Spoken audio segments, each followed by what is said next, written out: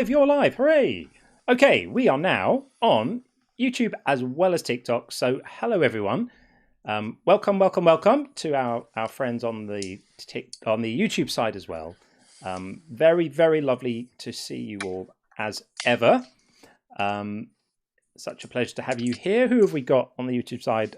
Isa is in, and Boogie is in, and Indentured is in.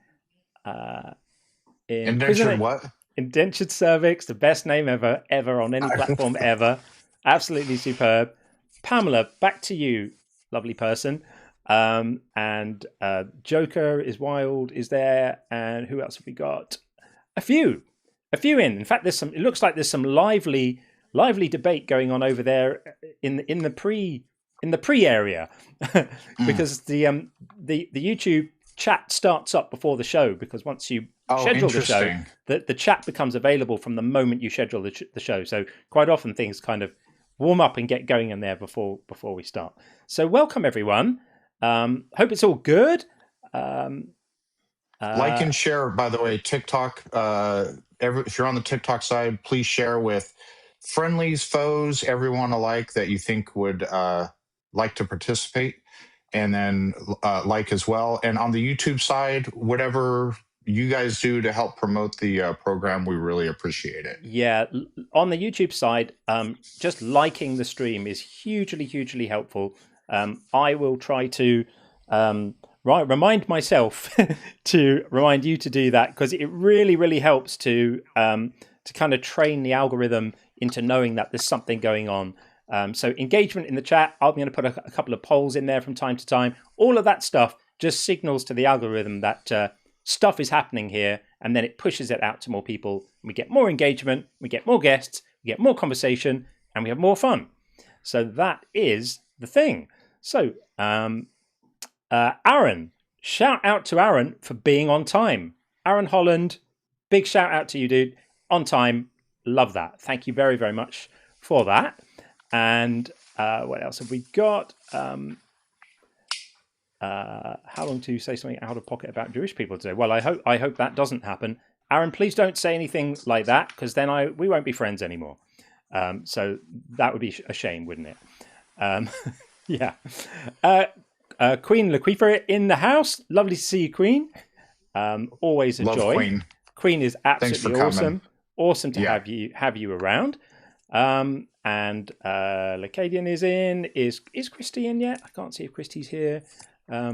Perhaps I can't quite see if she is, but good to see you all. So while we wait for the guest boxes to populate, just the normal bits and pieces, I'm going to put the link on the YouTube side. There you go, tinyurl.com/jcguest. If you want to get involved, just paste that or type it in to a browser and you'll come straight on in. And if you're watching on TikTok and you think we're talking a load of old nonsense, then feel free, please, to just hit request, and you'll come right in, and we'll have it out between us. We'll talk about it. Neither Sean nor I are too big or ugly to admit when we get things wrong. So, to not admit it, rather, we're perfectly happy to. So if you think we've missed something, if you think that we're our reasoning is faulty, come and show us why. I would love to know if you think we're missing something about this God, because to me it all just seems a little bit silly, and it's about time that we all kind of spoke honestly about that and looked at it, because too many people, in my view, are organizing their lives around like old Bronze Age myths. And people, this is the 21st century. We don't have to do that anymore. It's just not a thing that we need to do.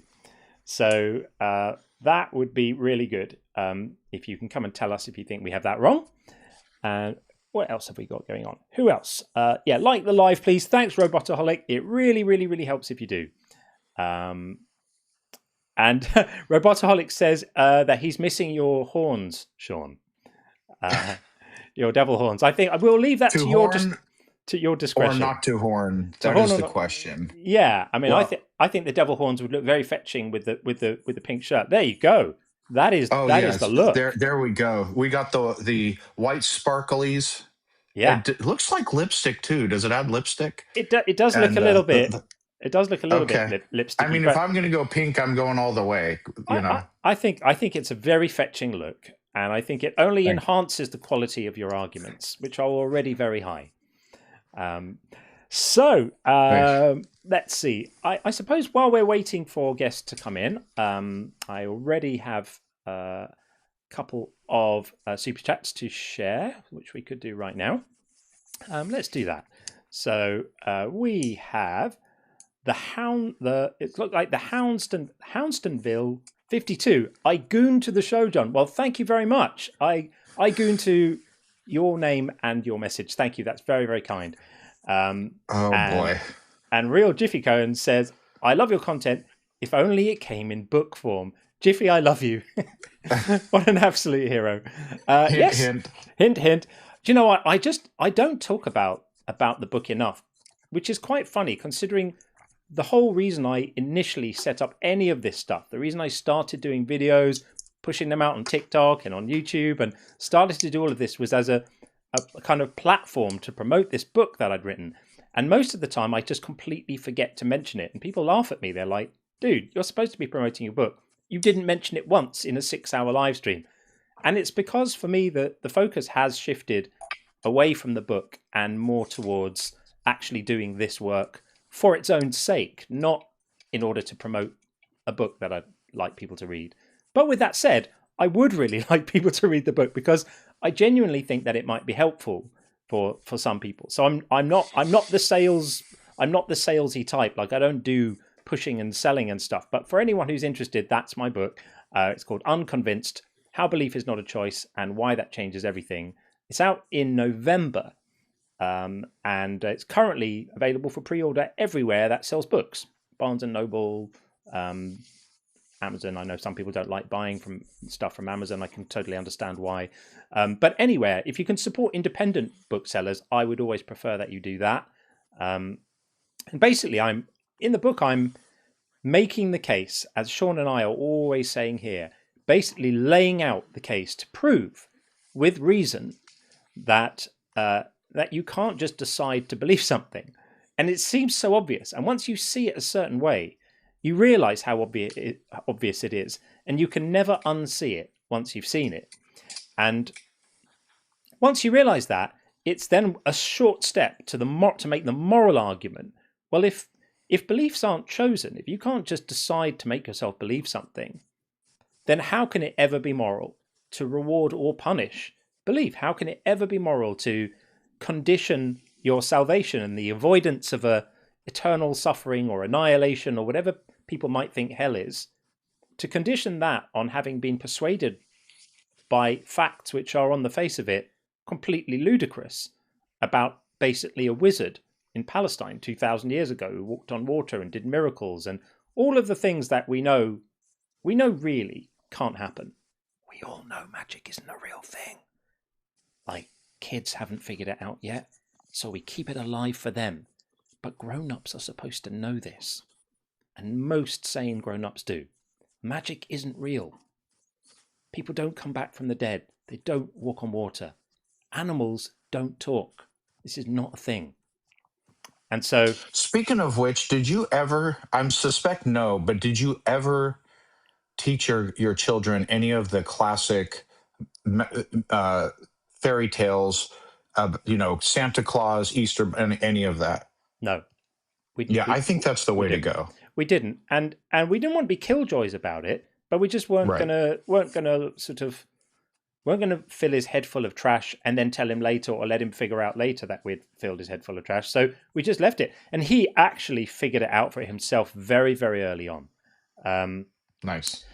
We do have a very, very good friend of the channel, long-time supporter and a dear friend, Gordon Loves Science. So I'm very, very happy to bring Gordon in right now as our first guest. Let's see.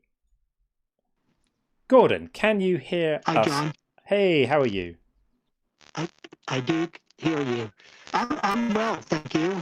Oh, unfortunately, your audio is terrible. Let me see if I can improve that. It sounds... unlistenable for the minute. Let me see if I can make it better. Okay. Try that. Any better? A lot better. Yeah. Okay. I could turn off the video if that No, helps. it's okay. We got you. It's all right. I thought before you really got started, I didn't really want to particularly address the prompts. Obviously, I'm sure you know that I am an atheist.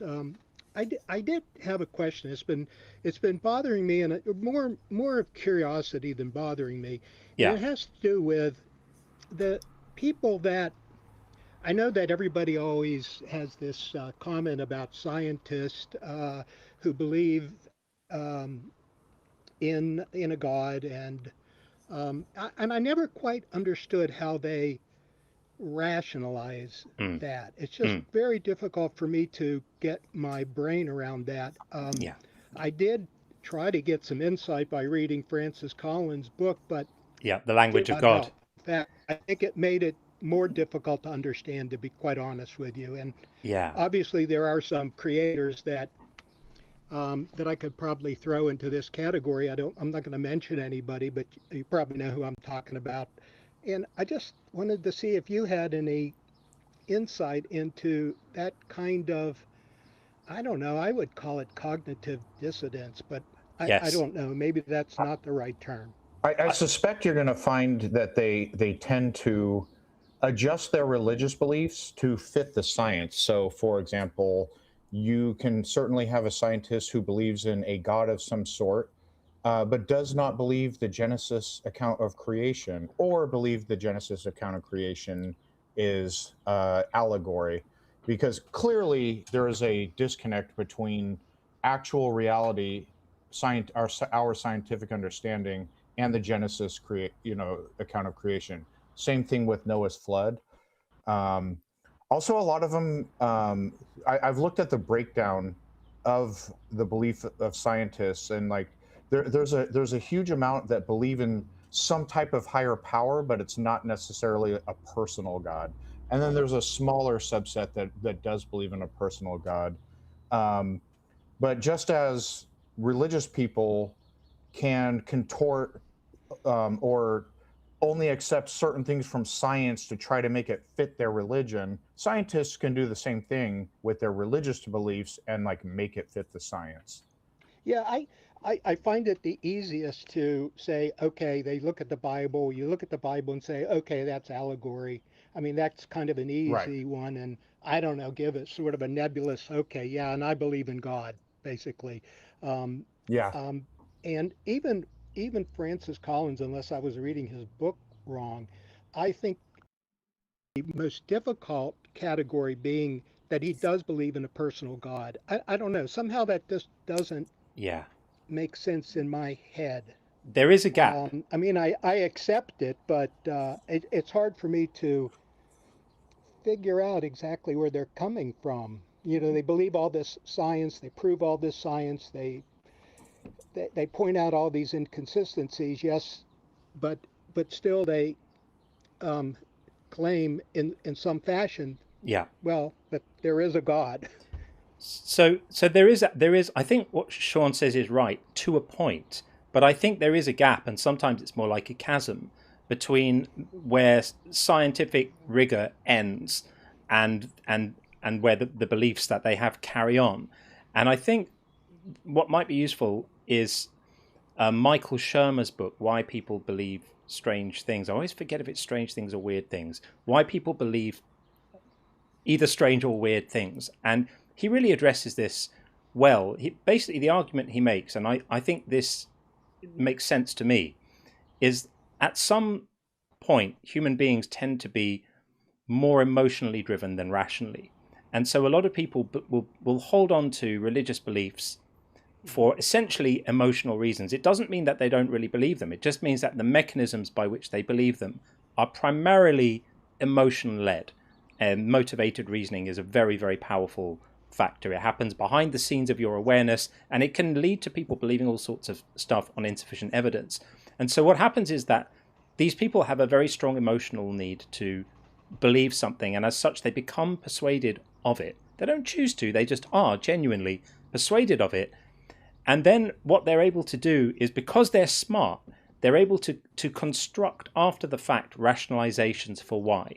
So they will still, you'll get a scientist who wears their white lab coat during the day and then hangs up the lab coat at the end of the day, and also sort of metaphorically hangs up their critical thinking skills, because they immediately go off into a land of believing in spirits and gods and all of this stuff, which is completely outside the realms of what can be justified by the same methods they use in their day job all day long to evaluate claims. So they actually do operate with a complete double standard, but it's because one side is rational and the other side is emotional, and they're able to justify it even though it's a ludicrous double standard. Yeah, it just seems like, I'm sure you could find hundreds, thousands of examples of people that in every other aspect of their life, they are logic and Yeah. all their decisions and their observations and their feelings and just every part of their life is one direction, except this one thing. This one thing is just an outlier that they accept.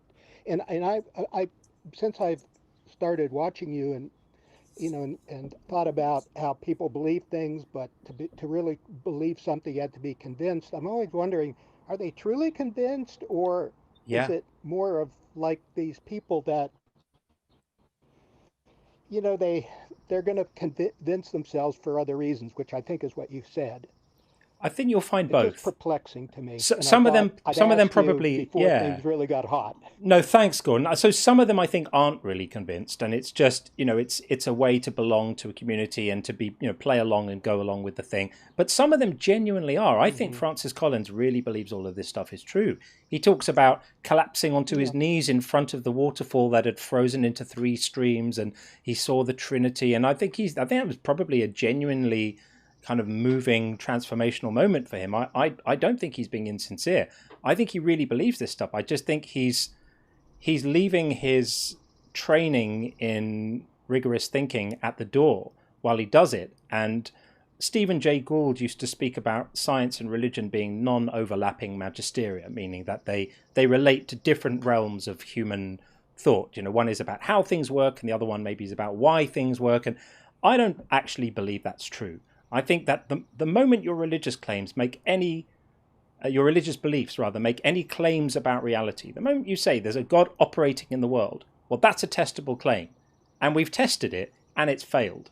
Every failed prayer is a test affirming the null hypothesis, and we have thousands and thousands of years of people essentially testing these beliefs, and they just coincidentally happen to perform at exactly the rate of chance. The effects of praying just happen to look exactly the same as the effects of not praying. Like, that's data.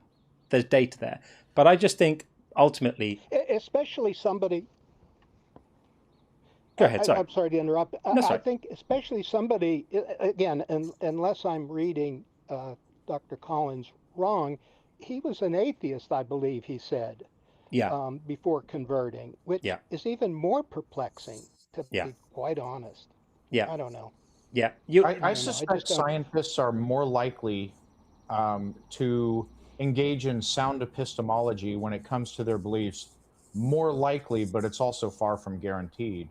And if you could be a fine scientist and have poor epistemology, I think, because within the context of their work, they have learned to engage in the scientific method. There's prescribed steps and ways you go about exploring science. And the scientific method itself is sort of, you can say it is itself sound epistemology. So when they're engaging in science and they're following the prescribed steps of how you go about engaging in science, sound epistemology is being applied. That's the whole point of it, of the method. But in their personal life, it's entirely plausible. You could have a fine scientist who does great work in this space, but with other beliefs, they don't have their epistemology is not as sound in how they go about forming their beliefs. Yeah, I have no doubt that they believe what they believe. I mean, if they say that they believe, I take them at their Yeah. word. Yeah. If it's just something like, I guess I know I do it, and everybody I'm sure does it. That we find it easy to compartmentalize all kinds of things. So I guess that's just another example of being able to do that. I mean, that's what we That's can what do it with our is. minds. That is exactly what it is. Yeah. Yeah. John, do you mind? Thank you. I appreciate Sure. the discussion because it is very interesting to me. That as a side sort of subject to what you do, could you put a link in there with the name that you Yeah. mentioned Of the book? earlier, and yeah, of the book? Yeah. I'd appreciate it. Of Maybe other course I will. people would too. Yeah, of course. I'll Okay. I'll I'll link to it. Yeah. It's a Well, great I'm book glad I actually. did this. I've never done this before. I'm glad I did it. You make it easy, you and Sean. I've never personally experienced really anything that I would consider trauma as my beliefs changed, which I'm very fortunate. And I really feel strongly that supporting this community and people that have truly been hurt, which is something that I never even thought about. Yeah. Is important to me, and that's why I continue to watch Thank you. and, contribute monetarily as much as I can, It's and because I really think it's very appreciated. important work. Which Thank you, so Gordon. I appreciate you guys, and I also I also enjoy the information. I mean, I've never imagined that I'd be using words like epistemology so often or incredulity. I don't think I've ever used those words so much in my life. Life is good. That's a measure. Yeah, So, well, thank you yeah, I so have much to for keep calling looking in, up friend. words. Love it. Okay, Thank you're you for welcome. calling in. Great to Have a speak good to you. stream. And you, buddy. All the best. Thank you Same very. here. Thanks, friend. Take care. Bye. Bye. Okay, that is awesome. Gordon's an absolutely fantastic member of the community. He's been around for a while. Always turns up. Always supports. Always contributes. Just a fantastic presence. So thank you, Gordon. I really, really appreciate you. Okay, we have Andrew on the YouTube side as well, and then after that, Ariel. So let's bring in Andrew right now. Andrew, are you there? Yes. Can you hear me? Yes, we have got you. We have you. Welcome in. Nice. How you doing? I'm doing all right. Good. So, not to steer the direction of the conversation into a different realm, but I wanted to share some points on my idea of the whole discussion of objective versus objective morality. Okay. Sure. Cool. Go for it. All right. So I've here's just a small paragraph that I use to organize my thoughts. So I'm not just saying a bunch of rigmarole.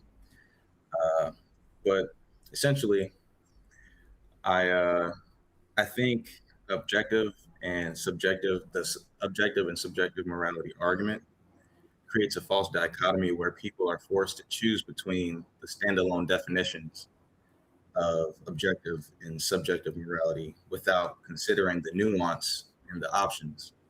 For example, people say if morality is subjective, then things like rape can be good, and it's just our opinion if it's bad.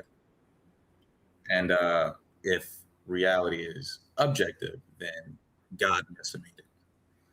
And I think the majority of people being religious contributes to their bias towards wanting things to be objective, because then they could say, like the grounding problem.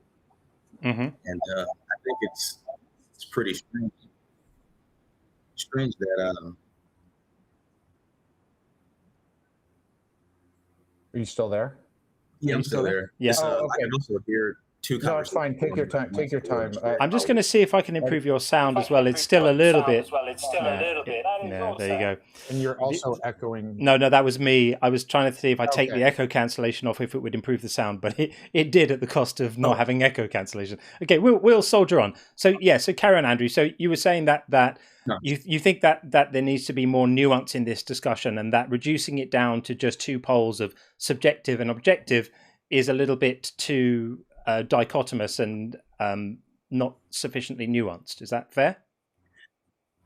Sure, but to the main point, I think the need for objective morality is a bit it's wishful thinking, I think. Yeah. People, and I guess I'll continue reading so this can be more concise. Don't worry, this isn't super long. It's literally like a paragraph. Okay, go for it. And then we'll dive in. Okay, so I put morality is subjective because morality only matters when dealing with creatures that exist that can experience suffering and well-being. Our moral compass sprouts directly from this fundamental understanding of conscious existence. After all, the universe does not care about starvation or abuse. These are specifically human concerns.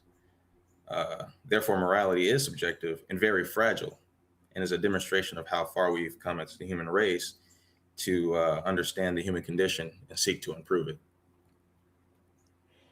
Okay. Is that it? Yeah. I would add just one more tweak to it. I think that's very good. Morality also originates from the mind of thinking creatures. It's an evaluation that we make.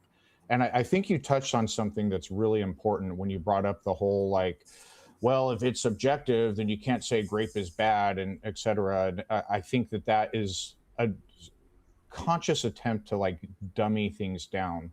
So it's ultimately an emotional appeal, and it's based on the false premise that if something is subjective, it is by default arbitrary. Right. And so the thing is, though, our morality starts with a subjective preference as a value. So you can ask the other person, irrespective of whether a God exists, do you consider the well-being of your fellow man to be arbitrary? And if they do, then they're just an awful person on a leash. But if they don't, and most people truly don't, they may say otherwise to try to win an argument. Right. If you accept the premise that whether a God exists or not, the well-being of others is not arbitrary, then moral evaluations with respect to how actions affect well-being cannot be arbitrary, because it is tied to something that you've already agreed is not arbitrary. Right.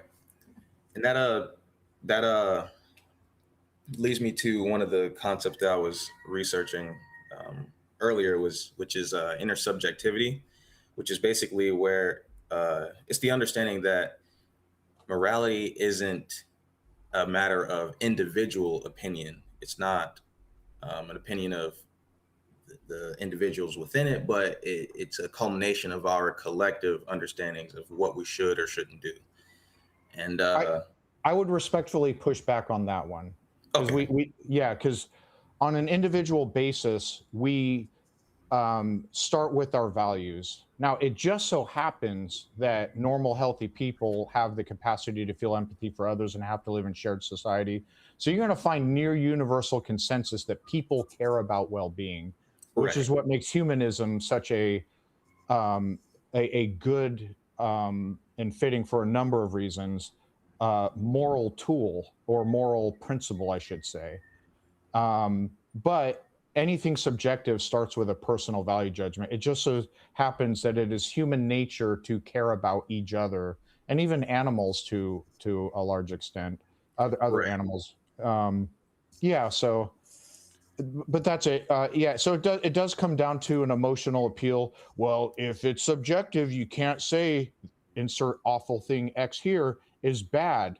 Well, I can, because I could say it's offensive to my values, but if it's a divine command theorist, if that means God can literally order any atrocity, and it would have to be good by default, and they're kind of stuck when it comes to that. We can always, and would always, as humanists who care about well-being, always go against atrocities. But if your whole moral system is blind obedience, then anything goes, whatever that God says, which is why you have, hey, look at this verse here and this verse here where God does all these atrocities, and all the mental gymnastics ensue to justify it. And we don't have that problem. Exactly. And that reminds me of a discussion I was having with someone a few days ago, where we were talking about this exact subject, and I believe they were a theist, and they were saying that morality must be grounded in something. It can't just be a free-floating idea, can't be something humans made up, and that something has to be God. That's so as convenient. Meaningful as me saying, that's as meaningful as me saying beauty has to be grounded in something, and it can't be our feelings. It must be grounded in God. Okay, exactly. You can say it, but show it to be the case. And liking cheeseburgers must be grounded in something. Right. And that something must be God. It's as ludicrous as that. Andrew, we're going to move it on because we have a few in the queue. I don't want to keep people waiting too long, but I think your analysis is basically sound. Yeah, that's all I wanted to inject in here. All right, man. Yeah, great thoughts. I can tell you put a lot of thought into it, so good on you, and please call back with me. Thanks so much, Andrew. Take it easy. Thanks. Take care. Thanks. Bye. Okay. Excellent stuff. Okay, before we get the next caller in, who is going to be Chris, the Rate This Caller is up and running and live. So I'm going to put links for that into the chat. So this is for the Rate the Guest. If you want to do that, I think you will basically know how to do it. But for new people here, there is a link to follow, and basically it's just if you have a browser window spare and you want to get involved, you move the ball around on the screen, and up and down is the quality of the arguments, and left to right is the kind of good faith with that the caller is showing to the discussion, and you just put the ball wherever you think it belongs, and then all of our combined scores get averaged out, and that conversation gets a score, and then at the end of the show we have a leaderboard of the best engagements and the worst.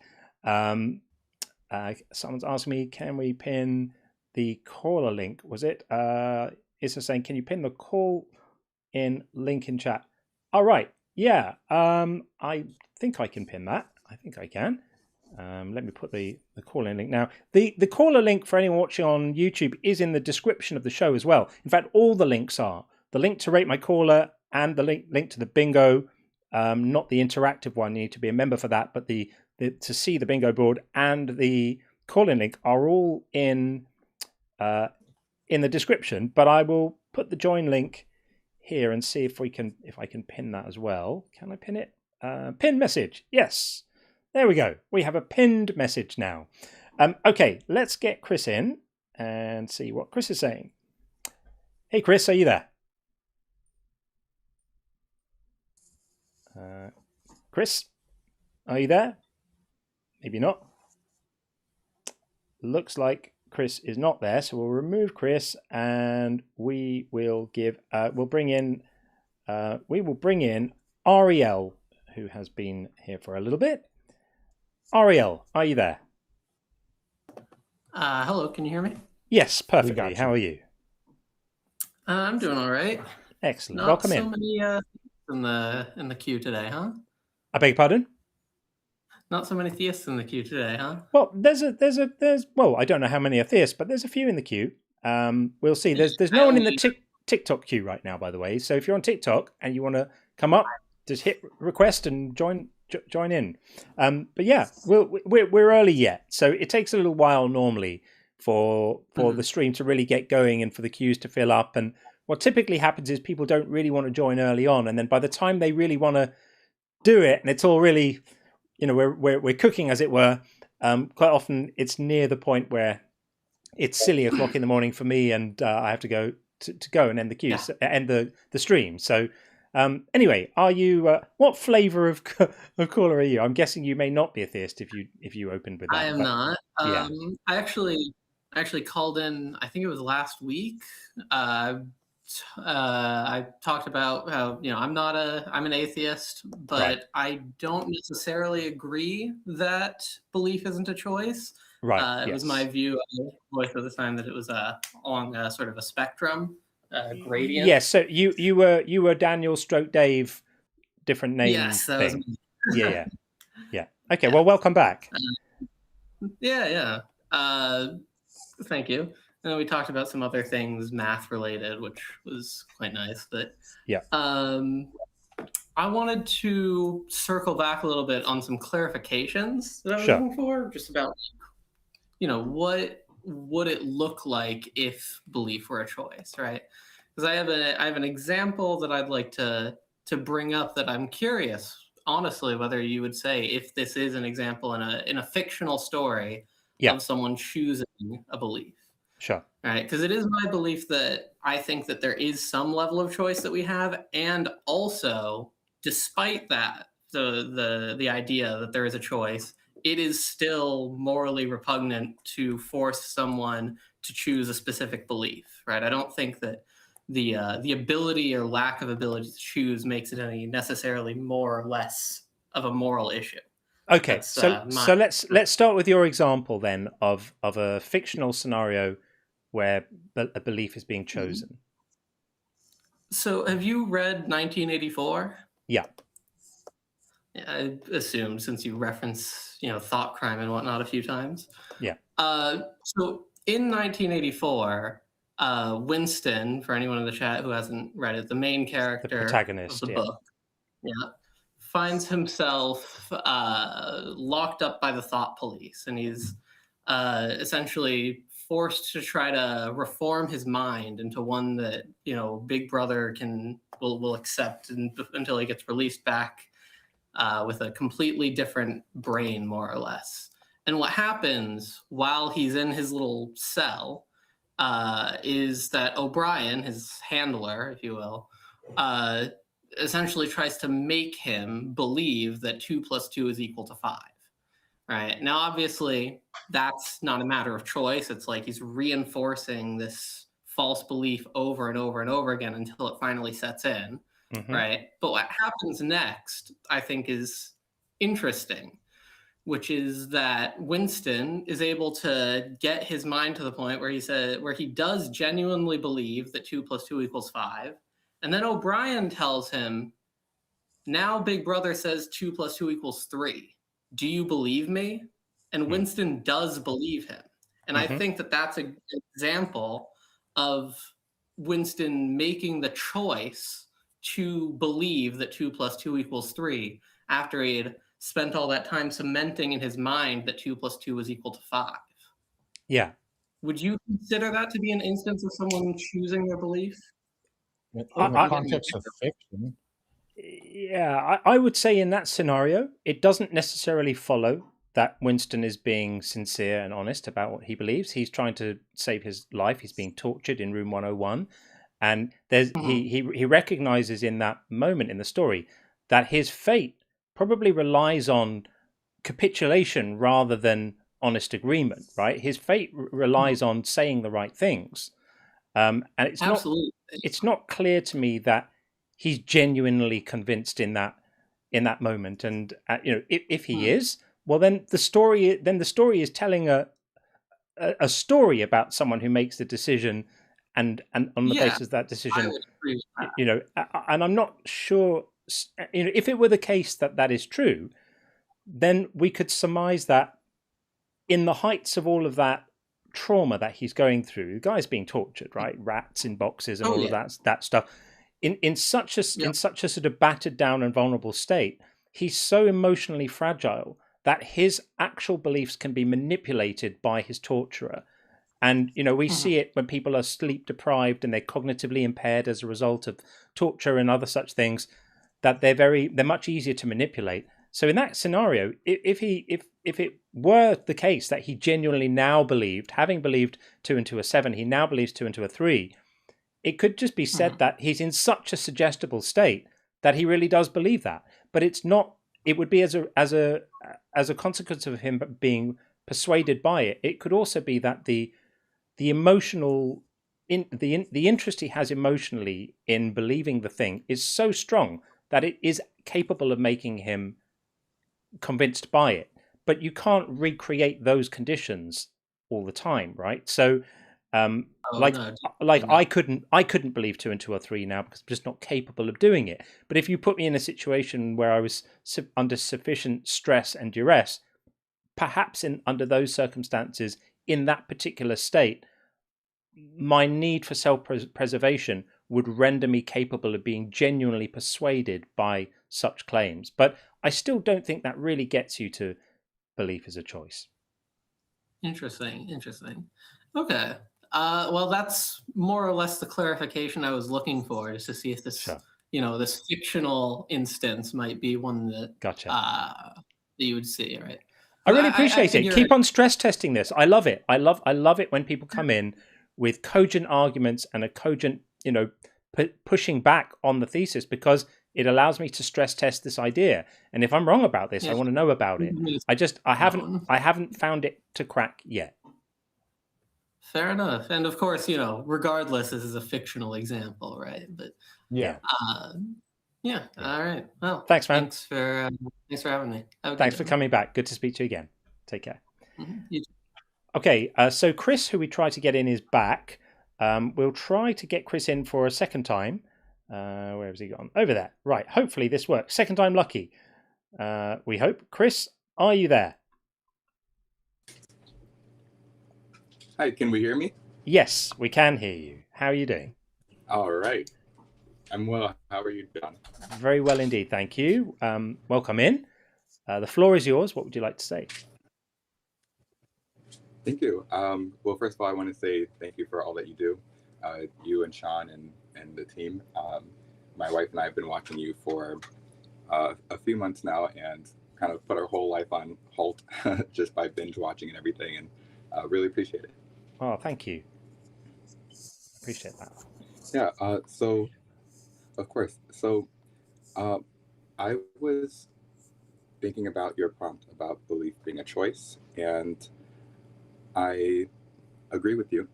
However, I think that there might be a better word that we can use, just as in society, and I wanted to see what your thoughts were about that. Sure. Okay. So this is a word that I kind of created to describe the kind of belief that lives between certainty and doubt, the kind that you arrive at based on the information that you've seen and the thought that you've cared to give to it. It's not always deep. It's not always final. It's not something that you actually believe. And the word is chansight. Chansight? So, chansight. Like yes. insight, like insight and chance. What's the portmanteau here? Yeah, so it's like chance mixed with sight. Oh, chance and sight. The definition that I wrote for it. Yes, chansight. And this is an existing word, or sorry, I just want to clarify, is this an existing word that I don't know, or is this like a new term that Chris is suggesting it? Is suggesting it. Okay, okay, fair enough. Yeah, I just wanted to understand. It's a new term that I'm suggesting. Okay. Yeah. So the definition. Oh, go ahead. Yeah. So the term believe in itself already does not in itself imply necessarily think something is certain. We would call that knowing instead of believing. To believe something is to consider it to be true or likely true. Knowing something is considering it to be true and it's actually true, and you actually have rational justification to believe it's true. It also referred to as justified true belief. So the word believe itself already, now that doesn't mean it's perfect and everyone's going to understand it in the same way, but the normative meaning of the word believe just means to consider something to be true or honest, or likely true or honest. That's as far as it goes. Okay. I thank you for laying that out. I think that's the way that I understand belief as well. Would it maybe it would be helpful if I read the definition of the word Sure. chancite? Go for it. Okay. So chancite, a provisional belief held based on the evidence that you've taken in and the amount of thought that you've cared to give it. Whether it's minimal or extensive, it reflects your current leaning towards what seems most likely to be true. And this is the important part, while remaining open to change as new information or reflection arises. Why the word I think is needed is because we don't have, as far as I know, we don't have a single word in the English language that cleanly captures this middle ground between certainty and total doubt. We either believe something, which implies conviction, or we say that we're unsure, thinking or leaning towards something, and that can sound indecisive. I think that chancite fills that gap. Unlike belief, which often carries emotional weight or the assumption of confidence or permanence, a chancite is deliberately humble, and it acknowledges that we usually make sense of the world with limited information. The strength of our belief often depends on how much attention or thought we've given to it, and our leanings are fluid and not fixed. Yeah. And that's not a flaw, but I think that's reality. And I think that when especially theists are using the word belief and believe, it can be quite limiting to them being able to think about other options, which is, I think, why maybe people think that atheists either believe in God or they believe that there's not God. That confusion often happens. Yeah. So, Chris, I understand what's motivating you to do this, and I think in principle, I don't think it's a bad idea that there would be a word that would capture both belief and the way that it's held provisionally, and an openness to kind of changing it. Right. I think that's a really admirable thing. In my world, the correct application of epistemology has that built in, right? Because I hold all my beliefs with an openness to changing them in the face of new evidence, and I apportion them to the amount of evidence. And I like to think of myself as sort of epistemically fluid in that I'm always prepared to revise any position I hold on anything in light of evidence. And I think that's an ethically sound thing to do. I think it's a thing that we should all do. But I understand what you're saying, that many people don't understand that believing, when it's done properly, does all the stuff that you listed for chancite. Did you say chancite? Chancite, yes. Yeah. I think it's really, really hard to try and kind of get new words, into usage, and sometimes it can backfire horribly. I remember in the early noughties, there was a move to try and come up with a new term for like free thinkers or non-religious people or atheists, and for a while, rather horrifically, some people were throwing around the term brights, as if we are the brights, and brights are people that don't have a religious belief. And it was so cringe, because it was just like it's catastrophe. Don't ever call yourself a bright. It's a terrible move. And it's really, even if it hadn't been so cringy, it's just really hard to kind of get new words in. I think it's really noble what you're trying to do, in terms of like to inject some a signal for open-mindedness and a lack of dogma into belief, because belief does, I agree with you, carry with it, for some, connotations of being dogmatic or fixed in a position or being unwilling to shift it. And maybe what we should do is, rather than give up on the word belief and try to come up with a new one, albeit a well thought through definition like yours, maybe the work is try and spread a more nuanced understanding of A, what we mean by belief, and B, how you do believing well. I think you do believing well when you embody the values that you just communicated in your definition. And so I think if we can kind of put a nicer wrapper on belief and give it a polish and be proud to use it. I'm very proud to say these are the things I believe. I'm always willing to change my beliefs in the light of evidence. I believe this with 90% confidence. I believe this with 53% confidence. You know, I'm perfectly happy speaking in those kind of terms, but I grant what you're saying, that some people take it as being more rigid. What do you think? I think those are very, very good points, and I appreciate the way that you're explaining how you use the word belief personally, and how you seem to be using it in the correct way, which I agree, or at least the most efficient way. However, I have a hard time envisioning how the word belief is already, in a way, tarnished. Maybe, and I see it being very difficult for people to use that word in the way that would be most efficient. Also, in regards to what you said about it being difficult or being hard to introduce a new word, I'm not sure if the fact that it would be hard makes it less likely to be something that would be helpful. I do think that it would be hard, but do you think that it would be even harder to get people to change the way they look at the word belief and the way that they feel about it? Yeah. So every time we have a conversation, not every time, let me back up on that. Often when we have conversations with people you are correct. People are using sort of different interpretations of terms, especially with certain words. Believe is one of them, right?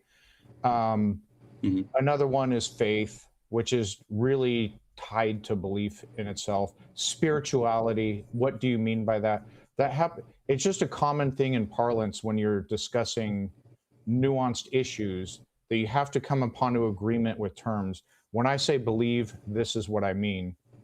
If you introduce a new word, you're going to have to, every single time you have a conversation about the definition. Now, if you're using an existing word where many people already understand, like, okay, this is what I mean by believe, to consider something to be true or likely true. Yes, I accept that. Boom, you can just move on. So sometimes you'll need to have a conversation to kind of clarify what you mean by believe. Sometimes you won't. I'd say most of the time you don't. Sometimes you do. You introduce a new word, you're having to get into a semantic discussion every time you have a discussion with these people. And it gets even worse, because then the new word can also be misused and misconstrued, right? So if people can misunderstand and misuse a term like belief, a new word is equally vulnerable to that type of misunderstanding, and arguably more. So I think I really understand what's motivating you, and I think you're coming at this from a good place. And I think you're highlighting a need, which is to be better at communicating with people who have different views to us, that actually our position is much more reasonable than they think. We have thought this stuff through. We are reasonable people. We want to know what's true. We're prepared to self-reflect and self-criticize and moderate our views and change them and update them and all of that stuff. It's just, you know, we try to have good standards for deciding when is the time to do that. And I think that's a really noble thing to try and promote. I'm just not sure if a new word is the best way to do it, but I love what you captured by the word. I'm just not sure if a new word is the right way. Right. Yeah, I definitely see a couple of ways that it can possibly be a bit more destructive by just adding another word in the mix of belief and faith that can possibly be misconstrued. So yeah, I'll keep that in mind. Well, the thing about Chansite too is that it's deliberately highlighting the fluidity of our minds, which is why I thought it might be good. And you say that there's existing words. We don't really have to reintroduce them because everyone knows. but eventually new words become existing words. So that's true also. In the future, that's true also. Yeah, hopefully in the future it won't need that reintroduction every time. But okay, I appreciate your guys' thoughts. Thanks, Chris. Good to talk to you. Thank you so much for being around and for your support. Appreciate it. All the best to you and your wife. And thanks again. Thanks, man. Take it easy. Thank you. I'm trying to get her to talk next time. That'd be good. All the best, buddy. To you both. Take care. Thank you. Too. Bye. Bye. Okay, well, fine fellow. Okay, let's see. Where are we at? We will get our next guest in just a moment. I'm going to try not to get too behind on the bingo today because I'm so remiss a lot of the time. I just take my eye off it and suddenly there's 10 calls on it or something. So I'll try to be a little bit better about that. Is a call No Morality Without God while we were speaking to Andrew? I think it was a reference to that position. Absolutely right. Even though Andrew wasn't advocating it, it came up in the conversation. So I think that's a fair call, I reckon. That's a fair call. Iso is always on it, like on it, super on it. Okay, let's see who we've got now. We have, this looks like it might be Jiffy. We have Iffy J Owns K. Let's get Jiffy in. Hello, friend. Hey, John. How are you doing today? Very well indeed. How are you? Good. I'm doing very well. I'm doing a lot of work around the house, like cleaning the pool. It's going to be great for the summer. Excellent stuff. Excellent stuff. I want to do two things. A little anecdote from my life, and then like stress testing that nobody chooses their belief. Go for it. Do you have a preference on which one you want first? Let's do the anecdote, and then we'll do the, if it's reasonably quick, then we'll do the nobody chooses stress test. Okay. So in my younger years, like every Thursday morning, this is when I believed in God. Every Thursday morning, I would wake up in fear and terror. Like I thought I heard the horns of judgment like blowing across the world. Do you want to make a quick guess on what you think I heard? On Thursday mornings. I'm trying to this imagine. is the States, so it might be different for UK or something. I can't imagine what it was. I'm in the States and I have no idea, to be honest with you. It was the crappy brakes of the garbage truck every Thursday morning. Just like I was scared out of my mind every like morning, thinking that like I wasn't raptured, so like I'm going to hell because I didn't believe enough, or like I, didn't do enough good works and all that stuff. But like, it was crazy. That is crazy. Well, we're all glad that you weren't raptured and you're still here. So that's excellent. So now give us the stress test for nobody chooses what they believe. Like, okay, do you think it's like true in like every case? Absolutely. Like, let's say you wake up one morning like, I'm going to choose to eat an apple instead of an orange, and like I believe that's going to be better for my health today. Like, or the specific activities I'm going to be partaking in. In any instance like that, in anything like that, it would be universally true. Because if we look at what's going on there, if you say I'm going to choose to eat an apple, well, that's not a choice about belief; that's a choice about actions. But because it's better for my health, is because you've been persuaded that it is by something, right? If you hadn't been persuaded, it's the reason why you don't say I'm going to eat a piece of coal because it's better for my health, because nothing's persuaded you that a piece of coal would be better for your health. So you're not capable of making that statement and meaning it. It must be the case that if you genuinely believe that the apple is going to be better than the orange or vice versa, it's for a reason. Something has persuaded you of that. And if it's not, if it's, let's say you're 50-50 on which fruit is better for you, well, then you might say that, but actually you're just picking one. It could be said, randomly or according to what your preference is in that moment. And you're just saying, I believe this is going to be better for my health, but you don't really believe it. You're just saying it. Yeah, I get it. Like, because of what you might know about apples versus oranges, what they give, like vitamin C or like vitamin A or whatever. Like, I'm not entirely sure what apples give, actually. Or maybe somebody told you there's more of sugar in one of them, or one of them is worse for your teeth, or whatever it might be. Higher in fiber, or what, at some point something made you make that evaluation. And it's easy when you look at an evaluation where between two options which are reasonably close together, it's easy to mistake that for being a choice. It isn't. It's still a persuasion one way or the other for some reason. It could be a good reason. It could be a bad reason. It could be you had a dream. You had a dream that apples are better than oranges, and that was what persuaded you. But it's something would have done. If you're in the belief state of apples are better than oranges, it will always be for a reason rather than just because you wanted to. You thought it'd be cool to be convinced of that and magically then became convinced of it. Okay, yeah, that does make a lot of sense. Like, even for things as banal as that. Okay. Yeah. Right, that's it. That's pretty much everything I wanted to talk about. Thanks, man. Good to speak as always. Good dropping down. Cheers, good seeing you too. Like, love you, Take care, buddy. Thanks, Bye. Man. Take care. Bye. Have a good one. Okay, that was Jiffy Cones. Okay, that's it. And we, thank you for the cowboy hat. Very fetching. People watching on YouTube probably don't know what the hell that means, but it's a TikTok thing. Okay, let's get Fro into the conversation. Fro, how are you doing? Hey, buddy. How are you? Very well indeed. How are you? I'm doing okay. I kind of not agree that you can choose what you believe. So I have a preliminary question for you. Do you believe in free will?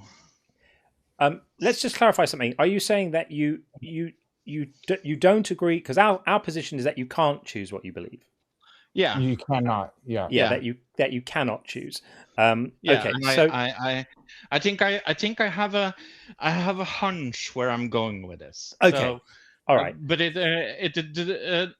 if you don't believe in free will, I'm curious. Let's say, for the sake of argument, we have free will. What is your take on when it comes to belief? I'm free will agnostic, but so I'll grant free will. Free will agnostic. No, I really am.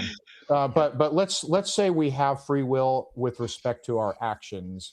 What is your take? Yeah, I think that kind of destroys the whole thing about it being a choice, because let's say it's not free will. Like, if we don't believe in free will, it's not really choice, is it?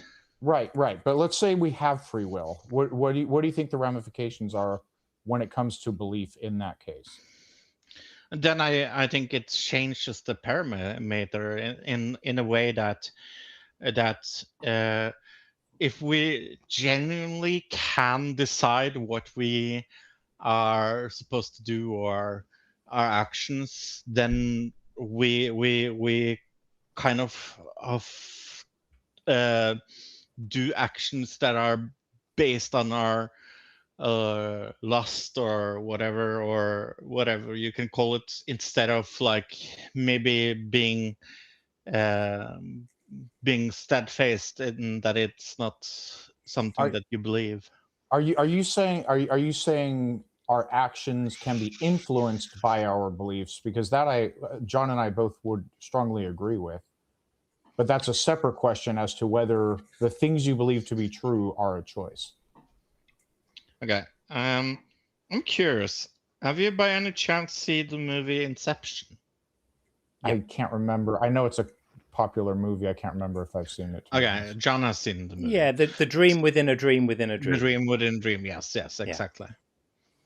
So I think that's kind of like when I that's one of my favorite movies, and I believe that it is one of the best movies that is about like dreams and that kind of aspect of things. Mm-hmm. You don't think I had the choice to believe that movie was as good as it is? That's a separate question from belief.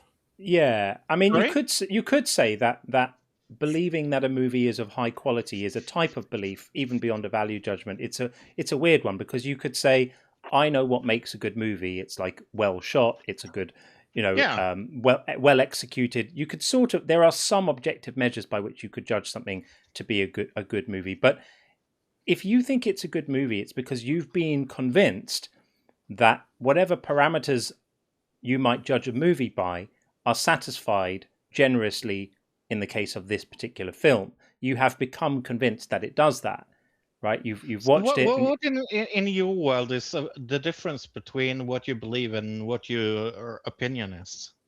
It's a tricky one because there's a sort of slightly mushy grey area, right? So yeah, I feel also there's some mushy grey area there. Well, like if I eat chocolate, I like the taste of chocolate. When I eat chocolate, my brain has the feel goods that occur from my taste buds from eating chocolate, and so it is my subjective opinion that chocolate is delicious, and I can't choose that either. But that's a separate thing from so do you think that preferences are not chosen then? I think largely, I'm willing to have a think on that as a separate topic. I might be able to be convinced. My tentative position right now is that preferences are not chosen either, but that's a separate thing from whether belief is a choice, which is to believe a fact to be true or likely true, like a claim, a proposition. For example, the moon is made of cheese is a proposition, which it's a claim about a fact, and I cannot choose to believe that the moon is made of cheese. Yeah, that's just because you're not a rat. Yeah. And obviously, Fro, you know the reason why we always make this claim, and it is philosophically interesting, but the reason we always talk about it isn't because it's philosophically interesting. It's because it has absolutely devastating ramifications for any belief-based salvation system. So Christianity and Islam, you can't fulfill the requirements of those religions for the avoidance of celestial punishment if you don't have belief. So people say, oh, it's not the lack of belief that sends you to hell, it's your sin. But this is nonsense, because you've got a get out of hell free card if you believe the correct things, and therefore your inability to believe them deprives you of the get out of hell free card. And so it is your lack of belief that sends you to hell. And that's just terribly immoral. I think my problem with the prompt itself, when you say that nobody choose, it feels like you're saying there is no free will. Would you at least agree to that, John? It looks a little bit like that, but it isn't that, because okay. Maybe you can explain the difference. Yeah, so let's imagine that we are absolute fans of free will. Let's imagine we're not free will agnostic, and we think that Robert Sapolsky is wrong, and we think that we are generously equipped with libertarian free will. We're not even going to be, compatibilists. We're full on free will, people. Even in that paradigm, if you had complete free will, let's imagine there's some magical feature of the brains that allows you to have free will. It would still be the case that even with free will, you can only believe something if you're persuaded it's true. And you can't, your free will doesn't allow you to become persuaded of things just as a consequence of wanting to. Because if that were the case, we could all believe anything about ourselves that we want, and that we clearly discover that's not true. We would never worry about anything, because a worry is a belief that something bad might happen. And worrying is painful. We don't like worrying. It's uncomfortable. If we could all just choose our beliefs, no one would ever be worried about anything. And it's just we can all do the experiment on ourselves right now. It's just try and believe something that you're not convinced of. You'll find yourself incapable of doing it. And the thing that needs to happen to unlock the belief is the potential for you to be convinced it's true needs to be actualized. The door needs to be opened by some new information or argument or experience or something. Without that, you're going to remain in a state of not being persuaded. And while you're not persuaded, belief can't happen. So can I ask a question about that? Yeah. Yeah. So, for example, me, that have still struggles with a fear of hell, even though I left my religion and everything like that. Yeah. And if somebody asked me if I was convinced that hell exists, I would probably say no. But and if somebody said, "Do you really believe in hell?" No, I don't really believe in it. I'm still afraid of it. I got an easy answer for you on that one. Yeah. So sometimes your emotions do not align with your intellect. I can give you a prime example in my case. The unit that I'm with, I'm no longer on airborne status. I haven't been for a while now since I fractured a vertebrae. But I used to jump out of planes on a regular schedule, and my intellect would know that a double malfunction, meaning your main and your reserve don't open, is extremely rare. My chances of unaliving are extraordinarily low from a statistical basis. But every single time my heart would be going like, this sucks, I'm shaking a little bit.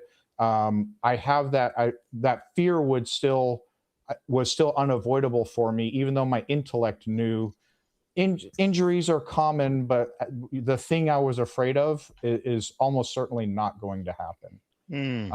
And there's years of psychological manipulation from childhood, which has lasting effects.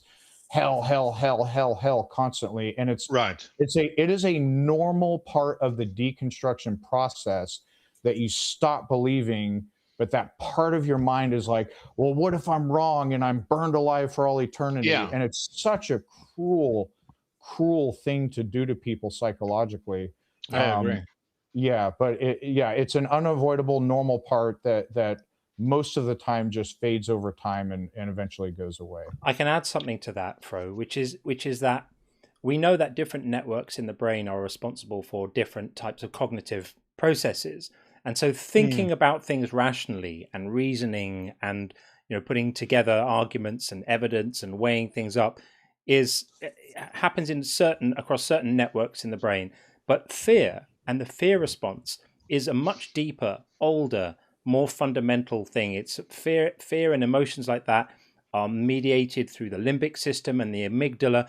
These are structures in the brain which evolved for our own survival long before we had the ability to think rationally and logically and symbolically and conceptually and all of this sort of, you could say, higher order stuff, right? More complex stuff.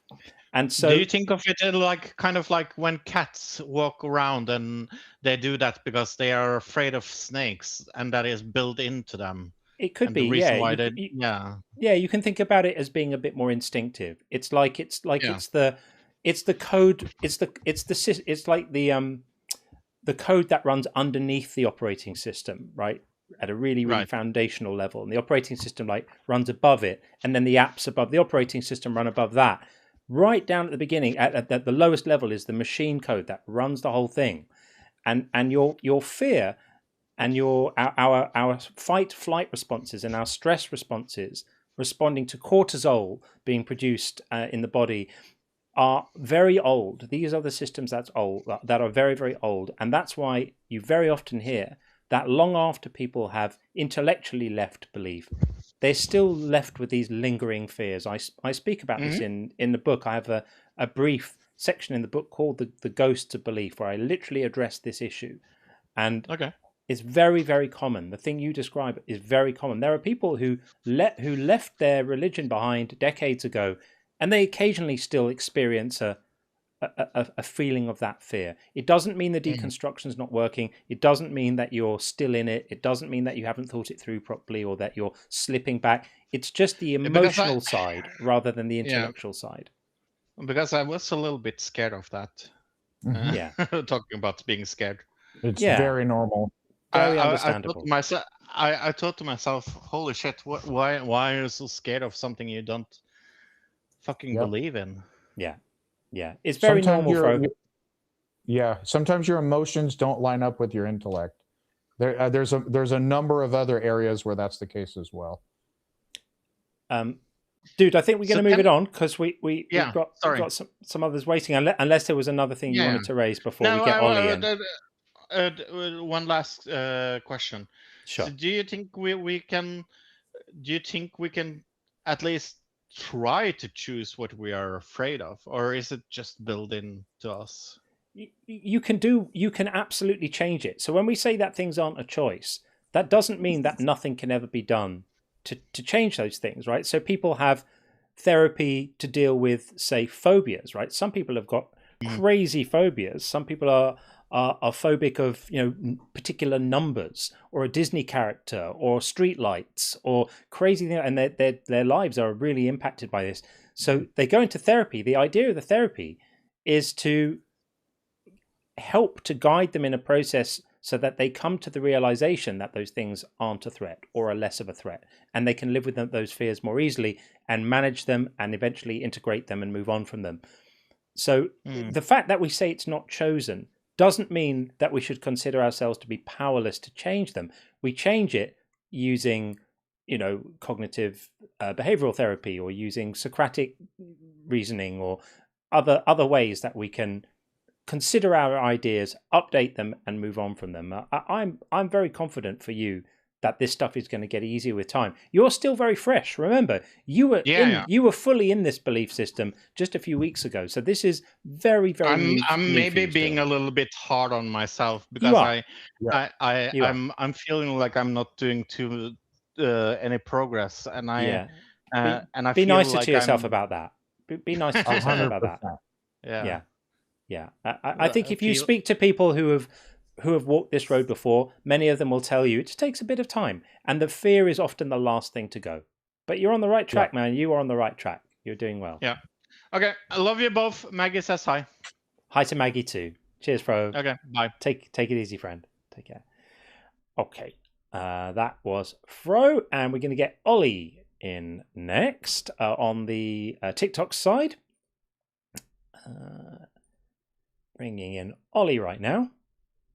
Ollie, are you there? Hello, how are you? Excellent. Welcome in. You sound like you're 18 or over, aren't you? Nice one. Okay, well, the floor is yours. What would you like to say? So the options on the list for tonight's menu are: nobody chooses what they believe, God is not morally good, hell is ridiculous, and we mean really hell for non-belief, but generally just hell is ridiculous, and God hates women. With God hates women. Okay, so before we get into the discussion, what's your perspective on this stuff? Okay, and which God do you believe in?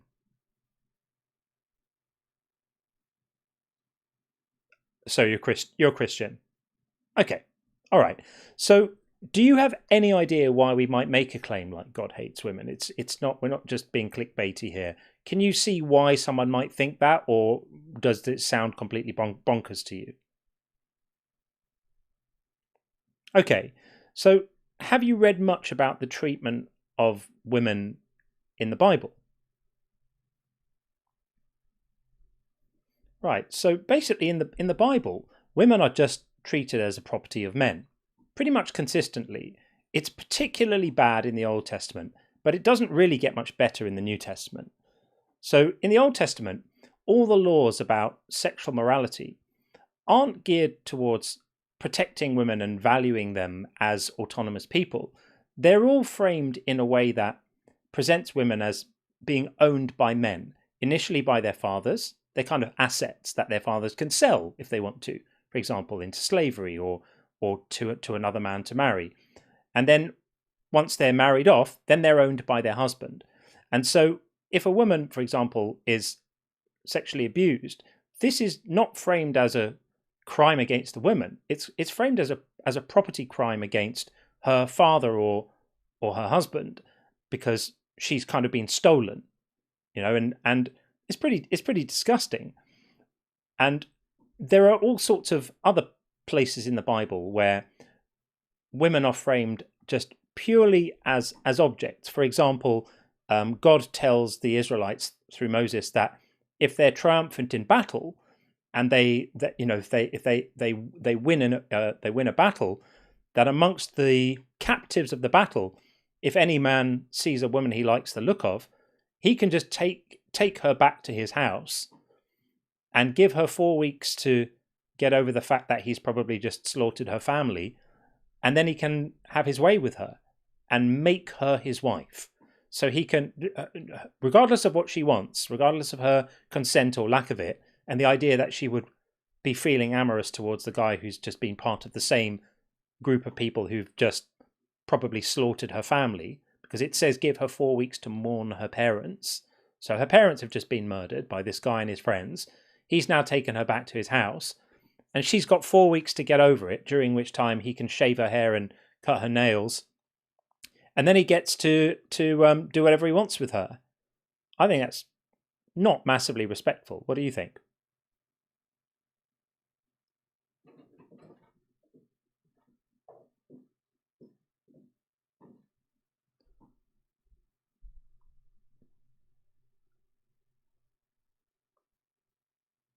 Well, but it's God who gave these laws. These laws came from God, right? Moses.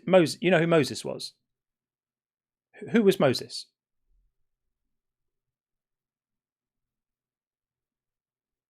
Yeah. What was the relationship between Moses and God? Yeah. So Moses is God's kind of mouthpiece on earth. He's like his agent. He's his guy. Yeah. Exactly.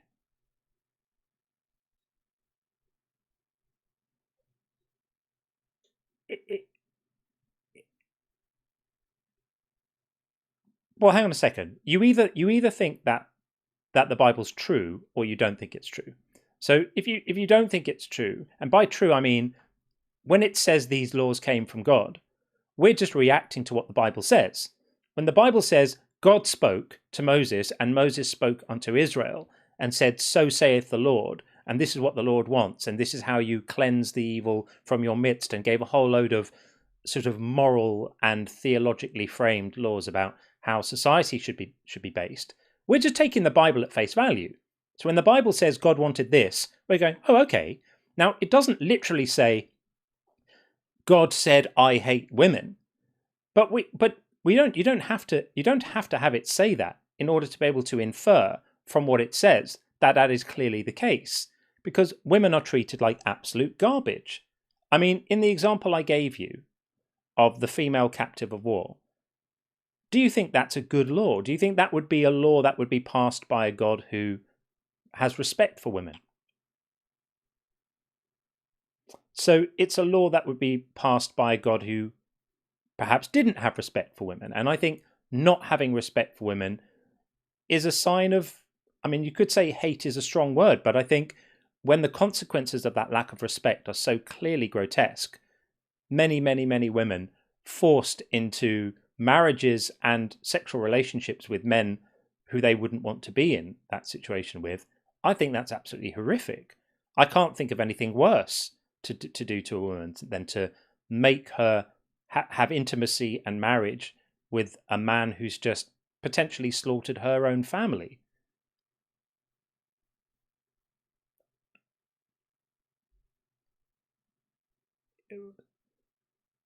It is God telling them. That's why when the laws describing this stuff are passed, they are literally peppered with "So saith the Lord." Right? These laws are in the book of Deuteronomy, which is God's laws for how society need to be structured, passed to Israel by Moses. It's explicitly stated that these are God's laws. These aren't men just making stuff up.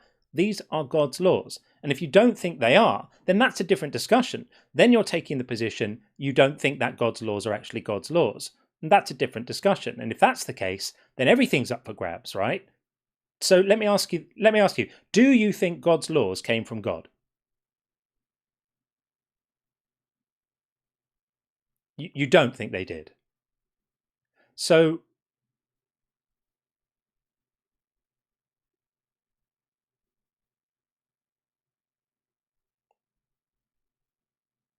right, well, if you think the Bible's all just wrong, well then fine.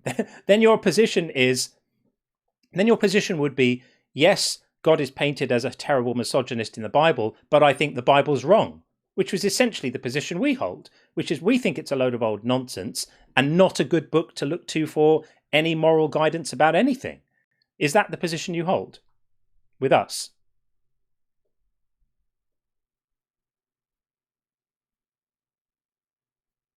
Well, then, so how do you just... Right, so do we just throw out everything in the Bible then? How do you decide what's right and what's been changed then? Because the Bible doesn't tell you. I looked in the back of the Bible for the bit which tells you which bits to take seriously and which bits to not take seriously. I searched for ages. I couldn't find it.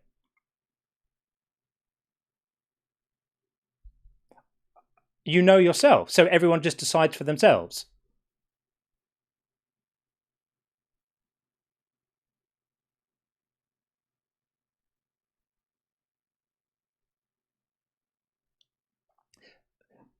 Look, you either are taking this book as a moral and spiritual authority, or you're not. If you're saying that you come to the Bible as basically just a piece of literature, and you just decide for yourself which bits you like and which bits you don't like, then in that scenario, what's the authority, the Bible or your own moral intuitions? Your own. So if you're living your life by your own moral intuitions, I agree with you, by the way. Good move. What do you need the Bible for?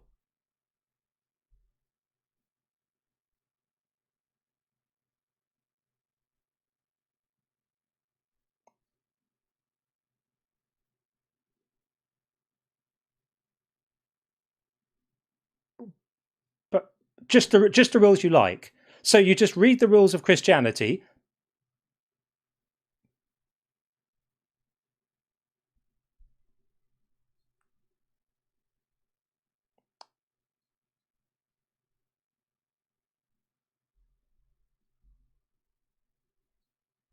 Hang on a second. I missed that. Yeah, I missed that on YouTube. So hang on a sec. Let's try and figure out why this is going on. No audio. I need to... Right. Yeah. Okay. So we're trying to sort this. I have no idea why this is the case. Did it just suddenly go off?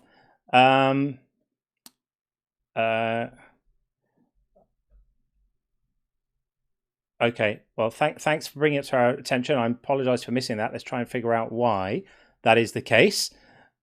Thanks, Sean. Hang on a second. Try this now. Say something now. Test. Sean, I think we might be back on. I think we might be back on. We might be back on. I think we are. Just say something, Sean, and say something. Test. Yeah. Test. Okay, guys, can you hear? Not put a test out, to be fair. Okay, 1 second. Can't hear Sean either, I think, but I'm hoping it's been off since. Can hear Sean now. I think it might be sorted because I just changed the setting now. I don't know why it changed before. Okay, I think we're back. Okay, we are back. So we'll catch everyone up. Apologies for that. So where we got up to, I'm going to summarize our discussion to this point. I just assume that we're good now. Okay, good. Okay, I don't know why that happened. It suddenly disappeared. The audio went away, but I spotted the gremlin and killed it. Okay, so the conversation. I don't want to misrepresent you, Ollie, but Ollie was essentially saying that his position is that God didn't actually make the rules in the Bible that are misogynistic and seem like they hate women. That they came from somewhere else, and that basically when you read the Bible, any individual person gets to just pick and choose which bits they like and which bits they don't like, and it's just a personal preference.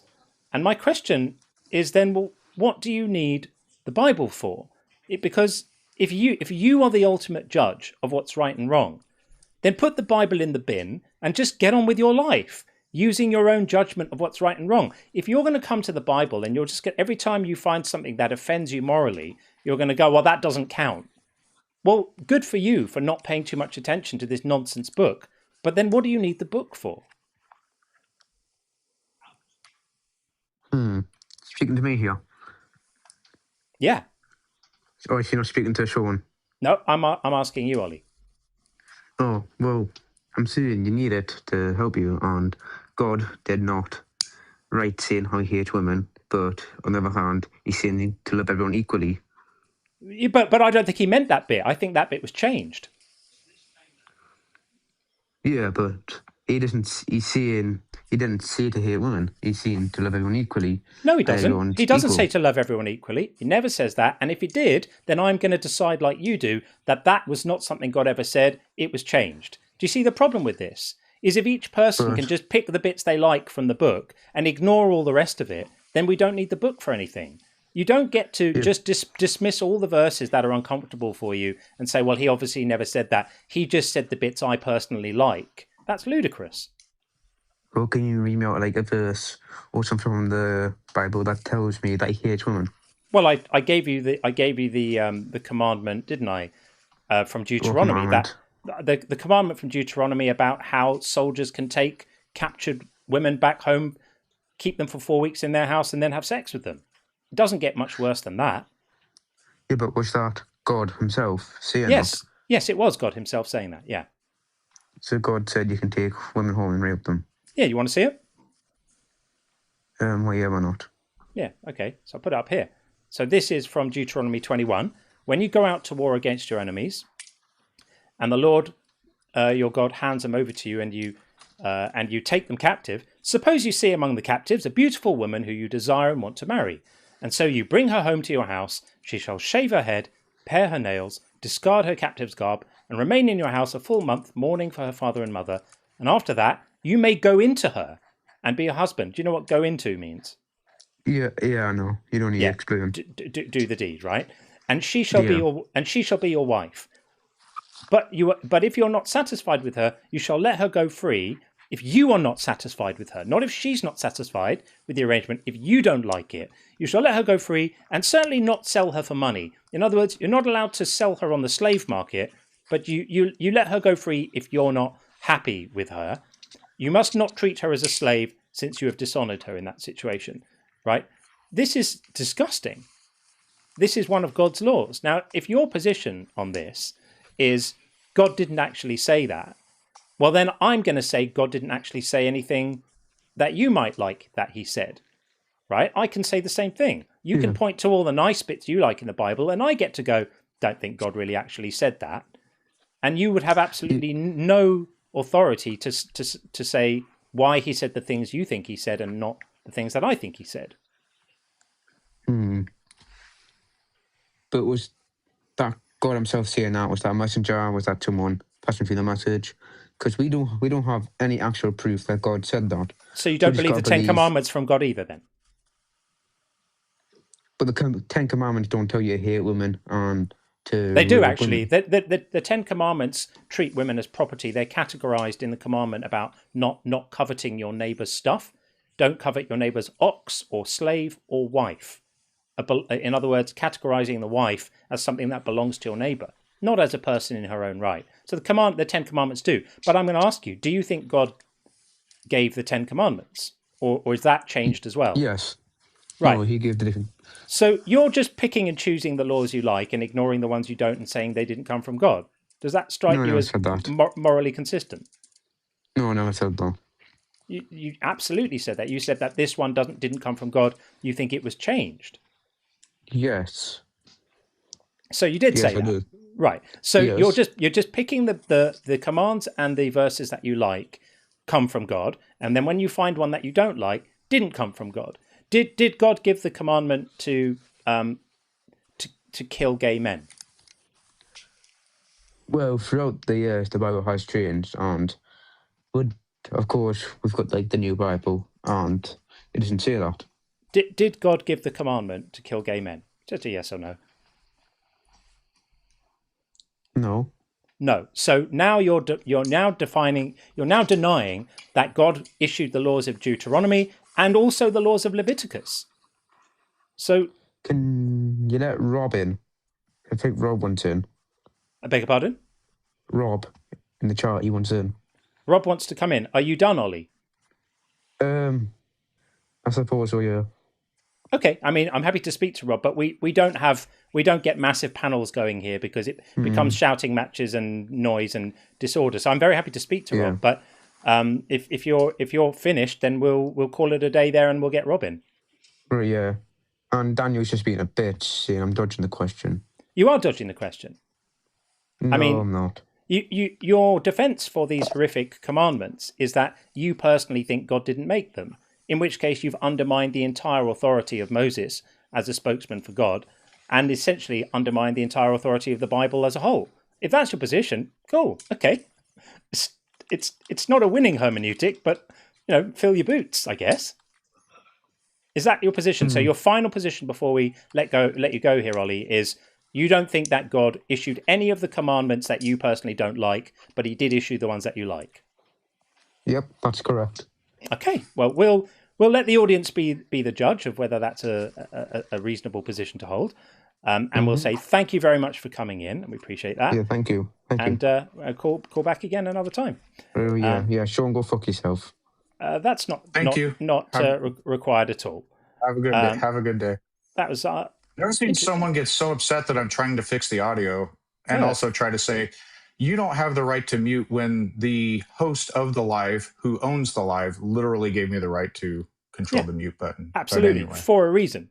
Sean has all the authority. I don't even know who that is. I'm sure I interacted with him maybe, but I literally don't even know who that guy is. But he has a lot of animosity. Very, very strange, especially for someone with such woeful arguments. Okay, well, let's get Rob in and see if Rob can do a better job of rehabilitating God's reputation, because it's in tatters at the moment. Can I have one question, please? Okay, Rob, how old are you? You sound pretty young, my friend. Oh no, I'm 18. Why? You're 18. What year were you born? Yes, I was born 2007. Okay. Right. So welcome up. We're not going to be having any conversations about how we run the live stream or anything like that. Are you here to talk about our topics, or are you here to talk about something else? I just want one question. Are you here to talk about our topics, or are you here to talk about something else? Your topics.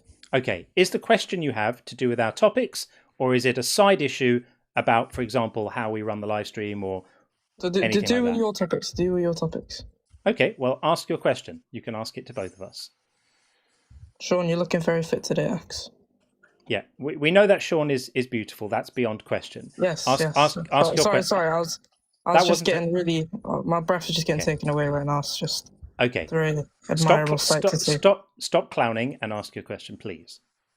No. I'm sorry. I'm not meaning to clown. It's just, Sean, you're looking very beautiful today. Anyways.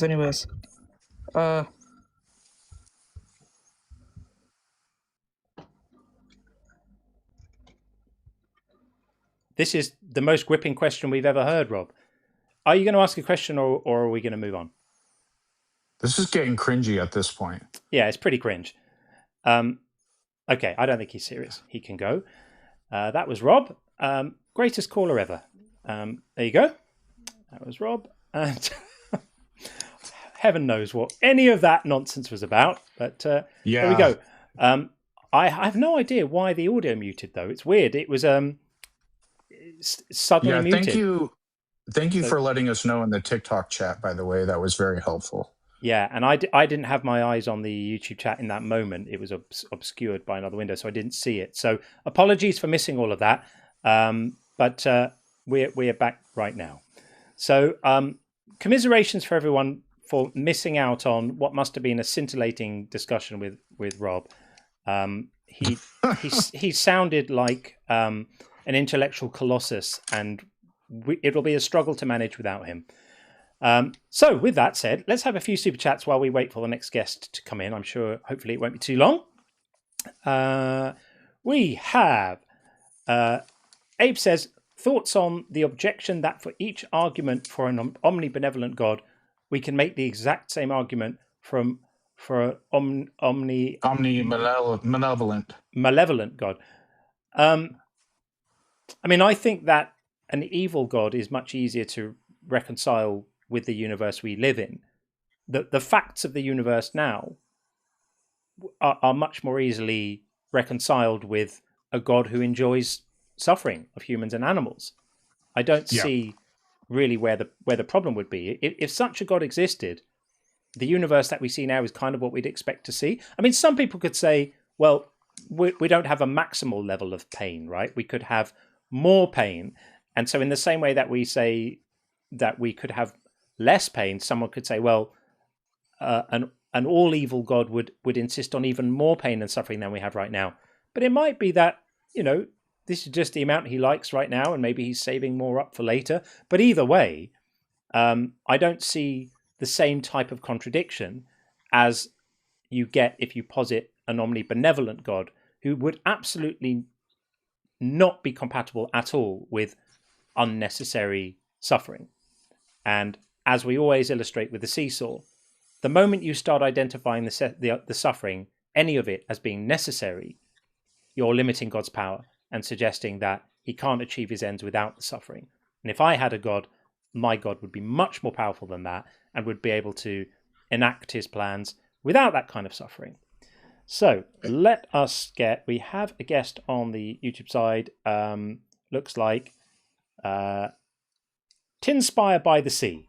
I wonder if that's a puff allusion, I'm not sure. Let's see. Tinspire by the Sea. Are you there? I'm sorry, give me a second. Let me shut you off on the side.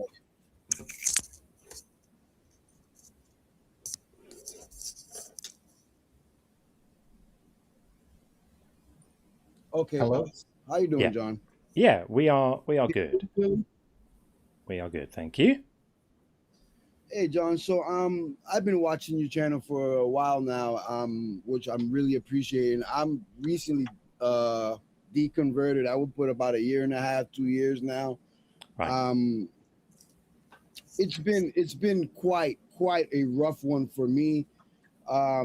As far as religious trauma, it's pretty bad, pretty bad. Sorry, man. I grew up in a very heavily religious family, and when you're at a young age and all this is brought to you, it's all true. You don't have the opportunity to actually think on your own when this comes at you from ABCs, Yeah. So I came from a family where demons and ghosts and goblins was a real thing, and so you add that to your imagination, which a child's imagination is powerful, and you create all kinds of stuff, and especially when your parents react to what you say. I'm talking about throwing figurines out of the 3rd floor because it's possessed, and if it doesn't break, the devil's really powerful. This kind of stuff I grew up with, and it bled deeply into our youth, our teenage years. Without making my story too long, boss, I suffered a lot physically. Gout, arthritis, these things I live with. I'm in remission from cancer stage 3, non-Hodgkin's lymphoma.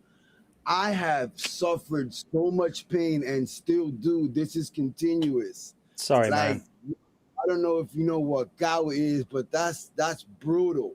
Yeah. And as far as how I deconstructed, besides all the drama and the trauma that was happening within my family, violence, okay? Violence from my mom towards my spouse. I separated, and divorce is an evil thing. So the new person that I got with was evil. I mean, it's terrible. But John, my main thing is that I've been listening for a while, and the debates are everybody's a wise guy, and everybody knows the Bible, and everybody has to be fancy words of debating topics. But here's the deal. I'm an everyday human like everybody is. I'm an everyday person, and I'm an everyday person who's been fed this nonsense. There are no smart words to help you get it. Here's what I'm going to go with. I chose hell to begin with. That's how I started. I was like, no, I'm going with hell because in hell, you can at least remember your family members. And I know what pain is like. Fuck that. I know exactly what pain is like. So bring it. I got a high tolerance. Bring it. I will burn. Make sure I come back so that I can remember and burn with those who are burning that I love with me. Those who are in heaven don't remember anything. Right. According to the ridiculous word. Right? Yeah. They don't remember anything. So why do you want to be there? How about you come to me in hell where we can remember each other and burn and come back and do it again? Yeah. And when I accepted that, I'm like, you know what? This is nonsense. I'm done with this. This is absolute nonsense. I do not live now. It's only been 2 years, and I do not live with maybe you'll go to hell. When you really, really let your brain seep into it, you'll realize, no, hell is absolute nonsense. Become a humanist. Love your neighbor, yada, yada, yada. You can still do all that. You know, morality does not come from God. Morality comes from wise conscience. Okay? I think we hear your passion and we completely recognize it and the sort of righteous anger in what you are saying. Completely relate to that. I think a really important point you made that I don't want to move on from it without actually acknowledging it is that these discussions can sometimes get, very cerebral and very, as you say, in the weeds about philosophical concepts and all of this stuff. This stuff just affects normal, everyday people living normal, everyday lives who aren't interested in whether morality is objective or subjective or whether ontology can be applied to certain concepts and universal forms and all of this sort of stuff. This is the stuff that billions of people around the world organize their lives around, and it has an effect on people, whether they have any interest in the philosophy that we sometimes get into or not. I think that's a really important point you've brought up, that we would all do well not to forget, is this stuff affects children. This stuff mentally scars children. It traumatizes people. It leaves people feeling worthless. It leaves people feeling judged. It discriminates against communities. It's not good. And all of that stuff can be understood without referencing any of the highfalutin philosophy stuff. And I'm going to thank you for just reminding us about that in amidst all your righteous indignation, which we can understand too.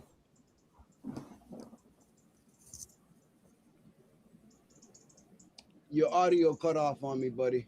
Oh, okay. Well, I'm hoping everyone heard what I said there. I was able to hear it. Yeah. I don't know about the YouTube chat or the TikTok chat, but hopefully there aren't any silly problems again. No, it all seems to be okay. Just quick sound check, just make sure I'm paranoid. Yeah, I got you. Everyone can hear me on the TikTok side. That's great. YouTube side audio still okay? Just double checking. We did. Okay, thank you. Yeah, so that's really what I wanted to say to you is we understand. It's totally understandable to me why someone would be as angry and frustrated with this stuff as you clearly are. And some people I saw a comment saying angry atheist. Well, fine, and I know that's a bit of a stereotype, but people have a right to be angry when they've been put through horrific, basically psychological abuse for decades. Absolutely. And so I understand your anger, I really do. But I wanted to mark the fact that you said something really important there about this is just normal. There are normal people, millions, who are affected by this stuff, who never think about the philosophy side and never about that. So if you missed me, I said I wanted to just thank you for reminding us all of that. I caught that. I appreciate that. Yeah, that is my main point. Yeah, we got you. So thank you for raising it. Sure. Thanks for coming in. Take it easy, man. And you, buddy. All the best. Take care. Thanks. Okay. Yeah, I understand why he feels how he feels. I do. I haven't lived it, but so many people have. I get it. I totally understand where he's coming from with that. I completely get it. Okay, let's get our next guest in. It seems to be Catholic Zoomer on the YouTube side. Catholic Zoomer, are you there? Hopefully. Apparently not. Catholic Zoomer, can you hear us? might need to do the old video going out and coming back in trick. It worked with the caller before. Not hearing us right now. So, Catholic Zoom, I'm going to drop you down and just either refresh your browser or come back in again, and hopefully it will work. It quite often does weirdly work the second time. Very, very strange. Very, very strange indeed. While we're waiting for that to happen, we will have a few more of these super chats so we don't get behind on those as well. Yeah, I don't know what happened with the audio before. That was very strange indeed. That hasn't happened before. But Tim said, convinced to accept something as true. Believe to hold something as true. I can't hold something I haven't accepted because the sales pitch is shit. Yeah, right. And so often that's the reason. So often the reason for a lack of belief is just the sales pitch has been rubbish. Just no one's persuaded you. And there are people who get convinced into any given religion just because they just had the luck or the bad luck, depending on how you look at it, to bump into a really effective proselytizer who convinced them. And is that really something to base somebody's salvation on? That seems strange to me. Okay, so we have Catholic Zoomer is back again. Let's try second time lucky. Catholic Zoomer, are you there? Hello? Yes, you are there. That's fantastic. I'm glad you're Hello, there. brother. How are you? Yeah, excellent. Welcome in. Your name's up on the board. Welcome in. Thank you. Thank you. You sound Sorry, like my mic's very bad. Yeah, my mic's very bad. You No, might be able actually, to hear me breathe as well. Your mic sounds fine. Your mic sounds fine. So thank you for coming in. Are you familiar with our 4 topics on the board? Yeah, I've had a look.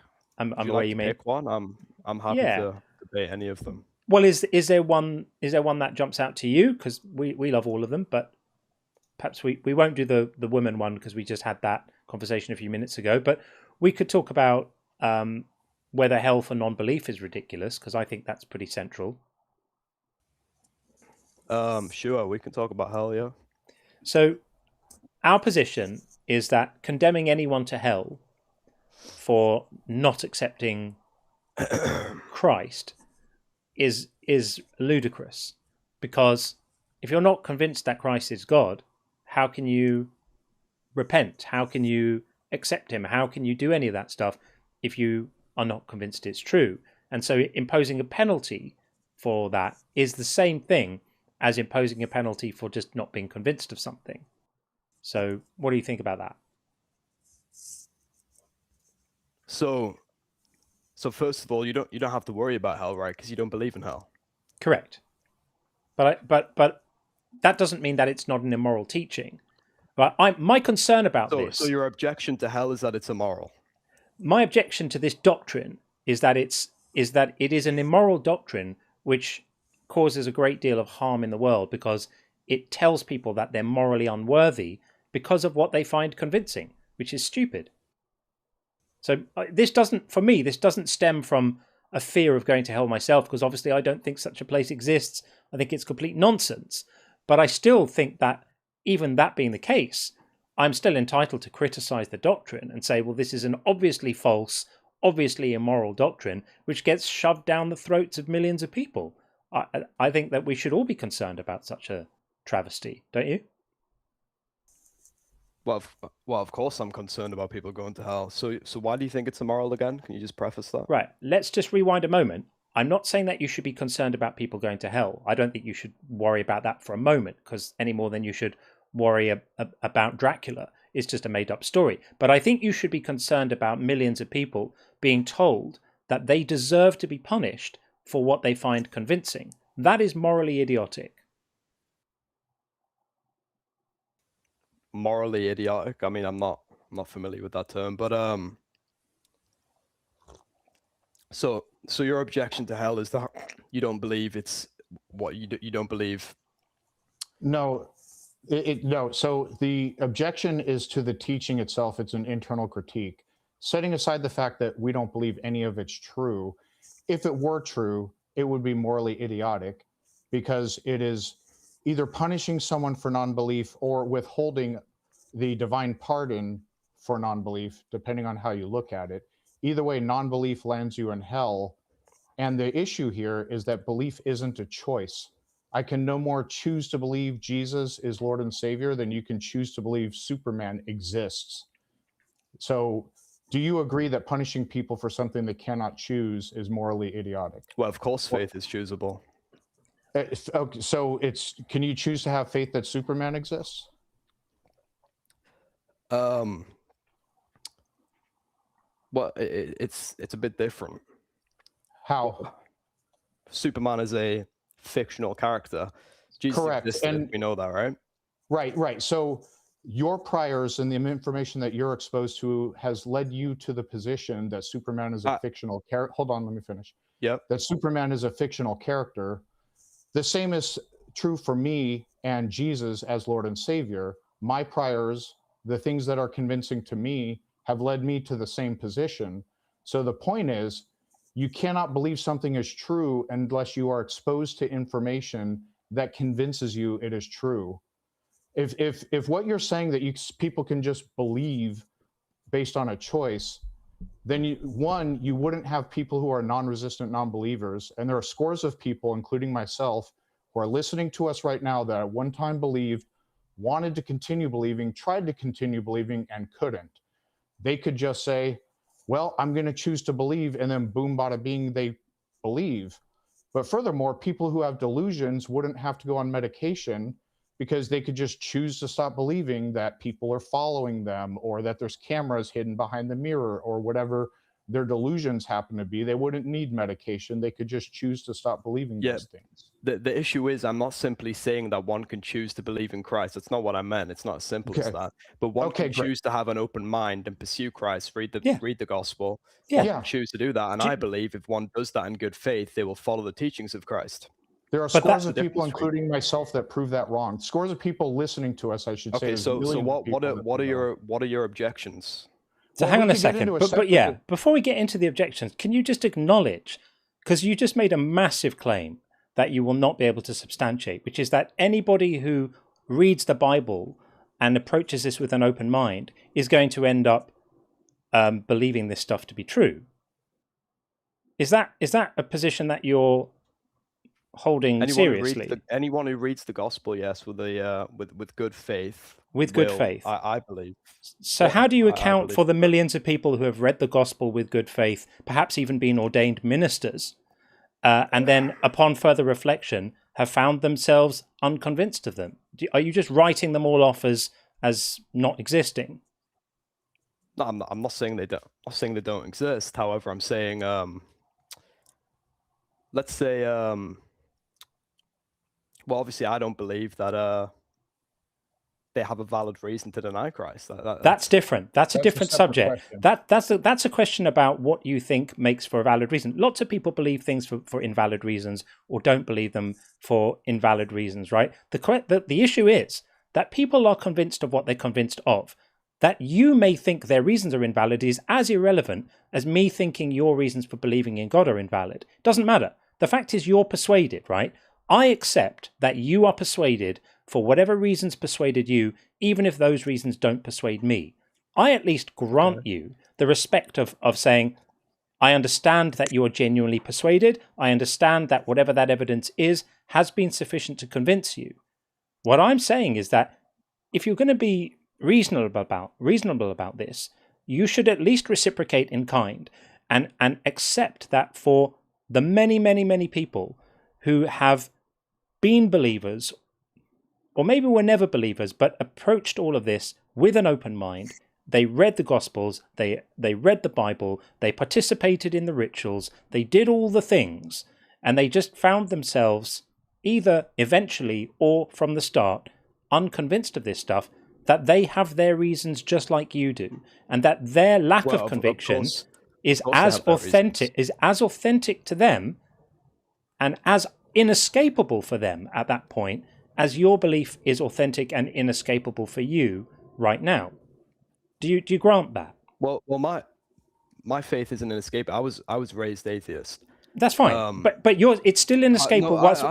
The reason I said right now. Can I just finish what I was saying? But I just want to clarify this before you do, because I just don't want you to go off on an unnecessary tangent. The reason I said right now is to say that right now, while you're convinced, your belief is inescapable. If something changes and you're no longer convinced, then your beliefs will change. It doesn't matter that you used to be an atheist. It's irrelevant. I believe in faith through reason. I don't believe in blind faith. That's delightful, but it's also irrelevant. Well, no, of course it's relevant. It's irrelevant because I'm making the point that one can be reasoned with to have faith in Christ. Lovely, and that's happened to you, but for other people that's not the case.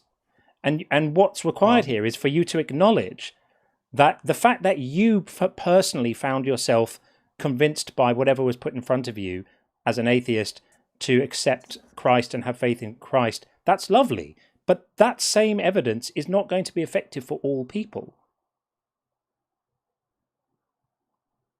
I never said it was going to be effective for all people. Right. So given that it's not, the presence of non-resistant non-believers proves that your statement that anybody who reads the gospel with an open mind is going to end up believing is false. Agree? Honestly, no, I disagree with that. I think a lot of people read the gospel with preconceived notions. So everyone who reads the gospel and doesn't believe is in that state of non-belief because of their preconceived notions. Yes, I believe. We have a word for that. Victim blaming. How is it victim blaming? Because you're essentially saying that the only way that you could come to a lack of belief is if you are so biased that you are not engaging in good faith. That's absolutely victim blaming. And the other thing is that if that's the case, a lot of us do have preconceived notions, and a lot of us do participate in motivated reasoning, which is beyond our control. We all come to things with biases and priors. So a person who has preconceived notions can't help the fact that they have them.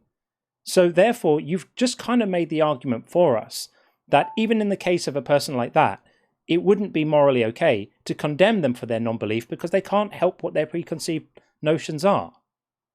So the question I'm going to ask you is, can someone be held morally accountable for not having been persuaded of the same things that you've been persuaded of? Of course they can, yeah. Can you be held morally accountable for not having been persuaded of the same things that someone else has been persuaded of? Yes, if that persuasion is done through reason and logic, yes. And then Muslims who think that you deserve to burn in hell are standing on firm moral ground, correct? Yes, however, I believe Islam is a laughable religion and right. Quite but easily. But they believe the same thing about yours. They believe the same thing about yours. So if it turns out you're wrong and the Muslim God is real, you deserve to be burned alive for all eternity for earnestly trying to ascertain the truth and coming to the wrong conclusion. That's what you're saying? But I haven't came to the wrong conclusion. Well, no, that wasn't my question. That wasn't my question. My question if Islam is true, you have. Yeah. So let's say, hold on. Let's say hypothetically, it turns out the Muslims have it right, you have it wrong.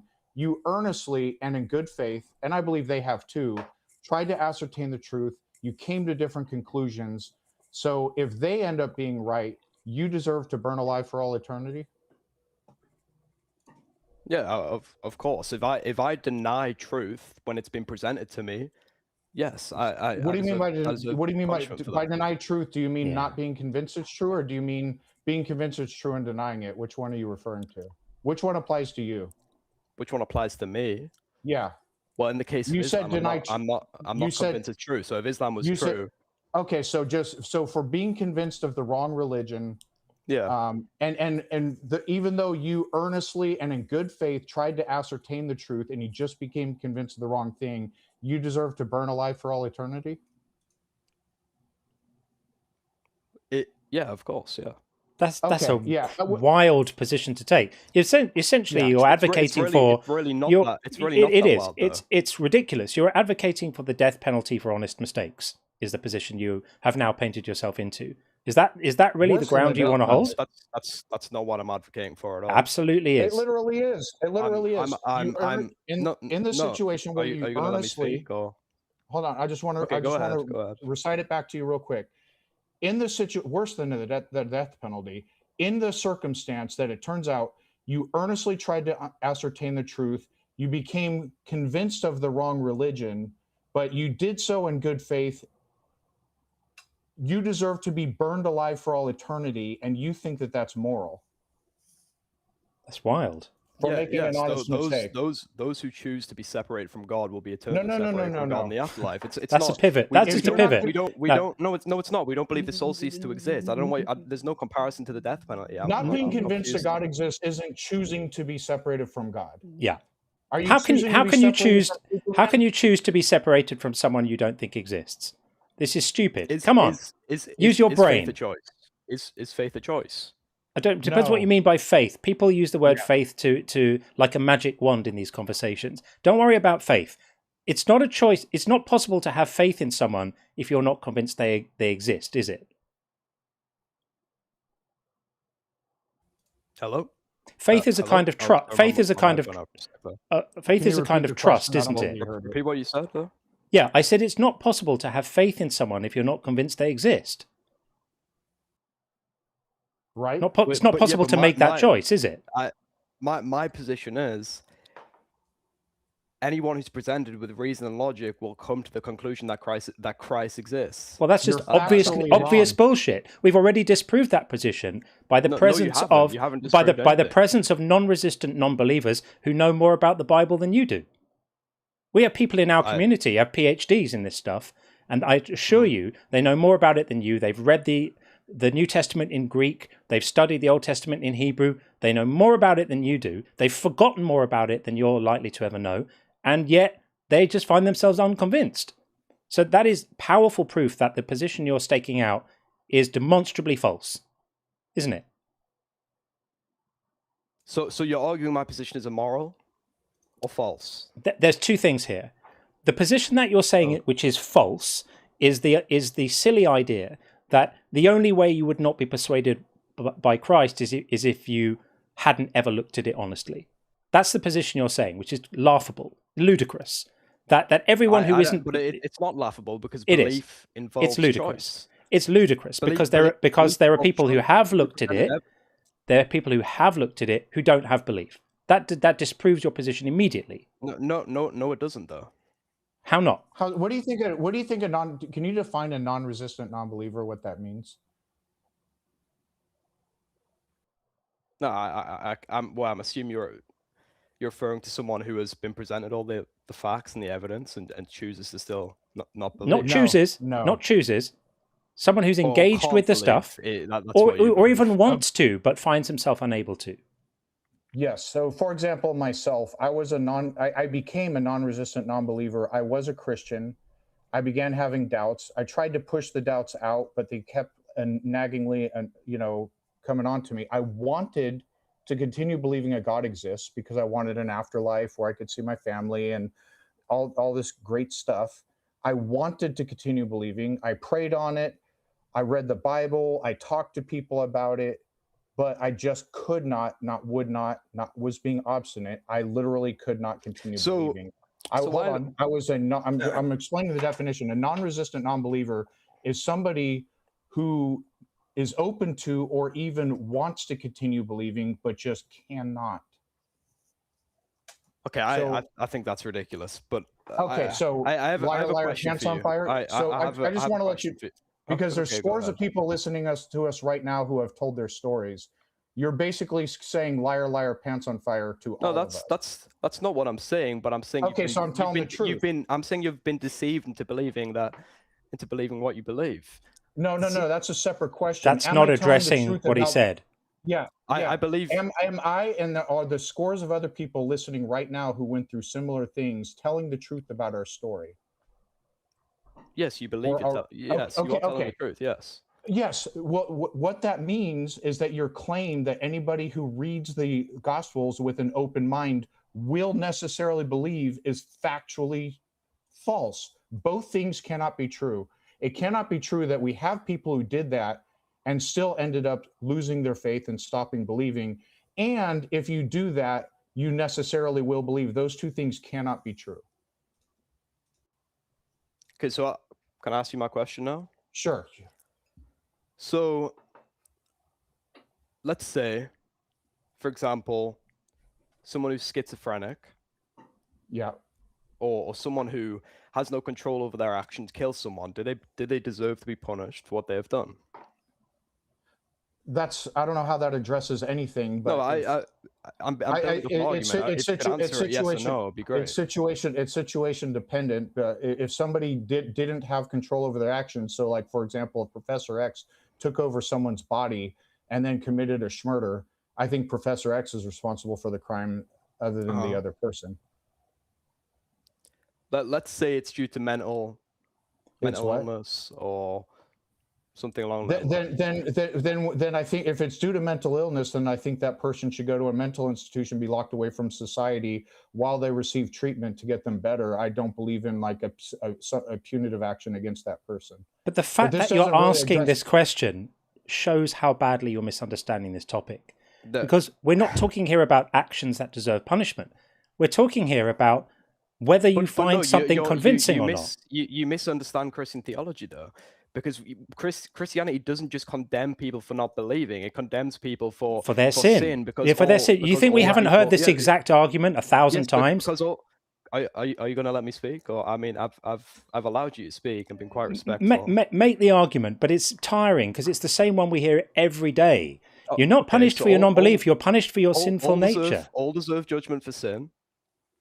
All deserve judgment for sin. That's also morally idiotic, but carry on. And salvation is unearned grace, right? It's unearned. Fantastic. So, what we're saying here is that everyone is born with a sinful nature that God inflicted on everyone because he's a thin-skinned idiot. He couldn't handle what happened with the fruit theft in the garden, so rather than dealing with punishing the people responsible for the fruit theft, he punished everyone else and made everyone for all of human history be born with a sinful nature. He didn't have to do that. There were no rules demanding that he had to do that. He chose to do that. So having set up that system, newborn babies are born with a sinful nature. Everyone is a sinner and everyone deserves to be punished. But there's a way you can avoid the punishment. And the way you can avoid the punishment is by finding yourself convinced that a trainee carpenter in Palestine 2,000 years ago actually created the entire universe. Right? And if you manage to be gullible enough to be convinced of this, ping, you get a magical, get out of jail free card so that you don't have to be punished for the state that God sort of chose to impose on you. That's sort of where if Christianity is false and hell doesn't exist, so this immoral condemnation is just fictional to you. It doesn't matter. But if Christianity hang on a second. We are entitled. This argument is not contingent on Christianity being true. The falseness of Christianity doesn't make this argument irrelevant, because tens of millions of people are traumatized by this bullshit every day.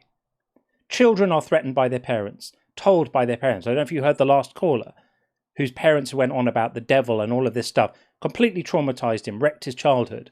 We have people in our community who still today struggle with feelings of guilt and shame because of the brainwashing that they were, that was inflicted on them by people with the same ludicrous ideas you hold about what's in store for them. Is it Christian teaching to inflict fear upon children? Of course not.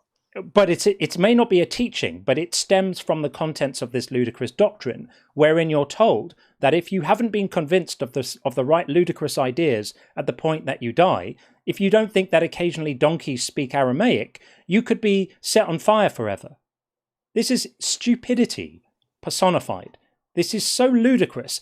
If there weren't already billions of people believing this nonsense, it would just be laughed at and called an insane cult. So you're applying your external moral standard upon Christianity, which you believe is false. Yes. I'm applying my internal moral standard, not my external. I don't have an external moral standard. My moral standard derives from my own mind, and so does yours, by the way.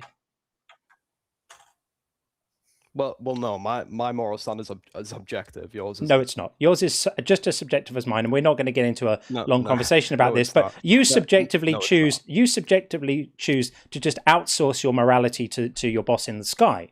That's a choice that you subjectively make.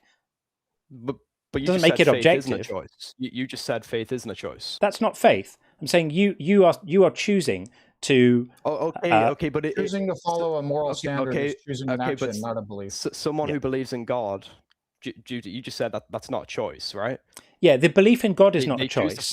The belief in God is not a choice. The giving up of your own moral intuitions. Therefore, I'm not choosing to follow. The giving up. Choosing to follow his moral standard. Right. But the giving up of your own moral intuitions and the redefining your own personal choice. Yeah, you're just saying to follow God's law.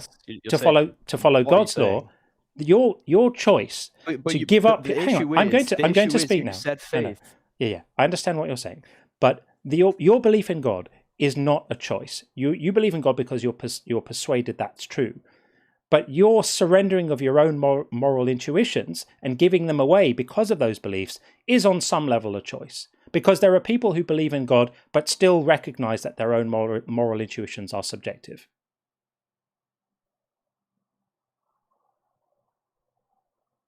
Aren't there? Hello? Yeah. Okay. Yeah. So, but the issue is you said faith isn't a choice. No, he didn't. I've never said that. I've said being convinced. Being convinced. You said that word for word 5 minutes ago. Being convinced. No, I said that faith is not possible unless you're convinced. You can't.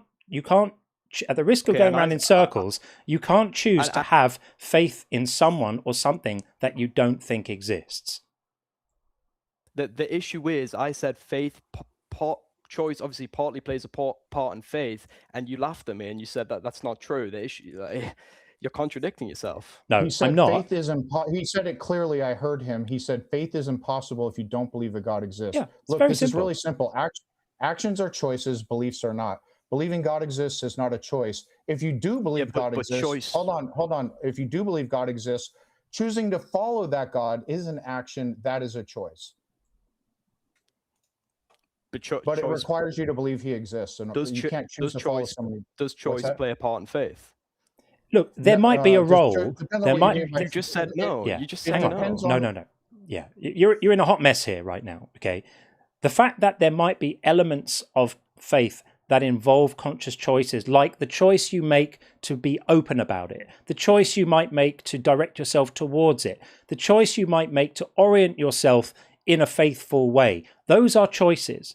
But you can't ultimately have faith in something if you are unconvinced it exists. Therefore, the fact that there are some choices involved in the process is irrelevant, because you can't choose to be convinced about something if you're not convinced about it. So you can do all the faithing you like in the world, but if you don't think there's anyone there to have faith in, you're stuck. You can't legitimately participate in that faith. You can pretend to, and a lot of people do. A lot of people use the word faith to mean sort of pretending to believe something and hoping that real belief will eventually arrive. And for some people it does. That actually works for people. That's kind of part of what Pascal was alluding to in his wager. He wasn't actually saying you can just switch on belief like a light. He was saying act as if you have the belief and it will eventually arrive. Well, for some people it does, but for many people it doesn't, which is where your silly idea about there are no non-believers who have actually looked at the Gospels with an open mind. I never said that. That's a complete straw man. You absolutely said it. Rewind the tape. Rewind the tape. I said people have been deceived. I said people have been deceived into believing. Yeah. You also said that anybody who reads the Gospels. You also said that anybody who reads the Gospels with an open mind and in good faith will come to know Christ, and that's demonstrably false. It's basically the same thing, isn't it?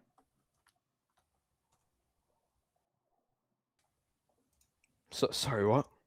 You said that anybody who reads the Gospels with an open mind and good faith will eventually come to know Christ. Okay. So it's just not true. And the implications of that are that anybody who's read the Gospels in good faith with an open mind would be a believer. And yet we have people, millions, who have done all of that stuff and are not believers.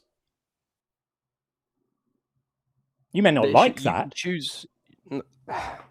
can choose how you respond to being unconvinced, though, right?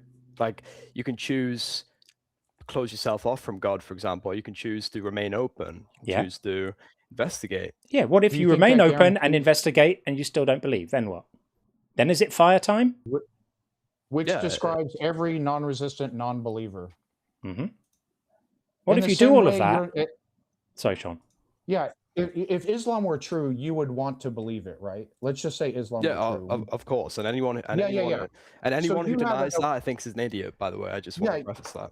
I got you. So if Islam were true, you would want to believe it. You're open to it. You're just not convinced, and you think it's silly. That's by the way, I have research. That means by definition, you are a non-resistant non-believer in Islam. Yeah, I mean, I deny, but the thing is, I deny Islam because I've done fair research on it. You have your reasons. I got you. Yeah. That's fine. In the same way, I am a non-resistant non-believer in Christianity. Yep. Okay. Different things are convincing to different people, and I can't. But the issue is, but the issue is with this. If you believe, if you, for example, don't believe in Christianity, you don't believe hell exists. It doesn't matter to you. You're missing this. Discussion. So you're missing this. This is the faith-based salvation moral, and is it true? Look, two separate things. If it's not going well with the first one, you can't just retreat to the second one. And this is now the third time that we've had to explain to you that ideas have impacts on human lives. I don't care about threats of hell for myself because I think it's all nonsense. Obviously, I think this is all nonsense. I don't care about that. I care about the effect that these ideas have on other people. It is immoral to tell people that they deserve punishment for what they find convincing. It would be immoral for a Muslim to tell you that you deserve punishment for what you find convincing. This is a basic principle. Of course not. If that Muslim believes that anyone in good faith, then if that Muslim believes that Islam is objectively true, and anyone that does, good research, then their position is just as immoral and morally vacuous as yours. And that's why, in my book, I criticize Islam and Christianity equally for doing this, because it's disgusting. To criminalize honest doubt is to leave no conceptual space at all for people who have thought about the stuff, looked into it, and just find it unconvincing.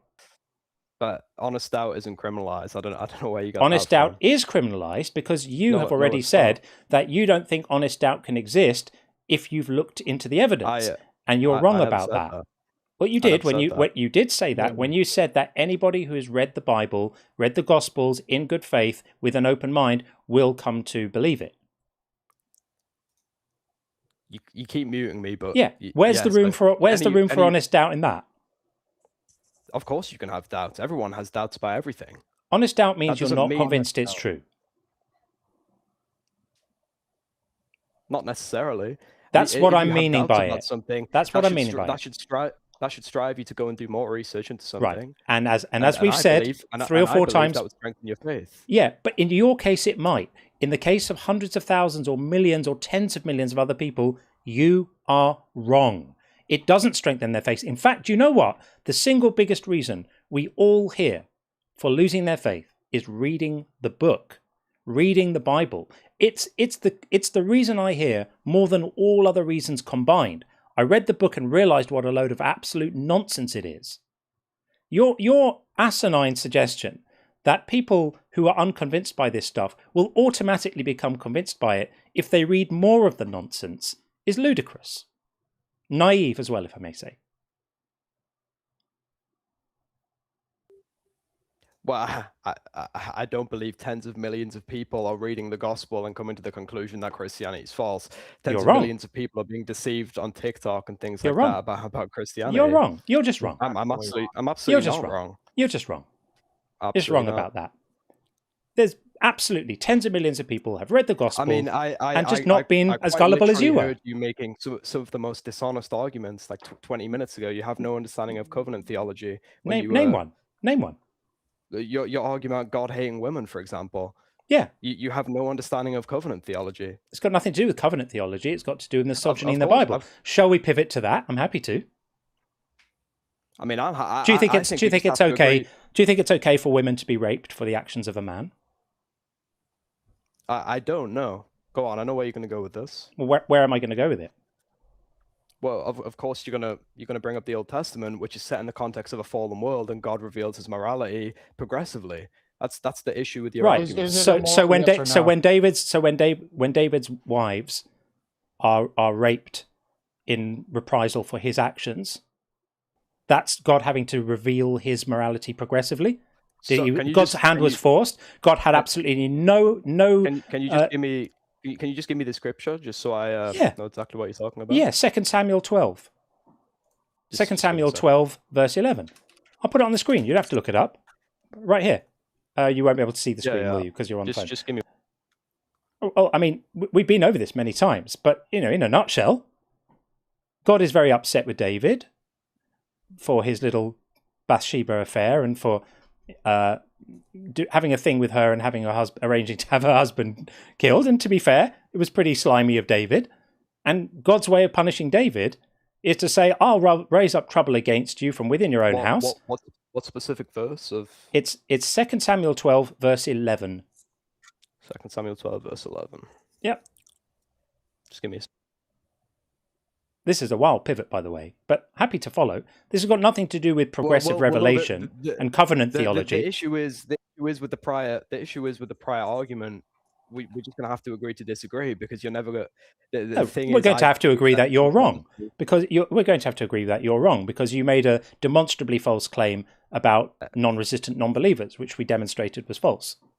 So we can agree that. Okay, and now we can look at the Old Testament. I believe that they've been deceived into believing that. They've all been deceived. But if they've all been deceived, then it's not their fault. People shouldn't be punished for being deceived. It makes it even worse for your case. If you're basically saying the victims of deception should be set on fire, is now your revised position. Fair enough, noted. Okay, so Old Testament, 2 Samuel 12. God is very upset with David for his infidelity with Bathsheba, and his chosen punishment for David is to kill an innocent child, making it suffer for a week, and also to have some of David's wives raped. Thus saith the Lord, I will raise up trouble against you from within your own house. I will take your wives before your eyes and give them to your neighbour, and he shall lie with your wives in broad daylight, for you did it secretly, but I will do this thing before all of Israel in broad daylight. And then a couple of verses later, that's exactly what happens. 10 of David's wives get raped on a rooftop because of his infidelity. And you don't think that's misogynistic?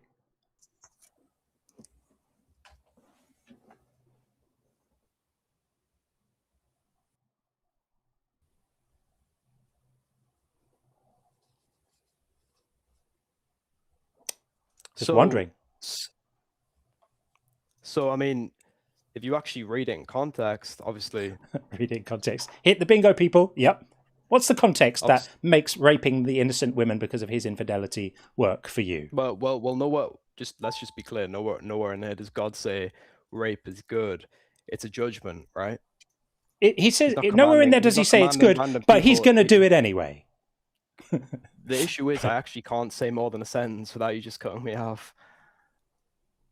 Go on then, defend the rape. Okay, so he's not commanding random people to commit evil. He's causing it to be done. It goes back to an eye for an eye, right? So when God says, "I will do this to you," what do you think he means? And at this time in Israel, they didn't have like this radical individualism, you know. Your argument for weaponized rape is at this time in Israel, they didn't have radical individualism. Are you making this argument with a straight face?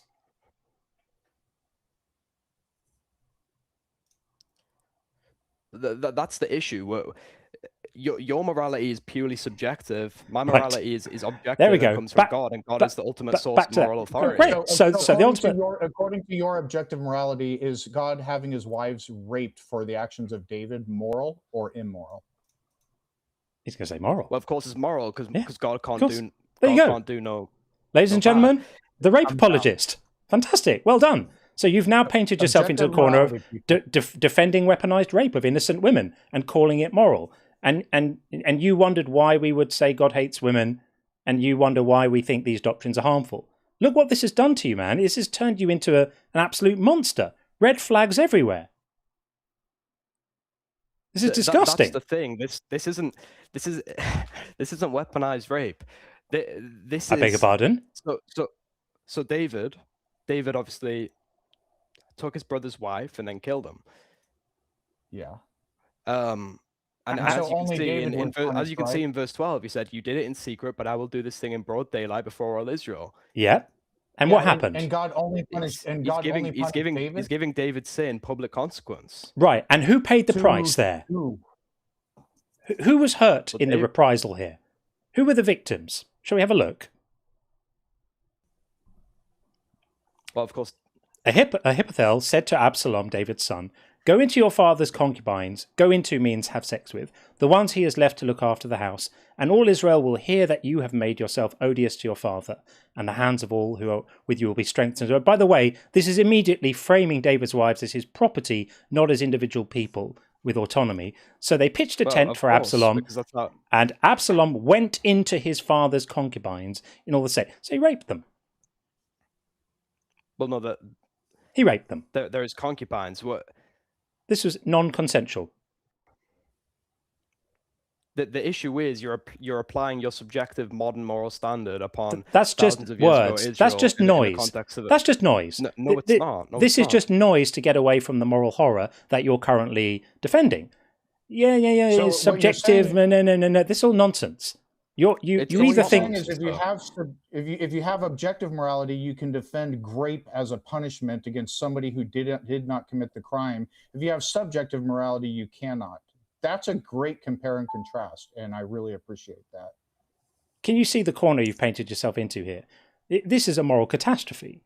You're now saying that we are not entitled to object to innocent women being raped because of the actions of a man, because this was a long time ago and moral norms have changed since then, and we're applying our modern day individualistic sensibilities to this culture where things were different. That's exactly what you're. At the same time as claiming that your God is unchanging and is the arbiter of all that's good. Which one's it going to be? Yeah, but it's either good or it's not good. This is within the ancient Israeli. So it was good back then. So it was a moral act back then to have people raped back then. Was it moral? Are you a moral objectivist or are you a moral relativist? Because moral relativism is the moral position that I'm a moral morals are more. then you can't say time and culture because that's Google moral relativism. But my argument is that you're applying your subjective modern moral standards upon God, issuing a punishment which would have been fair back then. That's your issue. There is no would have been fair back then. Of course it was. No. What you're getting confused with may have been commonplace back then. But we now have the perspective to look at those actions and realize that they're morally horrible. When I say we, I mean not you. We have the perspective to look at ancient barbarism and say that was not okay. They're morally horrible. You appear to be lacking that ability right now. That's curious. They're morally horrible to your modern subjective but standard. Not to yours.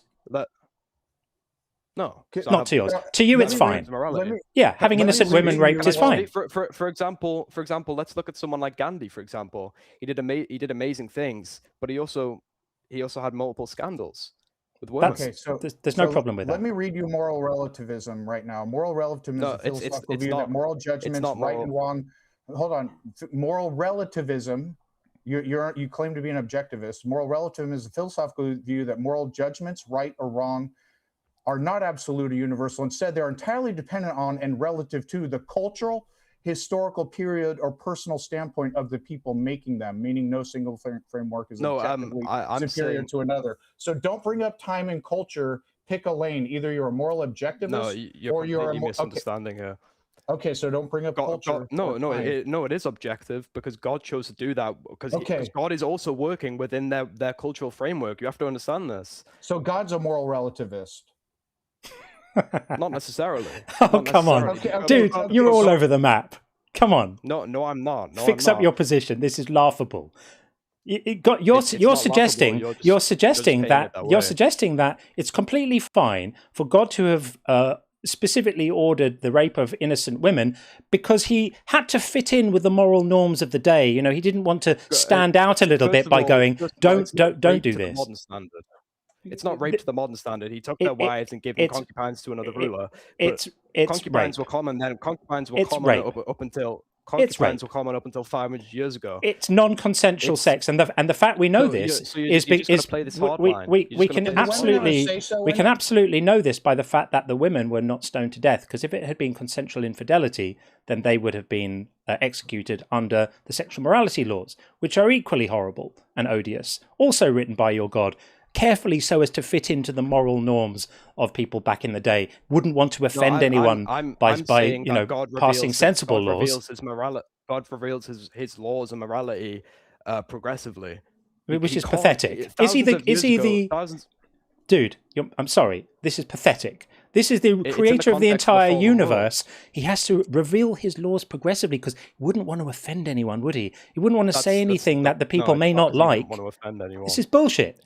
If God is sovereign, he can say, don't own slaves, don't rape women, don't abuse children, don't commit genocide, but he doesn't say that. He says, own slaves, rape women. No, he didn't. No, he didn't. Commit genocide. No, he didn't. He condemned the abuse. He condemned the abuse of children. Anyone who harms the children, it would be better for them to. And yet the same deity explicitly orders the murder of children, doesn't he?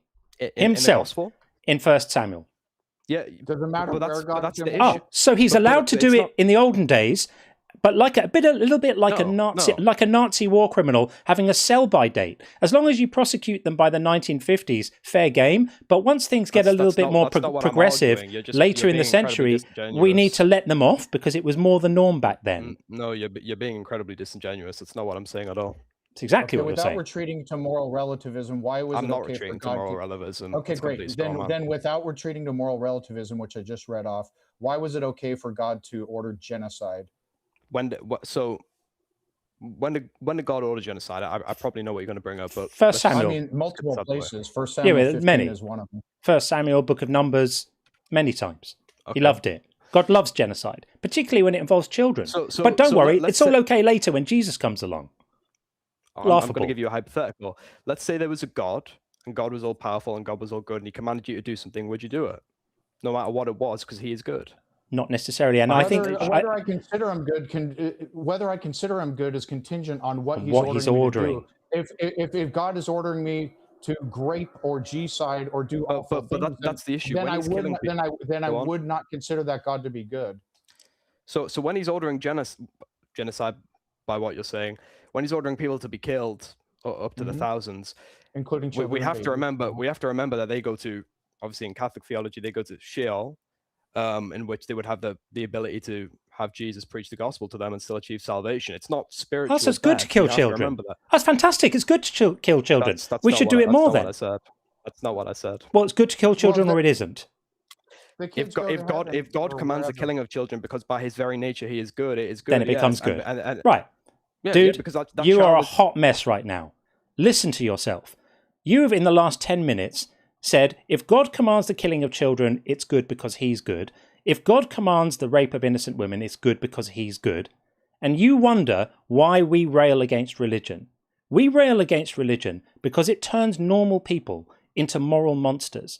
It doesn't necessarily make them bad, but it makes them make excuses for everything that is, which is exactly what you're doing now. It's devastating to listen to an apparently psychologically normal person calmly say the things that you're saying. It is devastating. This is the biggest advertisement for not having anything to do with religion that I can imagine. The words you're saying now. You should be ashamed of yourself to be saying this stuff. Muting me I mute you because you overtalk. So you should be muting me when I'm actually trying to make a strong point. You haven't made any strong points. You've made apology for rape and genocide and infanticide so far. Your points are getting weaker by the moment. All you've got is it must be good because God is good and he said it. That's laughable. Yeah, yes, and it's not spiritual death. When that child then dies... If God ordered you to do those things, would you? If God commanded me to do anything, I would, because God is good. Okay. However, God wouldn't. So you are one perceived revelation away from being ISIS. That's it. You have no basis to criticize those people. Because they believe God's told them to do what they do too. They're just adopting exactly the same moral framework that you are so aptly demonstrating here. As Sean says, 1 revelation away from ISIS. If God told me to go and kill a baby, I'd go, nope, ain't doing it. But Sorry. God wouldn't. God, in this modern world, God wouldn't order me to kill a you know, child. you know what God would do or wouldn't do. You know the mind of God now, do you? Of course not, but I know God wouldn't do that. You just know it because he wouldn't reasons. do that in this world because God's a moral relativist. No, because we can logically deduce that God has no reason for me to kill a child. That's the issue. When God ordered, for example, the killing of children, he had more a reason excuses. to do that. And there we go. It's not reasons for killing children, folks. You heard it here. You heard it here. So I wonder if this torturous conversation has peaked. I think this has you're just muting been a me mess. whenever I try and speak. No, I mute you to comment on the absolutely appalling things you're saying. I'm making a point, you mute me and then try and play some moral high ground, even though you don't have any real morals because you have no moral standard to judge to except your thoughts, which is completely ridiculous, by the way. I'm giving you a moment now. Make your moment. Rehabilitate your argument now before you leave. And you're saying he has no moral standard. Yeah, you don't have any moral standard. But that's a whole separate argument. I can give you a really good hypothetical on that proves you don't have any moral standard. Come back and we can cook you on moral realism as well. But it's been a long conversation. I think okay. Yeah, we've been on it for a while, and I think people are starting to feel a bit nauseous. There's only so much defending of rape and infanticide people can take in a given half an hour. So I think we'll move on from there. But I think you've got some thinking to do because this is pretty disgusting. If you watch this back, I'll clip this and put it on YouTube, and you can watch the exchange back, and just pause and take a moment and to survey the landscape of what you've been defending here. Absolutely appalling. If God told me to do it, I would do it. Is your position? Because he must be good. Because God is good. Because he's good. God good by nature. It never occurs to you one moment that the way we measure the way that we measure whether someone is good or not is on the basis of their actions and their commandments. This is the sound of the kill switch being activated by 11 callers. That's 11 members. That's 11 people who have deemed you too sickening to continue to listen to. So sadly, we will bid you farewell. Thank you for coming in and demonstrating so aptly for us that religion rots people's minds. Come back another time and we will talk about... I'd like to hear your proof for... What did you say you had? A proof for why we don't have morals or some nonsense like that? Well, of course you don't. But yeah. Okay, so bring that back. We'll be streaming again on Tuesday during the day. Don't know if you're available, but then or Thursday evening. We'll be back again, and we'll pick it up there. But I'm not going to come back if you just keep muting me. That's your choice. You can come back or not come back. Either way is fine. All right. Well, take care. All right. Well, see you in a bit, man. God bless you. No. Okay. Bless you, buddy. Yeah. Again, sorry, people, if I let that go on a little bit too long, but it seemed like there was a lot of ground to cover there. A lot of familiar ground that we've all heard many, many times before, but it's pretty disgusting, isn't it? If God told me to do it, I would do it, was his final position there. Pretty grim. Okay, if you've got any, if you want to do any votes on that, I think you feel free to get your votes in. I'm going to lock that off in just a moment. We're going to get, we've got Remus or Rimus on the TikTok side. We'll get them in after we speak to Mauricio on the YouTube side, who we will get in right now. Mauricio, are you there? Yeah, good. I'm here. Hello. Hello. Hello. How are you doing? Oh, good. I'm doing good. Good. I think I have one question for you in regarding like what would evidence or what would have you convinced? What, that a God exists? Yeah. I don't actually know. But guess what? If God is as smart as everyone says, he knows. He knows exactly what evidence would convince me. And so far hasn't provided it. Because if he had, I'd be a believer. Right? Yeah, absolutely. So I don't know. I'm open-minded. I'm genuinely open-minded. Like, as Sean and I often say, if a God exists, it would be one of the most important facts about reality, if not the most important fact about reality that we could ever know. I wouldn't want to be the last guy to know. I want to know about it. So, well, yeah, we're open-minded. I see where you're going. Yeah, I wouldn't want to not know about it. Yeah. Because sometimes I feel like some people have different thresholds for. I'm sorry about my English. It's not my anyway. It's not my natal tongue. You're fine. You are correct. Okay, but I feel some people have different thresholds. They think it's evidence that will convince them. Yeah, you're correct on that with everything. Different things are convincing to different people. Some people are more rational than other people. Yeah. Some people are more prone to conspiratorial thinking. We all have different priors, and different things are convincing to various different people. That's absolutely true.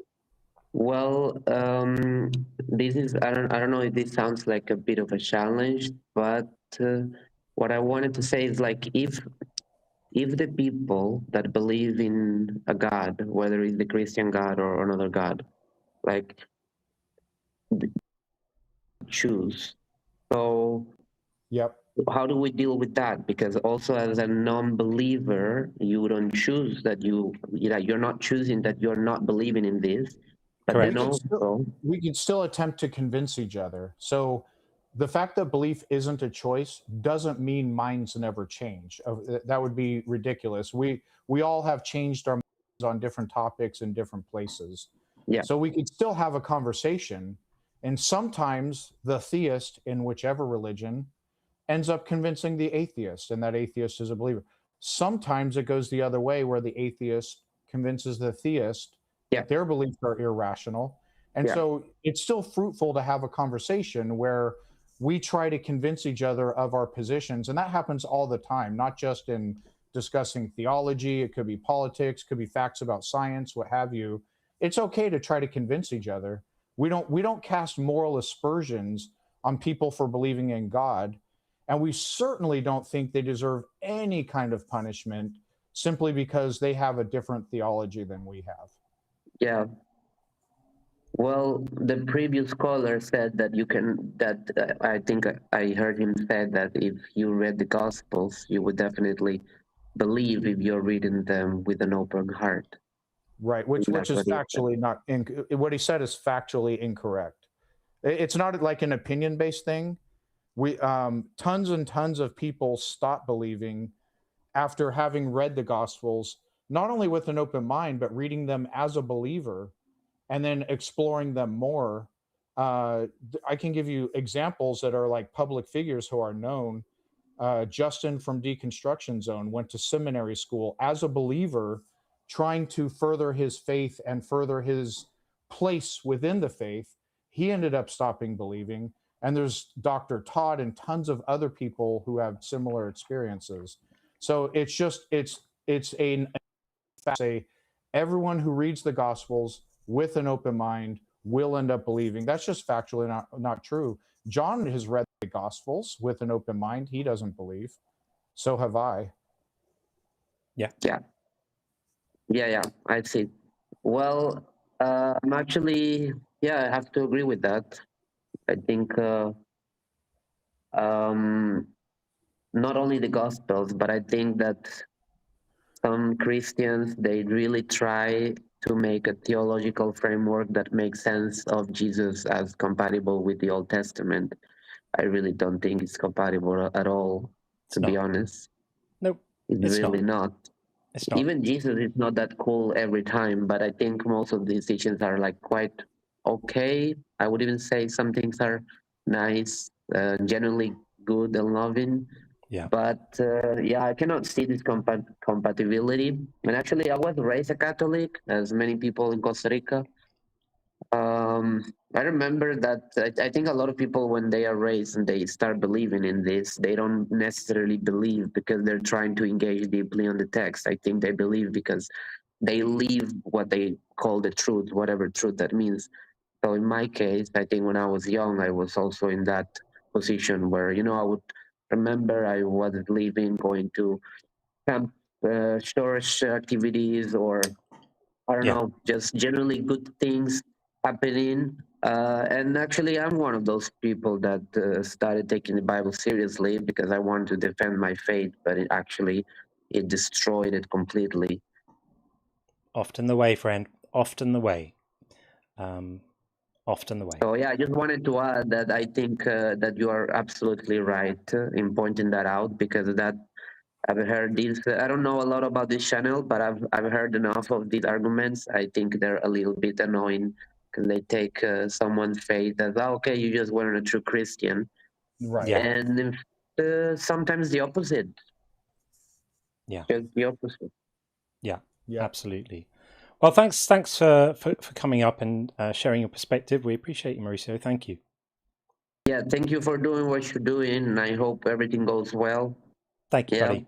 Thanks, man. I like the way. Oh, and just before you go, I like the way that you are being not aggressive until the people are just being idiots. But most of the time, I really like that, because I think just as a like a little ¿cómo se dice? Not advice, because you know this more than I do, but I think the more you attack people with faith, I think that even if you're right, I think you might be unconvinced, because they're just gonna feel shocked. Sure. I just appreciate the way you are doing this. Thank you. Thank you. All right, Mauricio. All the best. Thank you for coming up. Yeah. Take it easy. Thanks, friend. Bye-bye. Okay. There we go. So over to the TikTok side. As promised, we're going to bring in, it looks like Remus, either Remus or Rimus. I'm sure they will tell us what is going on with that. Hello, everyone. Hello. How are you? I'm fine. So first of all, I want to tell you thank you to the space, because it's very important. Look, religion, it's not a personal choice as people think. Religion becomes dangerous when it's justify crimes, like the one was before this guest. It's become dangerous when he commits a crime and he tell you, God tell me that. Look, Mr. John, I born a Muslim and I'm agnostic now. I left religion since I was in the high school, and before moving to the West, it was very hard in a Muslim society to leave the Islam, and I cannot tell you how it's horrible. Of course, yeah. Especially for women. Yeah. Okay.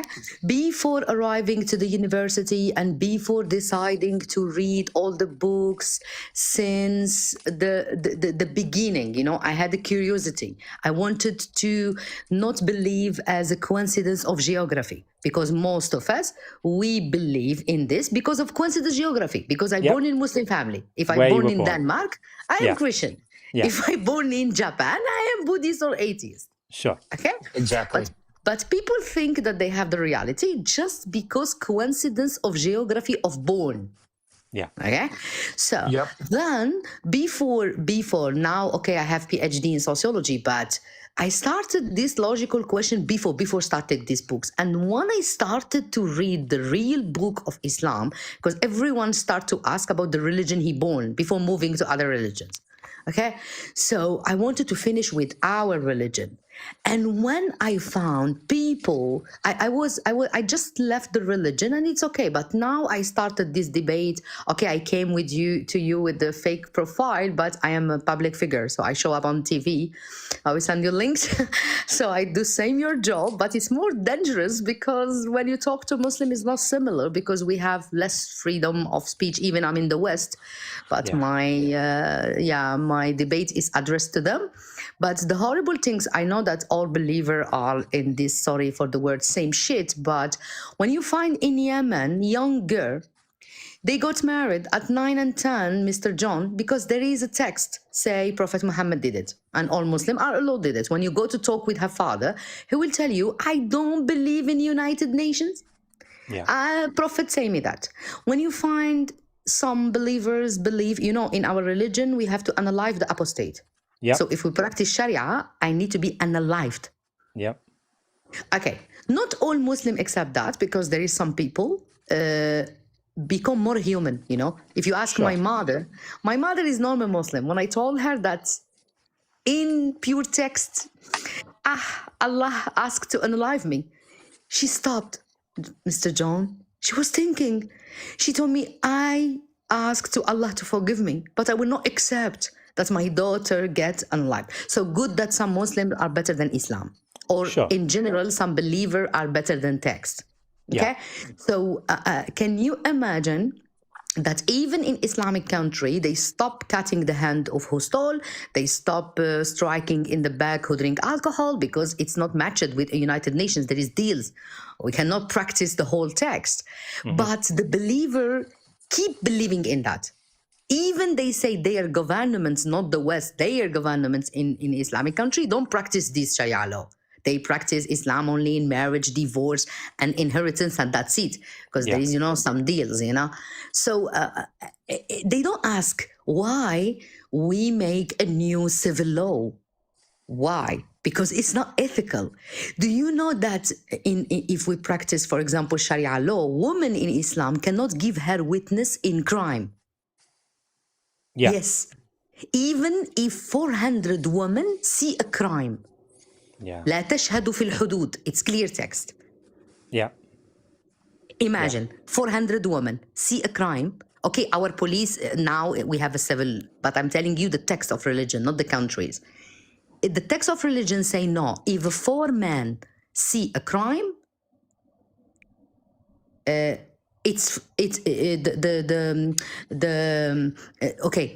will make the court. 400 women see the crime. No. Yeah, it's crazy. And even just to witness a legal document, 2 women are the equal it's a legal document. We need two women for 1 man. Front of a man. Yeah. But in the things that it's need a punishment, like it's need the things like need punishment, what we call it, Mr. John, we call it الحدود والأحكام. Someone stole, someone drink alcohol, someone make sex without marriage. This is, we call it the punishment. In this case, she don't give her witnesses at all, even 1 million women. Interesting. Yeah. So criminal cases, women cannot be witnesses, period. Cannot. Civil matters, it's a 2-to-1 ratio. Yes, because he told you her mind is different than the mind of women. Yeah. Yeah, and there is some believer in women keep defending that. Yeah, it's horrendous. And there is some people keep defending the text who say to the husband to strike his wife. وَاضْرِبُوهُنَّ. It's clear. Strike them. Yeah. He tell you, if your wife don't obey to you in Islam, he told you talk to her. Then if she don't listen, strike her. Yeah. Like animal. But he don't give her the right to strike him. We cannot strike a man in Islam. No. Yeah. We know this, yeah. This is Surah 434, by the way, if anyone is wondering. In the Quran. Imagine if someone make a sex before marriage, we need to strike him. If someone drink alcohol, even he don't drive, just in his home. Our governments don't practice most of that. I need to clarify to the listener. We are talking about text, not civil law. But it's horrible.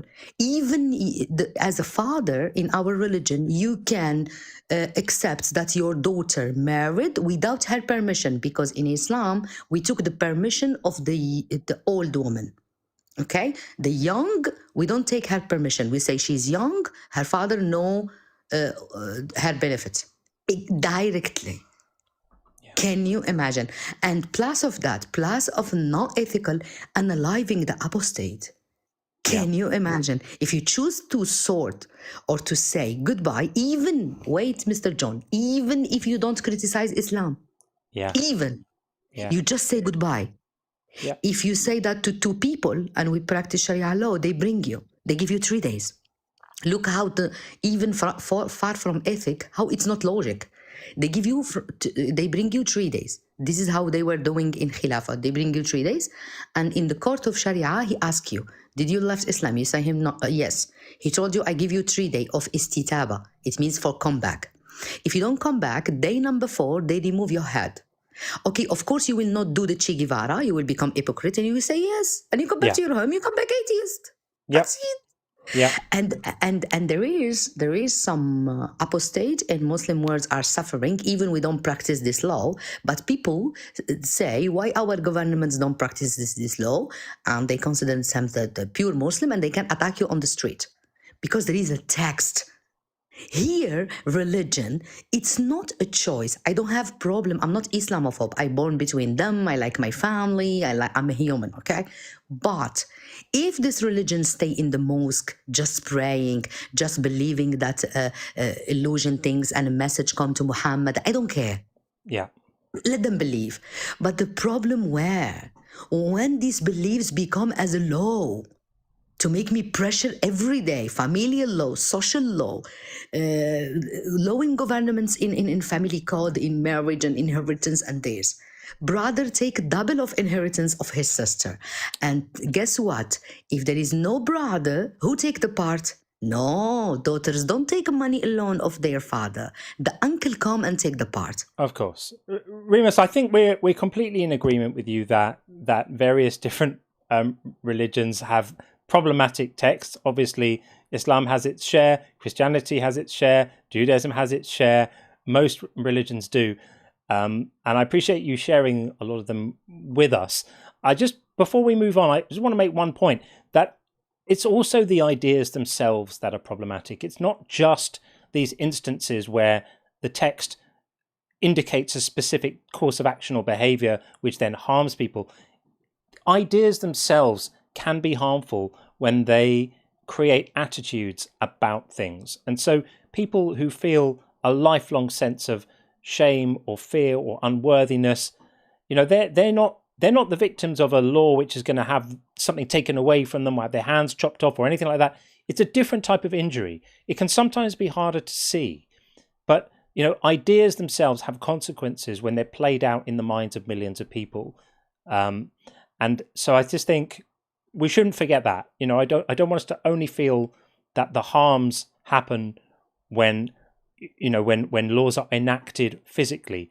These things can be very, very, very harmful to people's emotional well-being and all of that stuff too. Well, I totally agree with you, because the problem is not only in the ethical things. As you see, we can stop using the laws and we can find solution.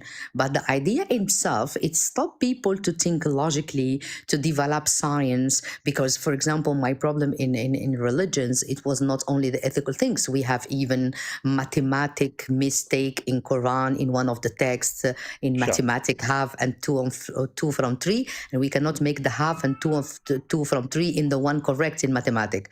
We have also mistake in when you study medicine. You know that the sperm of man don't come from the back, as text of Quran say. So this is stop people to think logically. And I will say last point. I think that all religion, whatever, Islam or Judaism or Christianity or whatever, all religion, I think it was in the past. It was an idea, they needed to organize society, to control society, to have answers.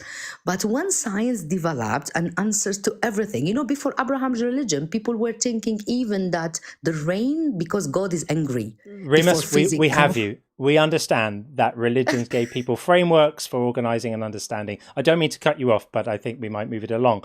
But thank you so much for calling in. We agree with everything you've said, of course. Thank you. We will not stop until religion will disappear from this earth. We'll do our best, one mind at a time. Thanks for coming, Remus. Thank you, Remus. Bye-bye. All the best. Thank you. Take care. Okay. Right. Let's see where we're at now. We are going to have a look. We did have. We've got John over on the YouTube side. Let's bring in John right now. We did have another caller waiting in the TikTok queue, but they obviously just dropped down. We'll bring in John for now. John, are you there? Hello? Hello. Yeah, I'm here. Can you hear me okay? We can hear you very well indeed. Welcome in, John. Well, thank you. Sure. Floor is yours. Yeah, so I think my evidence, because you really can't prove anything in life, my evidence would be America being a Christian nation and its success so far over the last 250 years. I mean, it's created more things, if you will, than any other country in history. What would that be evidence of? You said my evidence. Evidence of what? Of God. Evidence of God. So America's success is evidence of God. Have you looked at China Correct. recently? You mean with all the slavery and the Uyghurs? Yeah, I mean, there's lots of immoral action there, but they're doing fantastically well. There was lots of immoral action in America. America had slavery for quite a while, in case you didn't notice. Some states did, yeah, but most didn't. Yeah, quite a lot. I mean, and quite a lot of America's early successes were based on a very fruitful slave trade, weren't they? No, I mean, when we signed the Declaration of Independence, 11 of the 13 colonies had already banned slavery. There was only 2 colonies that still allowed slaves. Yeah. 1790, one of George Washington's last things he did in office, and I think it was 1790, was he banned the importation of slavery. Sure, that's lovely, but the point still stands that looking at America's commercial slavery came from you guys, not from us. That may well be true. But the point still stands that America's commercial and geopolitical success cannot be framed as evidence of a God, because that would be to conclude that no such success would be possible absent a God, and that's not something you're ever going to be able to demonstrate, and it's something that China clearly refutes. Well, it's definitely evidence of it. It may not be evidence that would convince you, but it's evidence of it. Again, you can't really prove anything in life. You can have evidence of it, but you can't really prove. Do you think the founding fathers would agree with you that it was founded as a Christian nation? Oh yeah, 100%. Okay, so if you look up the Treaty of Tripoli, which was signed into by John Adams when he was Yeah. So as the government of the United States, United States of America is not in any sense founded on the Christian religion. Yeah, but didn't John Adams also say that the Constitution is for a moral and religious person? Okay, so did he say that? Did he say that? Agree with you? Did he say what? Did he say that the Constitution is for a moral and religious person? Yeah, meaning all Hindus. I don't know the yeah. Well, no. When Christians say moral and religious person, they mean Christian. One thing at a time. What did he mean when he said, "As the government of the United States of America is not, in any sense, founded on the Christian religion"? What did? Well, he was trying to keep us out of war. But okay. I mean, if you'd like, I can give you. And it was ratified unanimously by Congress. These were all people who were alive. The Treaty of Tripoli? The founding, yes, it was. Okay, so then can you explain to me in 1892 the Supreme Court ruled that America is a Christian nation? Can you explain that one to me then? Yeah, do you agree with every congressional ruling as it pertains to that? Because they Supreme Court. Well, it was a 9-0 decision. Much later, right? I was referring to. No. It was. You understand the significance of a 9-0 decision, though, right? What I don't understand is the significance of this conversation. So no one here has turned up your for friend is the one who interjected. Okay. Well, no one here has turned up for a discussion of American political and religious history. We're interested in whether we have any reasons to think that an all-powerful God created everything. And so far, the evidence you've given us is that America have done well in the world. Are you making that argument with a straight face? Yeah, in this country was founded on. Have you ever read the Mayflower Compact? Let's never. Now let's imagine let's imagine that we do a thought experiment and grant you that these Christian principles are really, really good at making countries do well, especially when they subjugate the indigenous population for many decades. And again, that was the British. Right. Well, when they have the aid of the British subjugating the indigenous population for many decades, or whatever other qualifiers you want to put in there, Crown, not with the president. That's absolutely fine. I have lots of arguments with the Crown too. Funnily enough. Then why did you say it was us? Then why did you say it was us if you knew it wasn't? Are you a liar? Because America profited greatly from the transatlantic slave trade for a long time. Now you can try and minimize that. You can try and minimize that as much as you like, but you're not going to whitewash it out of history, my friend. Certainly not here. Now, what I was saying is, let's say we grant you your rather asinine point that America has done really well by adopting Christian principles. That doesn't prove the truth of your God claims. It might just mean that Christian principles are really good at amassing power and wealth. They could be false and that could still be true, couldn't they? So then why wouldn't you want to abide by them? That's a different question. I'm not talking about whether you would want to abide by them. I'm interested in whether the claims are true. So do you grant that the claims could be false? Do you grant that the claims could be false and still strategically effective? Oh, yeah, they could be. They could be, right. So that's not evidence for a God then, is there? Do you have any? Sure. Present that there's then. Logic. There's logic. Logic is evidence for a God. Why is that evidence for a God? Yeah. So logic, concepts exist in the mind, right? So the laws of logic, we can. Can you just answer? Yes, I'm going to if you'll let me. Okay. All right. Okay. All right. So there's two things. There's a map and the place.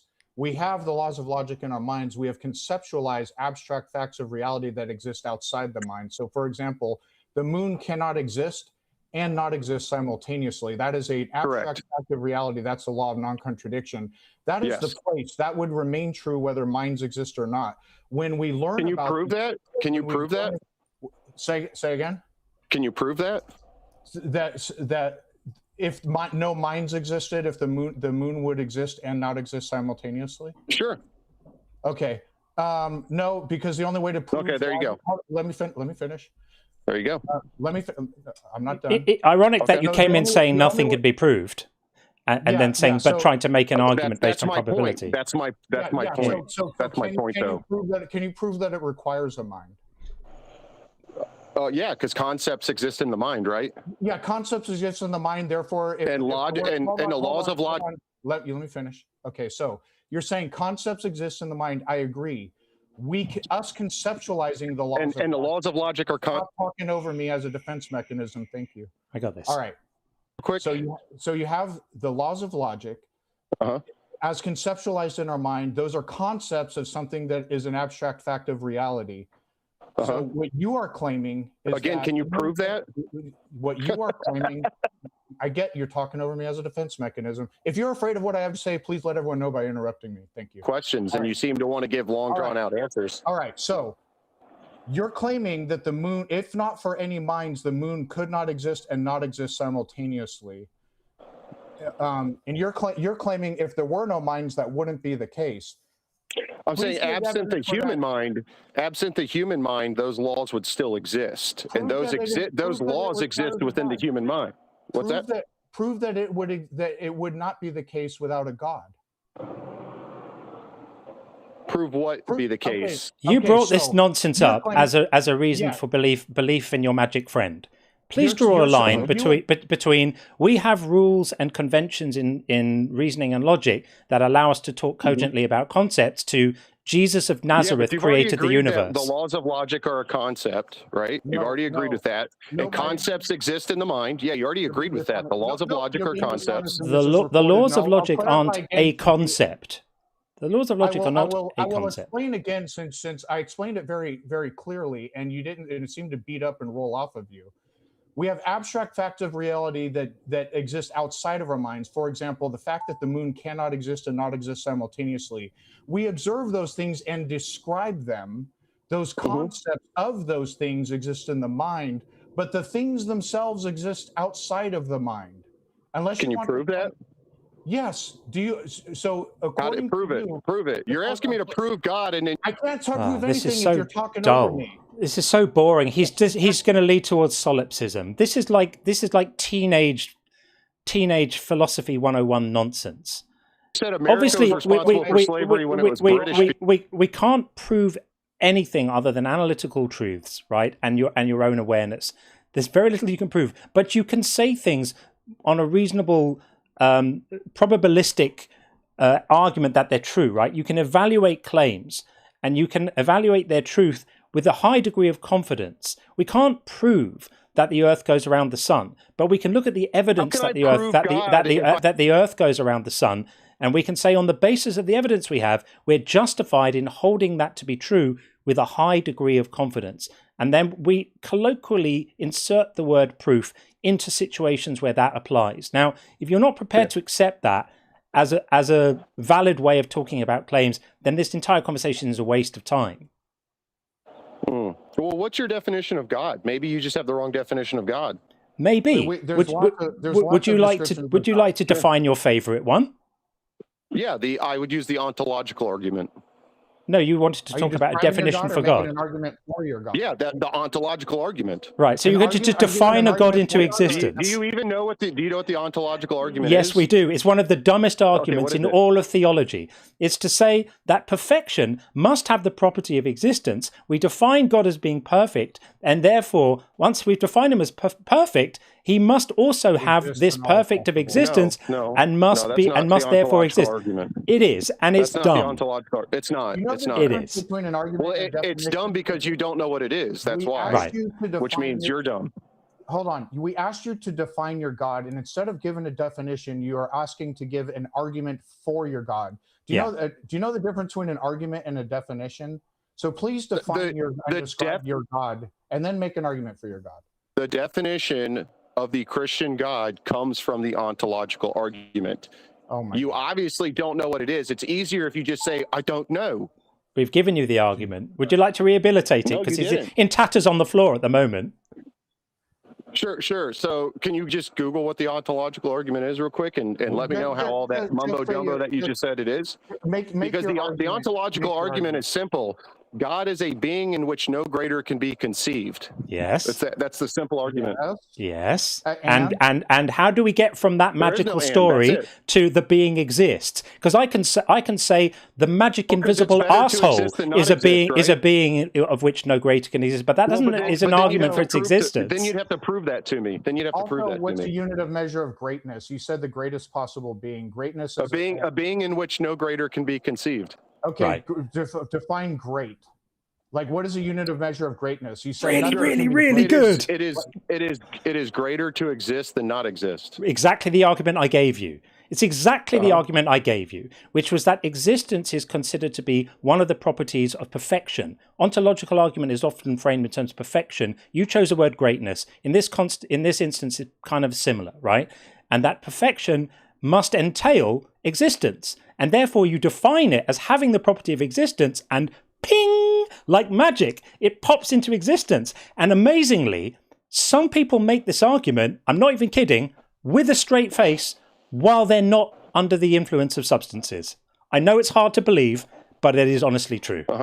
If A and B both exist and A is greater than B, by what metric are you distinguishing A as being greater than B? What is the unit of measure of greatness? How are you measuring greatness? Well, we would have to debate what is great. You'd have to give me an example of what you think is greater. You use the word. I'm asking you your definition of the word. Yeah. So we would have to debate on. Well, we both understand greater means better, right? Do you understand what John, you might want to plug your phone in. By the way, I'm getting a message that your phone is running out of power. So you won't be very great if your phone cuts off. So you might want to plug that in. Yeah.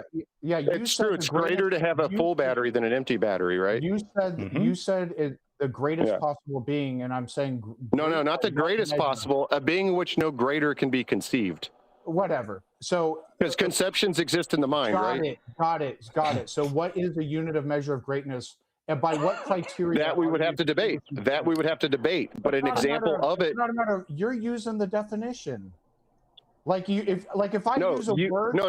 Listen. You're not understanding. That's the problem. What do you mean by? Hold on. You're not understanding. If I use a word in my argument, and you say, "Hey, what do you mean by this word?" Imagine if I'm like, "Well, we have to have a debate about that." You use the freaking word. What's your definition? And I'll go with your definition. What I mean is that you could say that it's greater to be gay than straight, okay? But then you would have to prove to me that being gay is greater than straight. That's a subjective. There's no proof involved there because that's a subjective value judgment, and that's my point. Exactly. That's why I said we would have to debate on the thing being great. Well, then listen. Can you get the hand on the mute? So I got this. Thank you. Okay. I'm going to calm. Okay. Subjective opinions don't have a truth value, so they can't be proven. There's many definitions of great that can be used or implemented when people use the word. For example, I could say this thing has a greater numeric value than this thing, and that's actually objective because greatness is measured in quantity, meaning greater has a larger quantity. Great also can mean this is a great candy bar and this candy bar sucks. That is subjective. It doesn't have a truth value, so it can't be debated. I am asking you what you mean by great, because it could be subjective nonsense that's not even worth discussing, or you could have an objective measure of what you're trying to determine greatness. So what do you mean by great, so we can have a fruitful conversation? I mean better. Okay, so that's subjective, right? Yeah, that's why I said we would have to debate the thing, because what is greater is subjective. If it's subjective, then nobody can be right, or there's no truth value, so there's no debate to be had about who's right or who's wrong. Isn't debate all about subjective truths? No, debate is about, what's debate about? About facts, propositions that have a truth value. Evidence. Wait, no. What, you just lied again. So hold on. So you're telling me that if we differ on opinions and we debate about it, we're not debating about our subjective opinion on which is better? We can argue, and not in a formal setting. We can argue about. That's what debate's all about. You could just admit it. I mean, just go ahead. You got to let me finish. People can. Okay. Argue well, you got it. Sorry. I know it's hard. People can debate or have discussions with each other about which food is better. Is it steak or is it chicken, and which they like better? But neither can possibly be right or wrong in those cases, because they're subjective opinions. A proposition is a statement about a fact. For example, proposition, the moon is made of cheese. I am either objectively correct, right, or I'm objectively wrong, and we can have a debate about what the compounds of the moon. Do you understand the difference?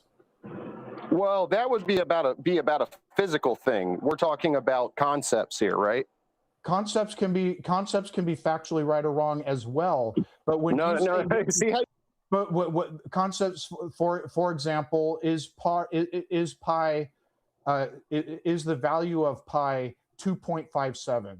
That is either objectively correct or that is objectively wrong. Or our opinions. Opinions about value judgments, like which is better, don't have a truth value, so they're not worth debating, and they certainly don't prove facts of reality. Are opinions concepts? This is such a complete waste of time. Yeah. You're trying to rehabilitate the ontological argument. Can you just let him talk? Can you stop interrupting? You sound like you have a dick in your mouth. Will you just shut up for a minute and let the other guy talk? So you can be quiet. You're going to learn a tiny bit of respect before we drop you. You are in my house here. I have invited you on to my platform to make an argument for the asinine bullshit that you appear to be convinced of. Sean is currently interrogating you as to your ridiculous positions. I'm interjecting to make the point that your argument so far, first you came in arguing for God on the basis of how well America has done, which has got to rank amongst the most idiotic arguments I've ever heard in my entire life. Once you realised how badly that was going, you pivoted, and the apologetic you chose to come up with was, where does logic come from? That lasted about 5 minutes, and you realised that was a dead end, at which point you offered up the ontological argument. You puffed out your chest and said, you don't know what it is, at which point I defined it for you. You didn't accept my definition, and then you came back and gave the same definition I had given you, with the difference being where I had used the word perfect, you used the word great. Sean spent a little bit of time trying to get you to realise that your assessment of what makes great may not be the same as his. Right? And then, once we start trying to bring some clarity back to the conversation, you become verbally abusive. What do you think that says about your performance so far? Because to me, it's fairly pathetic. You are the Christian. You are the one that has decided to organise your life around a religious text that tells you in 2 Timothy to correct your opponents with gentleness, to be humble and gentle, and never be quick to anger, and to display the fruits of the Spirit. Now, I know you've hung up like a little baby, but when you watch this back, when it's clipped, I'd like you to reflect on whether you think you did that, because your performance here, John, has been pathetic. Absolutely pathetic. So off you go, run back to MAGA land, put your red cap back on, and run back again, and work on better arguments, because yours, my friend, are junk. I've heard more convincing apologetics from a turnip. Okay. With that said, if there's anyone who wants to get any votes in on that before I close it off, you're more than welcome. I'm sure he feels very proud that he's won souls over for Jesus today. We are going to get Jason in, our good friend, but I just need to read a few messages before. So Jason, if you don't mind, just be patient with me for a moment. And then we've got Nick's good friend, Nick's over on the TikTok side as well. I think we're going to close off the voting because I think we all know where that's likely to end up right now. So we close off the voting for that. And we'll just have a few super chats because they're getting a little bit stored up and we don't want them to go off, as it were. So Bethos said, does Fro have a fro? I don't know, but I'm going to guess the answer is no. And inquiring minds want to know. Inquiring minds want to know, right? Yeah. And Tracy sent a cute little cat. Thank you very much indeed for that. T, hope you're doing okay, friend. Our thoughts are still with you.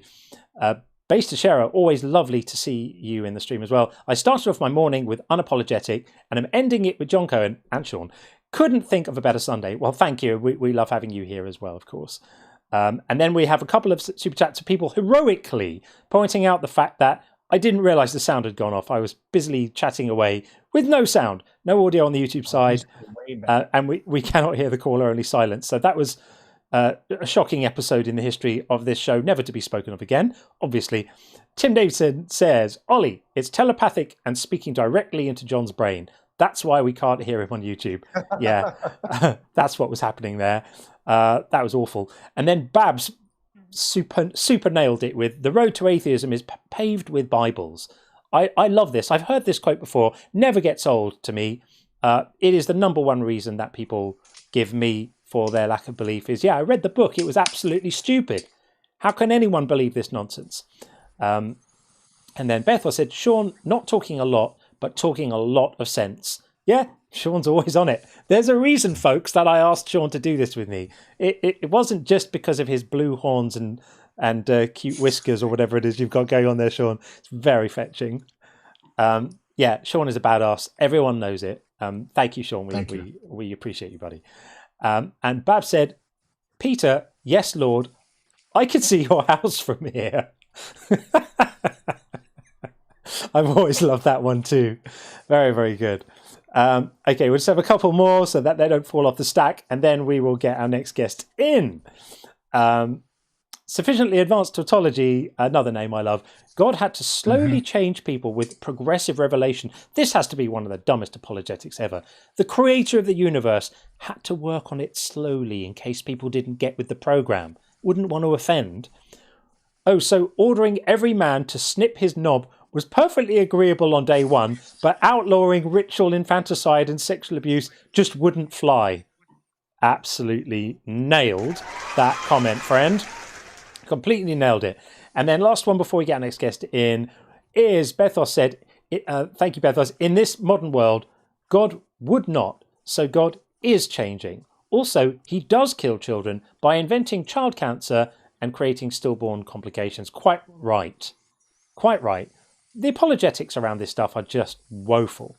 Absolutely woeful. I'm so glad to be on this team and not the other one, because it would be hard work to have the burden of coming up with arguments to defend all of that crazy work, all of that crazy nonsense. Really, really, really hard. Okay, so as promised, let's get Jason in, also known as Axehead Gaming.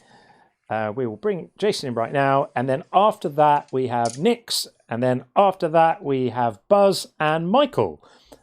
Michael's just dropped out, so only Buzz. But let's see how we go.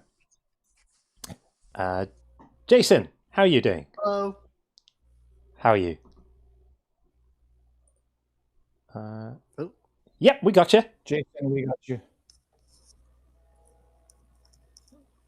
We can hear you. I think we can hear you. Speak, Jason? friend. I don't know if he hears us. I thought I heard speech from there. Jason, can you hear us? Oh, I see what happened. I bumped my freaking mute button. I'm so sorry. Gotcha. Easily done. A little bit like me with the entire stream earlier. Right, there we go. Hey, Jason, how you doing? I was so confused. I was like, I heard you initially. Why I couldn't hear you now? Sorry, I was quietly watching, and then the MAGA guy came up, and I was like, okay, I got to get in there and spread some positive American vibes real quick. Nice one. Yeah, that was pretty grim. Oh my god, that guy was actually driving me nuts. Oh my goodness gracious. Yeah, I was fielding a few requests to drop him. I just wanted to roast him a little bit more before we stopped playing with him, and I feel much better now for it.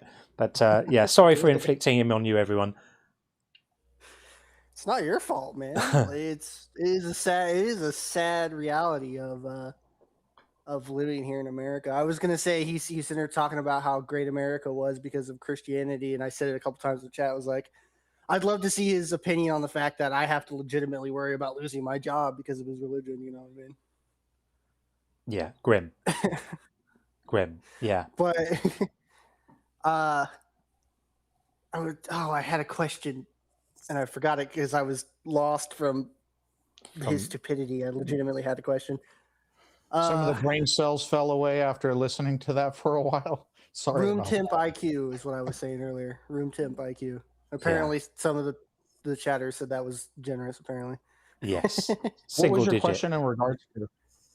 I don't remember. I was drinking my spiked coffee, desperately trying to ignore what he was saying. Oh. I was gonna say we need to start asking these callers more when they start to defend like people not being able to choose their beliefs, which is victim blaming, like you said. I wanted to start seeing what they thought about the whole. I don't remember what passages it was. If it was something about if the woman doesn't scream loud enough, she's not actually being raped. And I was like, I want to get their opinion on that one. I've been throwing that at some of them. Yeah, they don't seem to have an answer for it. Yeah, it's absolutely horrendous as well. It's another one of the Deuteronomy sexual morality laws. I think it's Deuteronomy 22. That if she doesn't scream loudly enough, it's assumed to have been consensual, and therefore the victim of the sexual abuse is then stoned to death as a sort of dessert after the main course. Absolutely horrific. But they'll just say the same thing they say about everything else, is progressive revelation, or, if God commanded it, it must have been good, or he would have known that would never happen, or all the nonsense excuses they always give. They always have excuses. That one guy who was like, if you read the book honestly and you still didn't believe and you didn't actually read it honestly, that's what it was reminding me of. It was like, he must think that they didn't yell loud enough. Yeah, right. Same vibe, right? Victim blaming. Brain melting. it's victim blaming turtles all the way down. That's what it is. Victim blaming turtles all the way down. True. Yeah. True. Yeah. All right. Well, that's all. I just wanted to check in, and I had to inject some positivity after that. Thank you, buddy. That last one. Oh my goodness. You were the palate cleanse we all needed. I got to stop letting these guys get my blood pressure up, because I had to woo-saw for a minute to calm down just to collect my thoughts during that one. Well, it's honestly, it's when people incessantly talk over, and sometimes interruptions are a natural part of honest dialogue, but when it's done as a tactic incessantly over and over, it's very grating. Yeah. I was gonna say, I don't know if you guys experienced it, but something I've noticed with the talking over, especially, it comes from this mindset. The Bible says it as well, where you have to do, no matter what your parents say, you have to respect them. Mm-hmm. And I think, especially here in America, that idea of if this person is perceived to be above you, you have to do what they say. It's horrible. Leads into that. Horrible. And it's a really, really bad mindset, because I hate to be that guy, but you ain't earned my respect. You ain't getting my respect. I don't care how much older you are. Yep. Or if you're my parents. Yep. Yep. All right. Thanks, Jason. I'm gonna head out, guys. All right, buddy. Always good to see you. Thanks for coming up. Cheers, pal. Okay. W. Jason, as they say. Let's get Nix in on the TikTok side. Buzz was waiting on the YouTube queue, but has subsequently dropped out. Buzz, if you're still interested, rejoin the YouTube queue on the video link, and we'll get you up after we speak to Nix. Bring in Nix right now. Hey, Nix. Hello. How are you? I'm great as always. How about y'all? Very good indeed. The floor is yours. What would you like to say? Well, first I have like two questions, really. Sure. One will actually have to do with the topics, and the first is kind of just like I've always wondered. Sure. Is with like the guest earlier who said if God told him to do something, he would do it, right? Yeah. You would have made me think of like Joan of Arc. Like, did she maybe have a mental illness like schizophrenia and was hearing these voices and having these visions? And if so, really anybody who said they heard the voice of God, how would they know it's not just their own conscience speaking? Right. You could never know. You could never know. If you start hearing voices in your head, the experience of hallucinating that is identical to the experience of it being real. You can't tell them apart. So people place too much faith and confidence in their own experiences. People are too quick to jump from a perception of an experience to an interpretation of an experience. And in fact, they are two completely different things. And you can grant complete credence to the first, but one should apply a lot of skepticism to the second. So we can just say, I had an experience, and then how do I interpret the experience I had? That's the bit that requires a lot more care, which people often jump over and bypass and just interpret it at face value and say, oh, I heard a voice, must have been God. Couldn't have been anything else. It's a bit silly. So yeah, I agree with you there. And the question has to do with the topics. Well, sure. In a sense, it's that hell is ridiculous. Yeah. And as somebody who's like deconstructing, how would you say to help get over the fear of hell? Yeah, I mean, we speak about this a lot, right? And part of the way that we get around the fear of hell is by playing out the arguments to show how ridiculous it is. Like the fear of which hell? If we're going to be scared of that, just the hell that we happened to hear about, based on where we happened to be born in the world, well, should we be concerned about the hell of all the other religions and all the other belief systems that have hypothesized punishments for non-compliance in their frameworks? Well, nobody cares about those. So one way that I think we can start dealing with the fears of the fears of these things is to laugh at them and show how silly they are. And there's actually evidence in the psychology literature quite extensively that a very effective way of dealing with triggering and traumatizing themes is to reframe them with humor, is to laugh at them. And that's why a lot of the stuff I do is geared towards that. It's not that I'm setting out to mock because I'm trying to upset people. It's that actually laughing at this stuff kind of takes the fangs out of it to a certain extent. I'm not being idealistic and suggesting that that's going to be effective in all cases immediately for everyone. Of course not. And especially if people have had years or decades of being conditioned to have this as the primary fear in their lives, that often doesn't evaporate straight away. But, you apply reason and you speak about it calmly and you say, look, what are the reasons for thinking this is true? There are none. It's all silly. It doesn't make any sense. It doesn't make sense ethically. It doesn't make sense philosophically. It doesn't make any sense epistemologically in terms of any reasons we could possibly have for thinking it's true.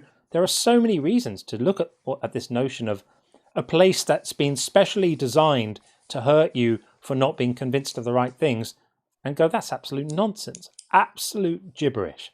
Complete nonsense. And some people get there at different, speeds, and some people never quite get over the fear, and some people are still living with it now, even though they intellectually have departed those shores. Yeah, I kind of get what you're saying, because it's like if somebody doesn't believe in Islam, they're not really afraid of that version of hell. Right. They're only worried about their version. Yeah. And they won't spend a second worrying about it. Are you personally dealing with this yourself right now? Yes, sir. Okay. The first thing to know is that is so common. So it's almost expected. It's very, very normal. So I don't want you to feel like this is anything that's unique to you. It's just psychology. And I don't know if you heard a much earlier call where I described sometimes your emotional state doesn't align with your intellectual state. Like I used to jump out of airplanes as part of my job in the Army. I was afraid on every jump, but intellectually I knew injuries were common, but the thing I was afraid of, which they refer to as burning in, is very, very, very rare. Like I was safe, but my intellectual brain knew that. But every time I jumped, I would get those nerves and the sickness in my stomach and, a little bit of shake, it's just perfectly normal. And to add a little more ridiculousness to it, what John stated, not just which hell, but what if the one true God is the God of logic and he's purposely hiding? And so he's going to punish the believers because he doesn't like their lack of sound epistemology, and he's going to reward the non-believers. So all us atheists are going to end up in heaven and all the believers are going to end up in hell. What if that's true? You can't rule it out, right? So that's another way to look at it. And if things like this continue to bother you too much, I would seek, counseling or resources. Go to recoveringfromreligion.org. They can set up, they have various resources and counseling people you can talk to through a variety of mediums, telephone calls, chat, that sort of thing. But yeah, it's very normal and it almost always fades over time. So just know you're not alone, and it's a very normal part of the process. I appreciate both of y'all and the live that y'all do. It's one of the things I look forward to when I get on TikTok. Oh, thanks, Nick. Yeah, Sean gave really good advice there, and we're all here. We're all here to support each other and coming and being in these spaces, and not just ours. There are lots of people doing great stuff. I'm sure you've checked out some of the others. It's good to be around people who are on the same journey as you, and they'll be able to reflect back to you and say, yeah, it was hard and it's a bit easier now, and you'll kind of get a glimpse of that. And then at some point you'll be the person saying that to someone else who's, maybe freshly deconstructed and is struggling with this stuff. And you will be the one who's able to say to them, I remember when it was still hard for me, and it gets easier. At first, what really started it for me, my journey, was your live and just listening to the contradictions, because it's like anybody, it's not even just about the Bible. If I sense contradictions in something, then it's obviously like alarm bells going off. Like, that doesn't make sense. So why does Mark say this, then Matthew says that, but they're supposed to be at the same time or whatever? Yeah, for sure. I appreciate y'all and the advice and the resources that you told me about. And I'm also very pleased to see Sean has his glitter horns on. Yeah, it's the best. It was requested in the chat, so I've gone either way with it. Yeah, the pink and blue is really working for me here, Sean. I think it's a winning look for you, dude. All right. Yeah. I'll remember that. Thank you. I'm a walking gender reveal party or what have you, right?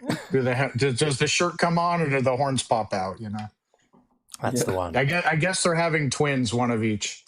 That's it. That's it. Yeah. Nix, keep well, friend, and feel free to come by anytime if you need a top up. We're always happy to hear from you. All right. Thank you for letting me on. Sure. All the best, buddy. Take it easy. Okay. Yeah. These ideas hurt people, everyone. This is what we were saying earlier. It's not just about commandments in religious texts that play out with specific measurable consequences in terms of laws and actions. These ideas are harmful. Good people who are harmed by threats from childhood. It's not fair. It's not okay. And because it's so normalized, because it's been in our culture for centuries, it's like everyone's got numb to it as the collective, as a global collective. We've just oh yeah, that's a thing that happens. People talk about this and worry about this, and that's normal or even virtuous. It's not. They're not okay to fill people's minds with this crap, especially children. Especially children. Okay, let's move it along. We're going to go back over to the YouTube side. Buzz has now come back, so we'll get Buzz in next. Hopefully this will all work like a charm. Let's see. Buzz, are you there? When I say work like a charm, what I meant was not work at all.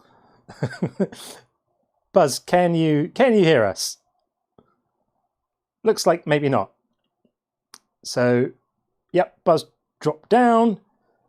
So in lieu of Buzz, we will get in Mockmeister. Mokemeister, sorry, not Mokemeister. Although Buzz has come back. We'll try the second time trick with Buzz first, because often it works second time. Buzz, are you there? Okay, can you hear me now? Now we can. we got you. It's so weird. I don't know why it does that. I'm going to have to look into it. Like, video does a weird thing Someone where... said, why am I alone in the room with Buzz? Right. Yeah, I think they're both. Are they both in right now? Yeah. Mokemeister, if you just hold fire, buddy, we'll get you in afterwards. Take your pick. I'll No, we're good. We're good, Buzz. Fire away, Buzz. We got you. Yeah. Go for it, Buzz. Now I can't hear John or Sean. Can you hear me? I hear Sean. And okay, you can't John, say something? Yeah, you can't hear me? This is very strange. Did you hear John just now? I did not. Oh, wow. How very, very, very Weirdness. strange. Okay. Okay, I'm gonna hang up and log back in. All right, try that. Thanks. Very weird behavior there. And I'm going to refresh. I'm going to refresh my video thing too. That way we can all be together on video. There we go. Bringing Buzz back in. Do you hear me, John? Still? Yep. We'll try this. Okay. I don't hear John on video. I don't hear you. You will now. I can hear Sean. You will now. Not John. Yeah. How strange. Hey, there we go. There we go. There we go. I hear both of you. Yay, hooray. I just need to refresh mine as well. It's such a weird platform video. It's like if you don't stroke it nice and whisper sweet nothings in its ear, it just gets very upset. But anyway, we're all together now. So welcome in, Buzz. All right. Hi again. Hey. You may have remembered a few days ago I called about the Ibn Sina argument. Yes, of course. Okay, massive pivot from that today. Okay. Just because it's a certain time of year and we're talking about religious trauma and things like that. By the way, I would recommend to Nix to do some reading on religious trauma. It's a very real thing, and it's especially hard to get rid of those ideas of hell when I don't know what his environment is, but in my environment, everyone, continues to tell me that I'm going to go to hell. So yeah. That doesn't help, does it? It doesn't, no. But so I'm going to take a massive left turn from where the conversations have been. Okay. Not to ignite a pity party or anything, but I have to kind of put something out there and then talk about it, because I hope that this conversation will help others that may be in a similar predicament. Okay, so I'm not sure where to start, so I'm just going to front load the trauma. 9 years ago yesterday, my daughter passed away. Oh, and I'm so sorry. Thank you for your condolences. And before then, I think you might remember my backstory. I had been someone who was, kind of Matt Dillahunty route. I was training to be a minister, and the apologetics is what finishing the Bible and studying the weak apologetics is eventually what made me or left me unconvinced. Yep. However, I was never vocal about atheism or anything like that until at my daughter's funeral. There was a man who was not invited, but he came along. He was a pastor from a nearby church, and he felt that he could override any lack of invitation just to get in and tell me while I was standing 2 feet away from her body that God just needed another angel. Yeah. So that point in my life is when I became vocal about atheism. Yeah. That's when I switched from just being unconvinced to being quite anti-theist, if that makes sense. It does. Okay. So now I'm left with the issue that my parents, family, friends, whatever, that are believers will try to have, we'll start a debate about, the logic or lack thereof within religion. Yeah. And it'll always boil down to, well, you're just angry that, you're just angry at God because of what happened with your daughter. And I try to explain things like, I'm exactly as angry as God as I am at Voldemort. It's a character in a book. I don't know how to get that across. I'm not angry at something that I don't believe exists. Yep. But I'm hoping that we could use this so that you two, with your experience, could kind of talk to the crowd instead of just me about how people can get through that kind of thing where people often hear, oh, you're not atheist, you're just angry with God.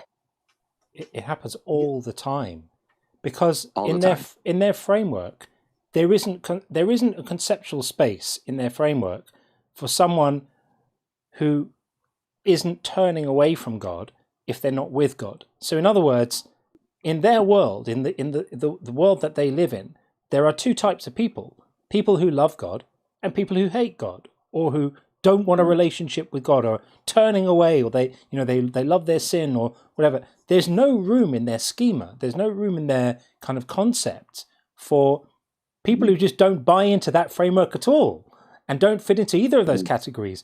We're not with God and we're not against God. We don't think there's anyone to be with or against. And like you say, it's like you're quite right to bring in, would you say you're turning away from Darth Vader or Voldemort, or I like using Gargamel because people who grew up in the 80s understand the reference there. Gargamel, for anyone who doesn't know, was the baddie in the Smurfs. He didn't like Smurfs, but he did have a cat. So, I mean, I think you kind of nailed it with your response there, and I understand why they need it to be that way, because this turning away is punished, right? This is the ultimate punishment is reserved for the turning away.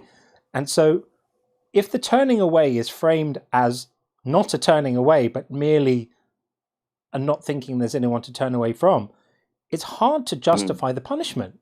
So as we've often said, we have to be made bad so God can be made good. Exactly. And that's what happens in that dynamic all the time. Yeah, churches are constantly, when you go to church, framing faith as a virtue, and the stronger your faith, the more virtuous. And here's this story about this guy, and he had such tremendous faith, and it's like this great virtue, and these great things happen because he had so much faith. And then lack of faith is the opposite. It's a character flaw. God. Yeah. Oh, yeah. If I could interrupt, just... Yeah, and so this is constantly like every week in church, and it's always hammered home week after week over the course of years. And so when it comes down to, it causes them not to accept just honest disbelief. It's like it boggles their mind that in the same way some people believe in astrology, some people are just not convinced of it in an honest way. In the same way, they're not convinced that Shiva or Thor exists. They're just not convinced. It's an intellectual thing. They're not rebelling against Shiva. They're not like being obstinate. We just cannot intellectually assent that Jesus exists as God, and they just cannot accept it because they've been brainwashed into this notion that belief is a virtue and stronger belief is a bigger virtue, and then it causes them to just be incredulous that people can just be honest, well-intended, good people who are intelligent that just aren't convinced of the same religion that they are. Mm. And I don't know how to combat it. I think the thing to do is to keep having these conversations, because there's Christians in here that are listening right now. And I think when they hear your story and stories we heard earlier, and people keep coming up and talking about their deconstruction, and it's almost always an intellectual thing to where they wanted to believe and they just couldn't continue believing. When they hear that enough, they might start hearing themselves when they try to portray lack of belief as some moral failing. And, I think we just need to keep telling the stories. I would hope that would eventually have an effect. And for the atheists and, maybe those on the fence are going through that deconstruction process themselves, I hope that, this conversation might be helpful to them as well, because what they're going to combat, as we all have, is, this argument that we're running away from something, and no, we're not. We just don't believe in it. Yeah. And it's a really powerful response to just say, you can't turn away from or rebel from something you don't think exists. Right. And honestly, I guess it sounds twisted. My favorite response is people will tell me to go read the book of Job, and I'm like, you go fucking read the book of Job. That's the most disgusting one in the Bible. Like, horrendous. It's horrendous. Who tells someone to go and read the book of Job? Like a demonstration of what an absolute monster God is, his indifference for suffering. And well, because my story somewhat lines up with the story of Job. He had his children taken, but God was the one who gave permission in that story. God's the asshole in that story. He really is. Satan. And the travesty at the end of that story is God makes everything okay by giving Job new children. Like that erases the pain of the loss of the other children. It's disgusting. Absolutely disgusting.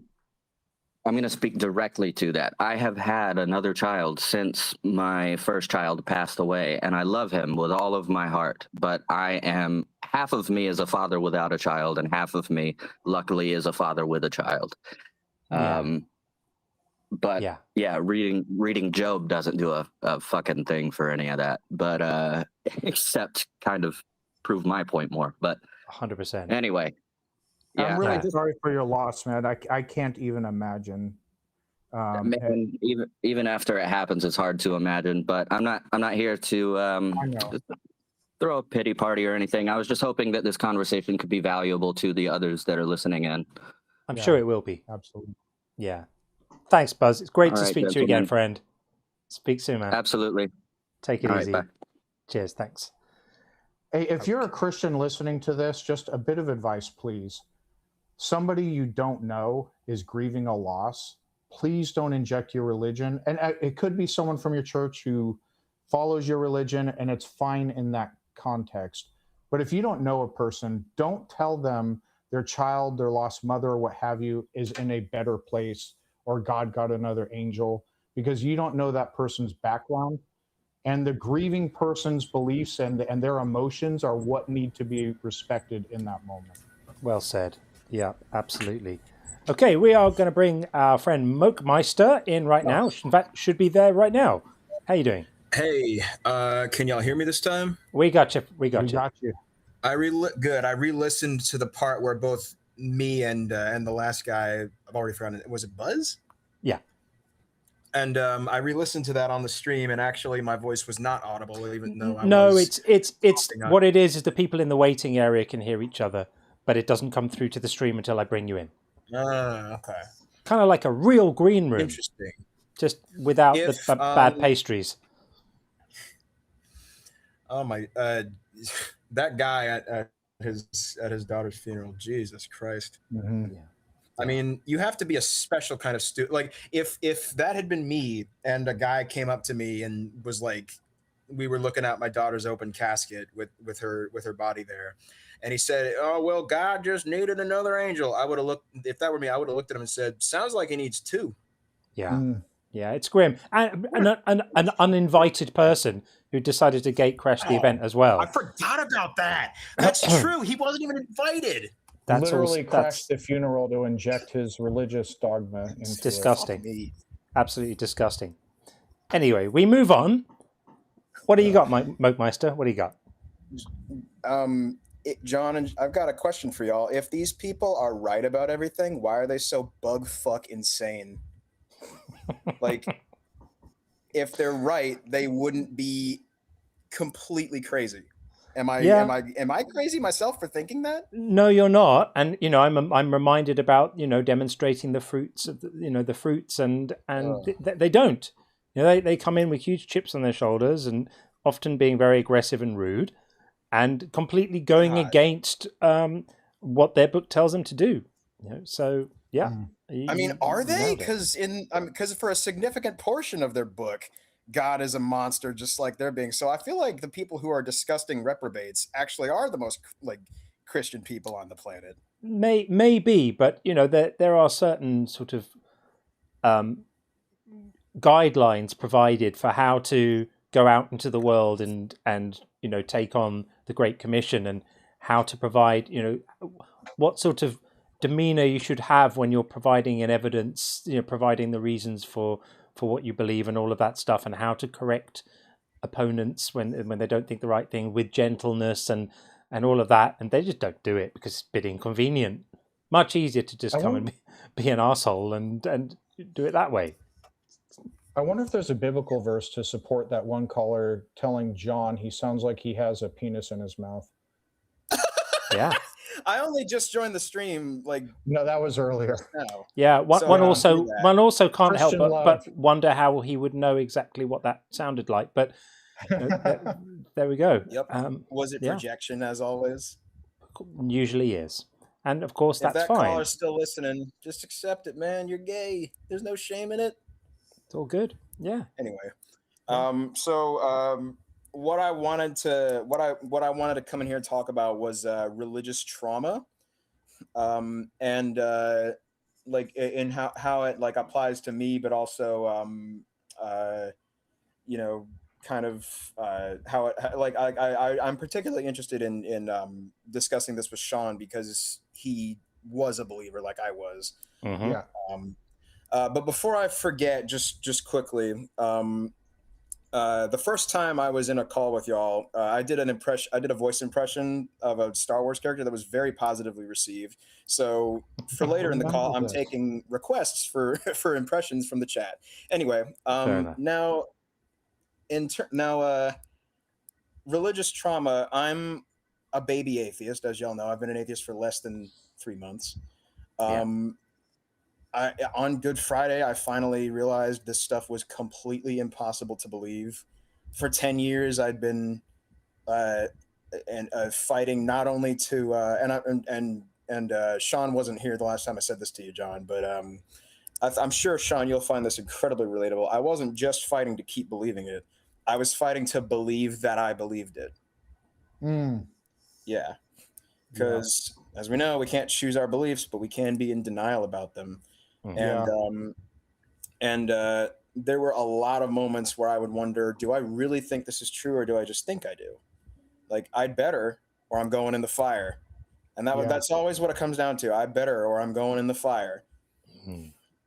Yeah. So I had a similar thing. I've spoken a few times about how I transitioned from Christianity's not true, but I still wanted there to be some kind of creator God and an afterlife.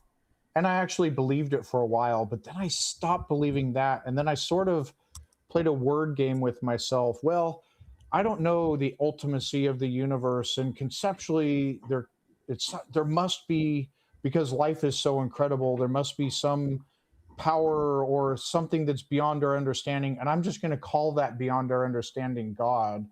And it was just so I could avoid telling myself I'm an atheist. But it was really a word game I was playing with myself, but I was an atheist at that point. I just didn't want to acknowledge it. But yeah, I totally, that is an example of me trying to convince myself that I believe, but I actually didn't at that moment.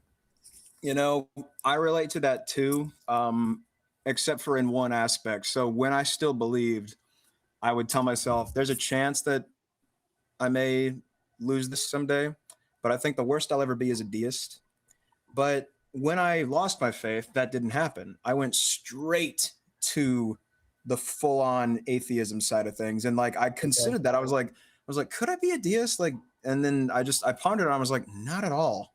I absolutely do not think there's any kind of higher power. I mean, I wouldn't mind if deism was true because there's just no consequence whatsoever to it being true. Yeah. And I just want to believe whatever is true. Yep. Yeah. And losing my faith, I always thought would be the worst possible thing that could ever happen to me until it finally happened. And then it suddenly wasn't. Yeah. I mean, those first few days were hard. I'm sorry, go ahead. No, that's okay. We're both talking. For me, the greatest thing I gained was my intellectual freedom, both morally, intellectually, everything. Not having the fear shackles on my mind, telling me you have to believe this thing, because I'm hyper curious by nature. I want to know the mysteries of the universe, shit that I probably will never know. But I still want to ponder these things and learn. And I don't have this like fear of hell, these shackles telling me in certain areas that I have to believe this one thing. I can explore my moral values without fear. I can explore the intellectual mysteries of the universe without fear. I can actually become who I am without having this dogma weighing me down. And that's the biggest thing I gained from losing my faith. Yeah. Now I do have, I have to come to terms with my own mortality in different ways now. And so, I'm going to be honest with everyone. It's not all sunshine, but there's a lot of sunshine. That intellectual freedom, I value it a lot. I think it's all sunshine when, people say atheism's bleak. You just stop existing. And my response to that is it more bleak than thinking that almost everyone who's ever lived tossed into a lake of lava forever? Oh yeah. That's a good point. Honestly, that's a really good point. I mean, honestly, it pretty much is all sunshine and rainbows for me. Like, and like there's no risk of that happening, I love that you brought that up because I didn't really think you gave me an epiphany just on not an epiphany, what you said at the moment. Because I did lose my belief in like an afterlife, which is a big thing to lose. But now that I think about it, I would rather it be I just cease to exist than billions of people are going to be suffering in agony for infinity. Yeah. I would rather sacrifice my afterlife to avoid that happening to so many people. So thank you for that. I love that perspective. Wow, you're welcome. That's brilliant. People are like, what about heaven, man? I'm like, what about hell? And how could you enjoy heaven knowing that hell was going on? And that knowing that probably people you loved and cared about who may have had different views or maybe didn't pass the entrance requirements for heaven were being, punished and tortured or whatever you think by the same people that were, that you're there kind of groveling to in heaven. It's not good. Not good. Yeah. I mean, now on the subject of like religious trauma, when I was a Christian and I imagined myself being an atheist, I figured I'm still going to be scared to death of hell every day. Like, what if I've made the wrong choice and all that?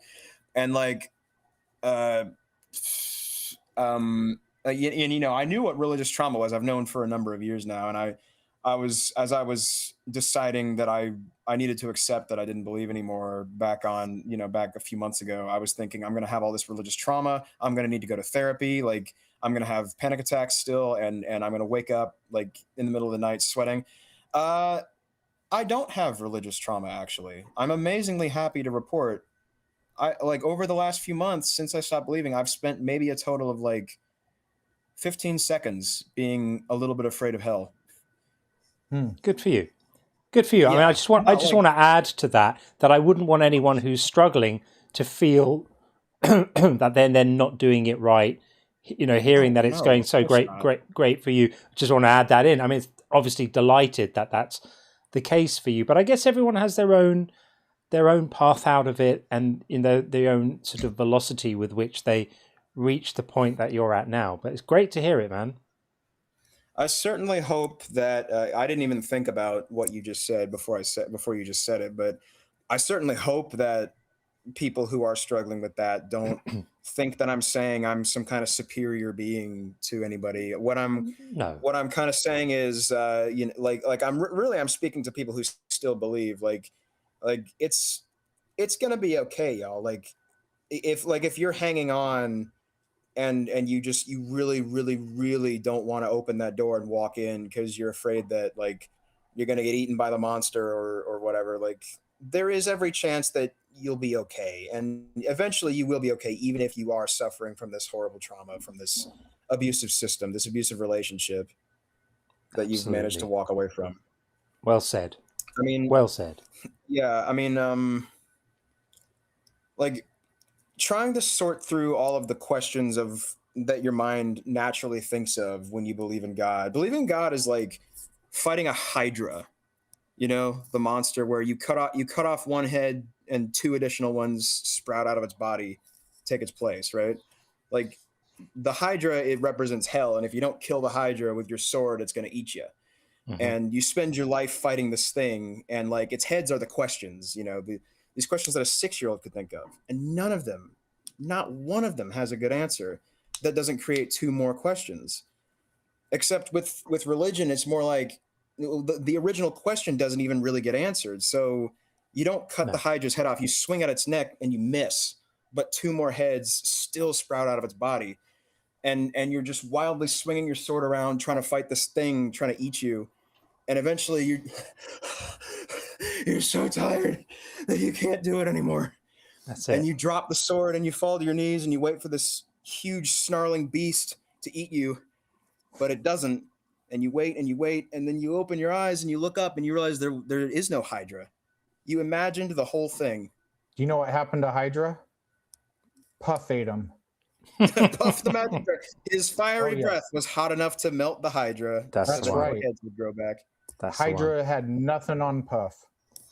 We're going to move it on because I want to get Elizabeth in, but I want to give you your chance to do your final impression before we move on to Elizabeth. Oh yeah. I kind of forgot about that. I think the only request for an impression from me was Yoda, and you're gonna love this because Yoda's like one of the ones that I really struggle with. All right, let me give this my best try, okay? All right. For my ally is the Force, and a powerful ally it is. Life creates it, makes it grow. Its energy surrounds us and binds us. Luminous beings are we, not this crude matter. You must feel the Force around you. Yes, between you and me, the tree, the rock, everywhere, even between the land and the ship. There you go. Was that terrible or was that okay? It was middling.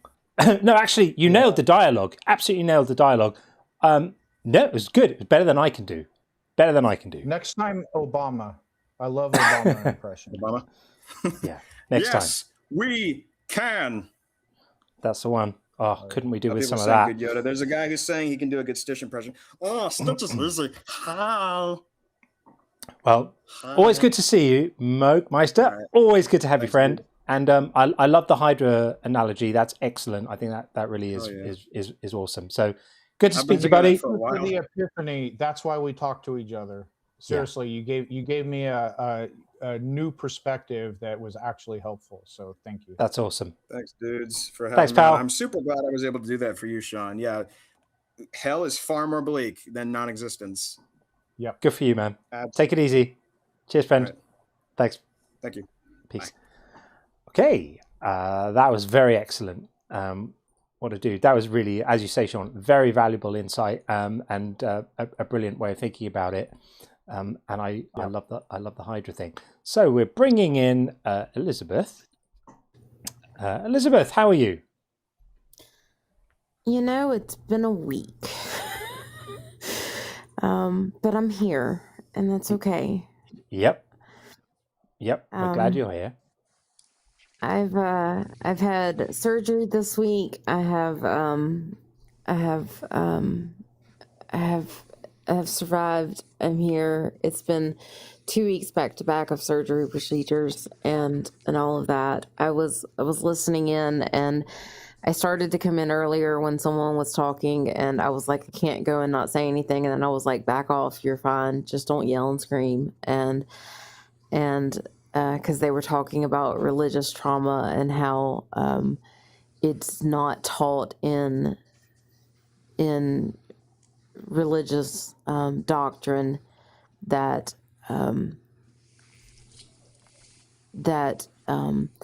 there's nothing taught in religious doctrine that the things that cause religious trauma. And I'm like, oh, I'm living proof that it's absolutely taught in religious doctrine, because that was everything that I was taught growing up. Like my entire childhood was religious doctrine, and it's everything that I lived and breathed, and it was all of the religious doctrine that I was taught. And it was that's clearly an idiotic argument. Yeah, it was clearly, and I started to yell and scream, and I was like, back up, he's just an idiot, back up, just back up. And then but when Buzz was talking, I loved his example and the things that he was saying, but I had an interesting perspective. So part of my leaving church, and I'm going to clarify it that way, church was because God had not answered prayers for me for healing. And I say that today because I'm dealing with a lot of healing issues. I was talking with Victoria earlier today about the fact that I couldn't even take a shower when I wanted to because I wanted to wash my hair tonight, and I can't because my head's hurting too bad to let water hit my head. And I can't even wash my hair today. And it's very frustrating and very hard. And I had been prayed over. I have, had the anointing. I've had everything done. And I was so frustrated that there'd been no healing done. And that was part of leaving the church. And that was the religion. But it had nothing to do with leaving the faith. The faith was different. That had to do with leaving, with when I actually read the scripture, when I actually looked into it and all of that. That had absolutely nothing to do with being angry and being mad at God. Like, they were two totally different issues. And so, like, I can be mad at God and still have nothing to do with why I don't believe in God. And I think a lot of the people in the atheist realms who even walked away from the religion because they were upset with the religion didn't lose their faith because they were upset with the religion. They lost their faith in the religion, then they lost their belief in the God. But it was two separate things. And also people, what can happen is somebody has trauma in the church that has nothing to do with whether a God actually exists. And it is true from a coldly epistemological standpoint. I had this abuse in the church, what have you. That doesn't necessarily mean there's no God, setting aside the problem of evil and stuff like that. However, what that can do is make the person reevaluate and open their mind. Like, I'm going through all this crap in the church. Why? Is any of this actually true? And that can open up their mind to some actual introspection. So both can be true, to where trauma in the church was the catalyst, and that spawned them to do an intellectual evaluation of what they believe, and then they end up deconstructing as a result of it. So it can be both emotional and trauma based, but then that's the catalyst for the intellectual basis for their descent, or if you want to call it ascent, from religion to non-belief. Yeah. And it doesn't mean that they left because they were angry. And I think that's something that the Christian world will so blame on. Well, you just left because you were angry. And it's like, no, I initially walked away because I was angry. I lost my faith because of the ridiculousness of this belief.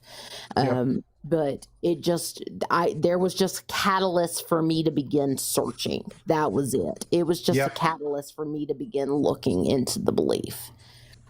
For sure. And it's too easy to just say, oh, you're mad with God, you're angry. Like, it's like a playground response. It's ridiculous. Yeah, absolutely. And I just, the minute the Buzz started talking, I was like, I get it, because I heard and still hear and told that response, even by my dad. My dad tells me all the time when I bring up the atrocities of the Old Testament, he's like, oh, you're still mad at God. I get it. You're still mad at God. And I'm like, I'm not, it has nothing to do with being mad at God. I don't believe he exists. I think the character of the Old Testament is atrocious. Like, what a strange argument to make, as if if you stopped being mad at God and were no longer mad at God, suddenly all of those atrocities would become okay. Yeah. I felt very sickening when my dad told me that, because I'm just like, as my father, you can't say that selling your daughter into slavery is not a problem. Like, because he's a Talmudi, not a Christian, and they only do the Old Testament. So he literally only does the Old Testament. And I'm like, so you follow all these Old Testament laws, and you're okay with a God that says selling your daughter into slavery, like you would sell me? And he's like, well, no, that was just for the Israelites in their time. And I'm just like, but no. Yeah, we hear it all the time, don't we? Yeah, we do. We've had it here already today. We have, and I hear it from him, and I have to cringe. So, it's a thing. So, but yeah, I just had to, when Buzz said it, I had to come up and say a little something at least. So I appreciate it. Thank you for allowing me a moment. And of course, I appreciate the community. It's been really, really great over the last little bit in the Discord and all that. So I appreciate it. Good. Well, we wish you continued recovery and that things get easier for you. We're really rooting for you. Thank you. I appreciate it. Take care, Elizabeth. Speak soon. All right. Thanks, Sean. Thanks, Sean. Thank you. Okay. We have Godwin on the TikTok side about to come in. We'll bring Godwin in right now. And Godwin is always good value. And then we have Indy, our friend Indy, back on the YouTube side. These are all friends, and it's lovely to speak to friends, but we'd love someone to come in here and tell us if we have it wrong. If you're listening right now and wondering about why we'd say all these horrendous things about your beloved God, this is your moment to come and defend your God. And your God is watching you right now, not defending him, and thinking, why is my servant not stepping up? So if you're a believer in any God, come and tell us why we've got it wrong. We would love to hear from you. But in the meantime, we would love to hear from Godwin. How you doing? Hey, guys. Good. How are you? We're fabulous. Thank you. Good to see you again, Godwin. Yeah, good to see you again, Sean. Sean was on my live this morning. Oh, awesome. I'm only able to kind of do a live once a week. On Sunday mornings, Eastern Standard Time, 9 to 11. Excellent. Yeah, and by the way, Godwin always gives valuable perspectives. He has kind of John's approach of very conversational, still logical, and he hosts some really good lives. So please give him a follow if you'd like some more content or some more engagement. Thank you very much, Sean. I appreciate that. Yeah, I love the show. And is the subject tonight, John, currently the religious trauma? Is that kind of what you've been going over? I mean, it's just popped up. It isn't by design. It's just we've had a couple of conversations about it, and one then spurs on another. We're not locked into speaking about it by any means at all. Oh, okay. Yeah, I noticed part of your conversation, and I was thinking about. I was speaking to a caller one time, and it was about. Well, I posed the question to them because I somehow brought up Andrea Yates and how she unalived her children in the bathtub, and he was trying to make excuses, and I said, well, isn't that actually kind of just in that she risked her eternal salvation, not knowing if she was going to make it in heaven and most likely would be in hell. Yep. And she did it just for 4 people. Whereas Jesus wouldn't even do that for everybody. He's getting all this credit when really he had a bad weekend and gets to be, sidekick to King of the World. Yep. And it was a bigger sacrifice. I mean, to actually risk eternal suffering.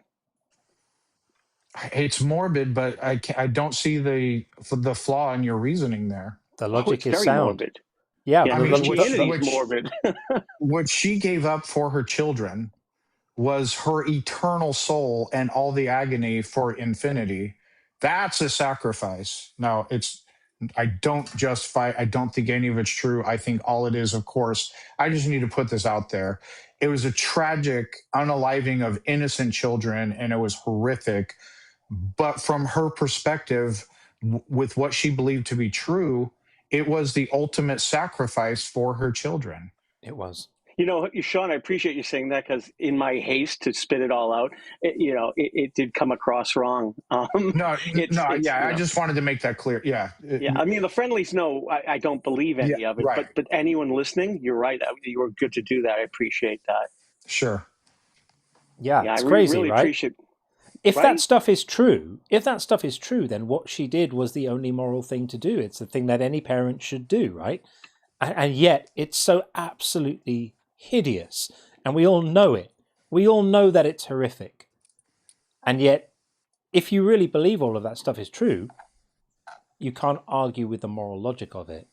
So it's a useful thing to think about. It's horrendous to talk about, but also very powerful in that it demonstrates that if you follow beliefs through to their logical conclusion, and that is doing that, when you end up somewhere horrific, that's a reason to think, okay, maybe that's signifying a problem with these beliefs. Because it is, frankly. Makes me wonder how many people actually do carry it through, like you said, to their logical ends. I mean, let's hope not too many, right? But well, they do. In that case, yes. But I mean, I think they don't think about it. I think they just put it away. They say, I see what you mean. I'll find out someday. Yeah. I don't think another minute on it. Yes. Yeah, I remember having a conversation with a friend of mine a few years ago, who was and still is a believer, and his son was not. And I was like, if I was in your shoes, if I really thought that, like, okay, I've got another 4 or 5 decades to live, and then I'm gonna die, and I'm gonna end up in heaven, and then my son has maybe got another 6 or 7 decades to live, or 8 or whatever it is, 6 or 7, and then he's gonna die, but he's not gonna be there, and he's gonna be being in hell, being tortured in hell. I would be spending every waking moment of every day trying to get this guy to see it right. And the fact that he was very relaxed about it doesn't make sense. If that's what you really think is going to happen, how could you be relaxed about that? How could you be sanguine about the possibility of things playing out that way? It doesn't make sense. So it does suggest that something in the wiring isn't quite right there. The math is not mathing. Yeah. Unfortunately, it makes me wonder about some people in my life who are going to have to, understand that when they get to heaven, that I'm not going to be there. And I wonder if they even think about it, because the logical conclusion is they're either going to be unhappy in heaven, which is not a thing, or they're going to have their free will removed and or replaced. at least their minds wiped. So they could still have free. Their free will be replaced with another free will that just doesn't give a shit about you. It's charming, isn't it? I just think they don't think about it. I think they just. That's why they have to call more shows like yours. and yours by the sounds of it. So I've given you a follow too, Godwin. So awesome. I'm not. Sean is a lot more nomadic than I am. Sean wanders the halls of TikTok, fearlessly going into lives and decimating anyone in there who's silly enough to stand in his way. I'm far less nomadic. I just kind of do my little thing over here and don't venture out much. But I'll definitely come and check out one of your lives if I get a chance to. If you're awake. Yeah. I'm across the pond, East Coast, Eastern Standard 9 to 11 is a tough time for most of America anyways. And I appreciate the time periods that you do your show for us over here in the States. For me, that's quite civilized. Like if you're doing 9, did you say you're on the East Coast? East Coast 9 to 11 a.m. Yeah, so that's easy. 9, 10, 11, 12, 1, 2, that's like 2 in the afternoon for me. It's easy. Oh, yeah, I didn't do the math. Yeah, that math is good for me. The math that's not so good for me is the fact that twice a week I only get to bed at 5 a.m. That's quite hard. But, see what I do for you guys. See the sacrifice that John makes. Yeah, something like that. Well, dude, great to speak to you, buddy. Always a pleasure to have you too. on. And thanks for your cool stuff. Appreciate it. Thank you so much. See you, Sean. Thanks for having me on, guys. You too, Godwin. Right. Take care, pal. Good to see you. See you later. Friend. Take care, man. Okay, that was the rather wonderful Godwin. And what do we have next? We have our friend Jane is in the queue. Yes, all the opposition seems to have run away, and we just have a wonderful chain of friends at the moment. But I'm sure that will change shortly. I'm sure someone will come up to defend God. Otherwise, God's going to be really mad. Jane, how are you doing? I'm pretty good. How are you guys doing? Yeah, great. Thanks. Welcome back. Good to see you, Jane. Lovely to see you as always. Yeah, absolutely. Good to see you guys. I was wondering, we talk a lot in here. I've heard you guys talk about being non-resistant non-believers. I was wondering if you were to find out one religion, and it doesn't have to be one of the main or one of the major religions of the world. If you were to find out one of them is true, which one would you be the most happy about? Ooh, that's an interesting question. Jinx. Let's see. I would have to do a think about that. I don't. The problem is there are so many different religions out there that I know very little about. So I would need to, like, if I had the choice to like magic wand and one of them is true, I would do a deep dive and do a lot of research and a lot of reading to be able to fully answer that question. Definitely none of the Abrahamic religions. That's off the table. Yeah. But yeah, it's tough for me to answer because I don't know enough about all the other smaller religions to really say, to be honest with you. Probably the same. I mean, I guess there's some appeal to like the reincarnation thing. So religions that talk about that. But yeah. But what happens when the sun burns up the earth? Where do we reincarnate to? Yeah, right. Yeah. And the whole thing with the sun, and the whole thing with reincarnation is that you don't have any sense that you are reincarnated, which is experientially the same as dying and ending, right? So like, it doesn't help me much to know I used to be someone else because the someone else is finished now. And the only experience I have on my own. So actually the reincarnation thing maybe is not so hot because it's more akin to not being reincarnated. If the experience of reincarnation is the same as the experience of not being reincarnated because you don't have access to your previous life, then it's not conferring any benefit at all. And what is it that's actually being reincarnated? Well, it's a soul, but you can't access the soul. That's kind of pointless. I don't know. What about you, Jane? It depends on which religion instantiates the most happiness and the least amount of suffering. Good answer. Yeah, absolutely. How about you? And mine would probably be pretty similar. Same thing. I don't really know enough about any of them to really make a difference. I know that in Sean, you'll know about this, but I'm playing D&D games. You'll often like do world building and stuff, and we've often talked about building, a god worth following. Making it, in game. Making a really a god worth following and like what that would look like.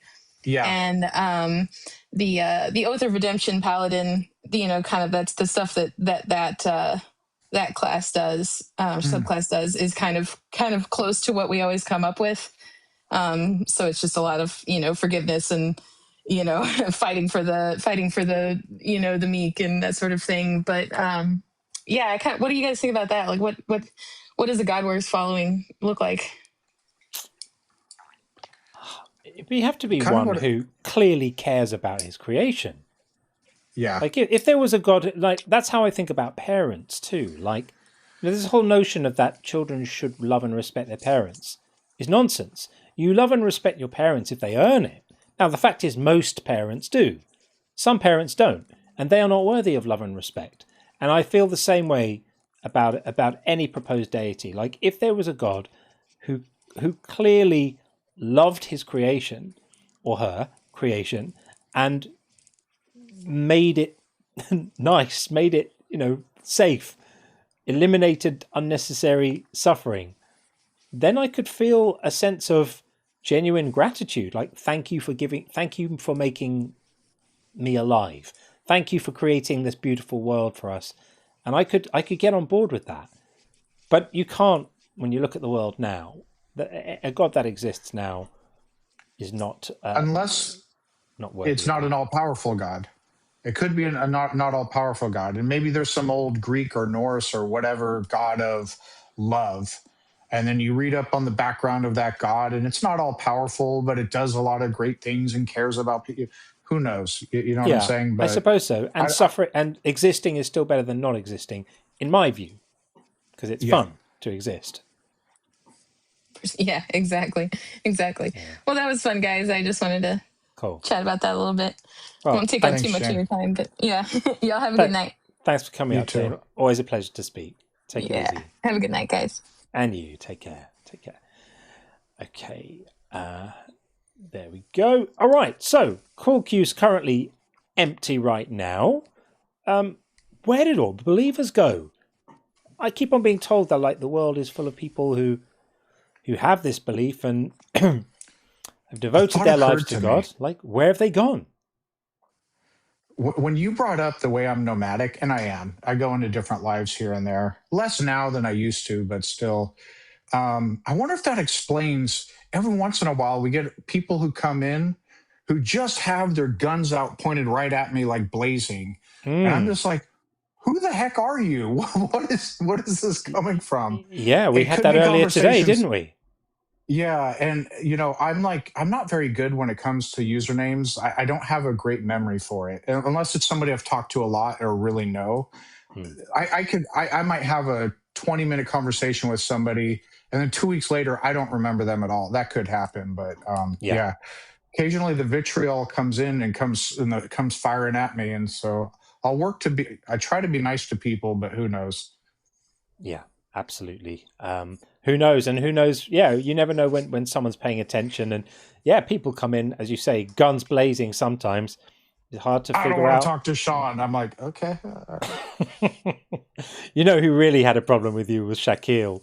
Shaquille really had a problem with you. Yeah. Oh, dear. We don't miss him. Right. So we will get Indy in just a moment. Just have a few subjects to read out before we do that. We have here we go. Gary said, as one of many non-resistant non-believers, I have to admit Catholic Zuma did in fact make a strong point for anti-theism. Wish I could say shocked. Yeah, that was pretty poor, wasn't it? I'm looking forward to clipping that one later on. That would be fun. Viking Chef, good to see you, friend. Thank you for this. Religion makes good people do and believe horrible things. There may be good deep down. To convince otherwise is why this community is so important. Hail Puff. Thank you, friend. Anyone not following Viking Chef, at least on TikTok, please do. He's really good. His content is awesome. I love his stuff. Good to see you, friend, and thank you for that. And Hail Puff, of course.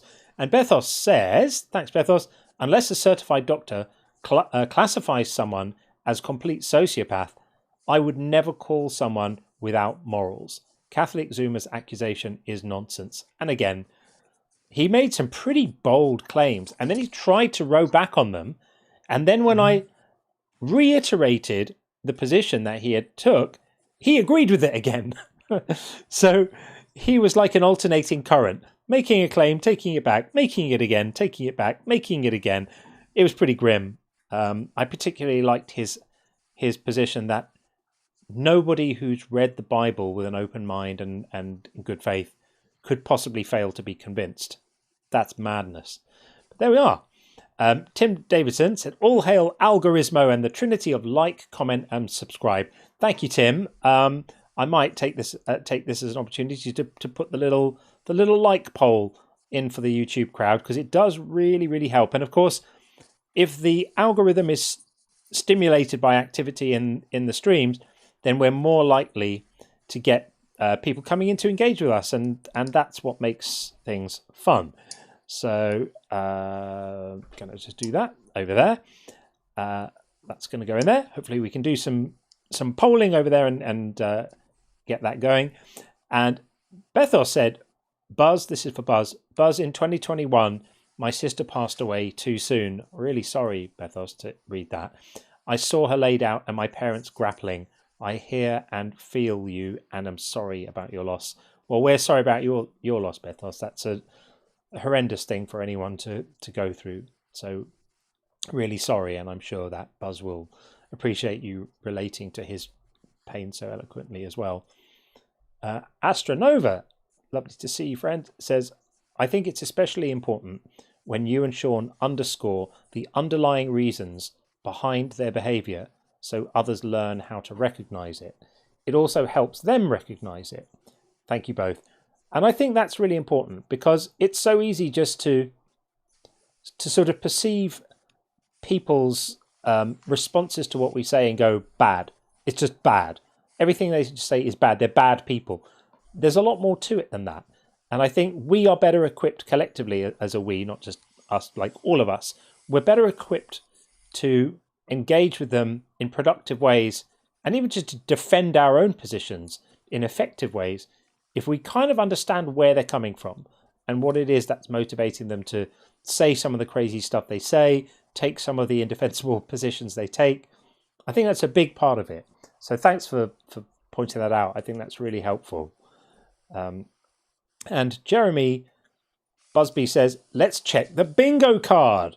We do need to check the bingo card. So we will do that now, and then we'll get Indy in as well.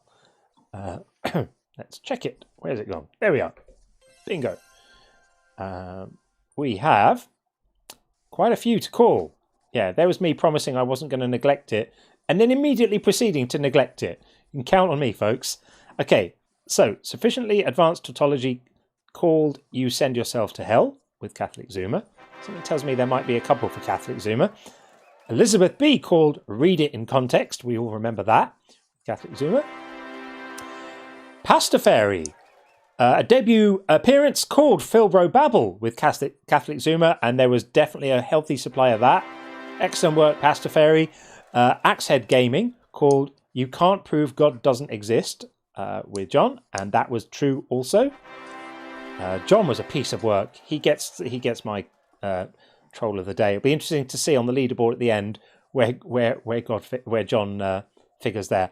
And Pastafari again said, how do you account for logic? Also from John. He did actually say that. These people are so predictable. I mean, the fact that we have Believer Bingo, that it's even a thing, and that it regularly gets filled up, just tells you how unimaginative they are, how stale their arguments are, that we can predict in advance exactly what they're going to say, and then they dutifully say it, like clapping circus seals. It's pathetic. Buzz called Crash Out for John as well, and it was a crash out. And here comes Crash. Oh, that's going to hurt. And then Kirby, good to see you, friend, called Fine Tuned Universe, also with John. So there you go. Not doing too badly at all. We still have a little bit of time to go and quite a few more. I don't know if you noticed, but I changed round a couple of these today. So we now have DNA is a code, codes need a coder. And I think I also put in, I put in you send yourself to hell, which has been claimed by Sufficiently Advanced Tautology. So that was a new one on the board. So yeah, trying to keep it a little bit interesting. Okay, let's get back to where we were. And Indy, we will bring you in. I was going to bring you in now, but bear with me a little, friend. I'm just going to bring in Metawave, who was in shortly before and then disappeared from the queue, and then we'll get to you, Indy. Thanks for your patience, buddy. Bringing in Metawave right now. Welcome in, Metawave. Are you there? Hey, can you hear me? Yeah, we can. How are you? We got you. Oh, it's 444. That's got to be a sign from God. I'm not sure. The time. The you time. Must be on the West Coast. Yeah, right. Yes, you would be. Yes, West Coast. Well, yep. It's got to be a sign from God. What's your position on this? Well, first off, I want to thank you all for having me on. Sure. I mean, I think that, well, your first marker, you said people don't choose what they believe. Yeah. What do you exactly mean by that? So belief isn't a choice. It isn't an action. It's not a thing you decide to do, to believe something. We think it is, but it never is. You can decide to pay attention to it. You can decide to open yourself to the arguments. You can decide to participate, or you could decide to be closed-minded. There's lots of things you can decide. But the actual process of believing something itself isn't an action you take. It's something that happens to you. It's an experience that happens to you rather than a thing you do.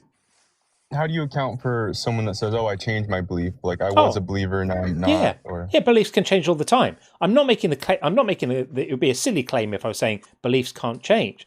But when beliefs change, it's not because somebody just decided to be convinced of something new. It's because they were convinced of something new, and that process of being convinced, that thing happening to them, caused them, and they couldn't do anything about it, to have a new belief. It's a bit like being frightened. I hear what you're saying. I feel that might be partially glib to like a passive like experience of belief, where it's like, I feel like, I mean, me personally, I try to find information, like pursue information that I earnestly try to believe it if I'm convinced, but there is that level of participation that I think would negate it being something that like chooses me as opposed to me choosing it. No, you said if you're convinced. If you're convinced, that means you already believe, correct? I would say our true feelings and beliefs are rather vague at times, albeit they're still powerfully convincing. It gets, yeah.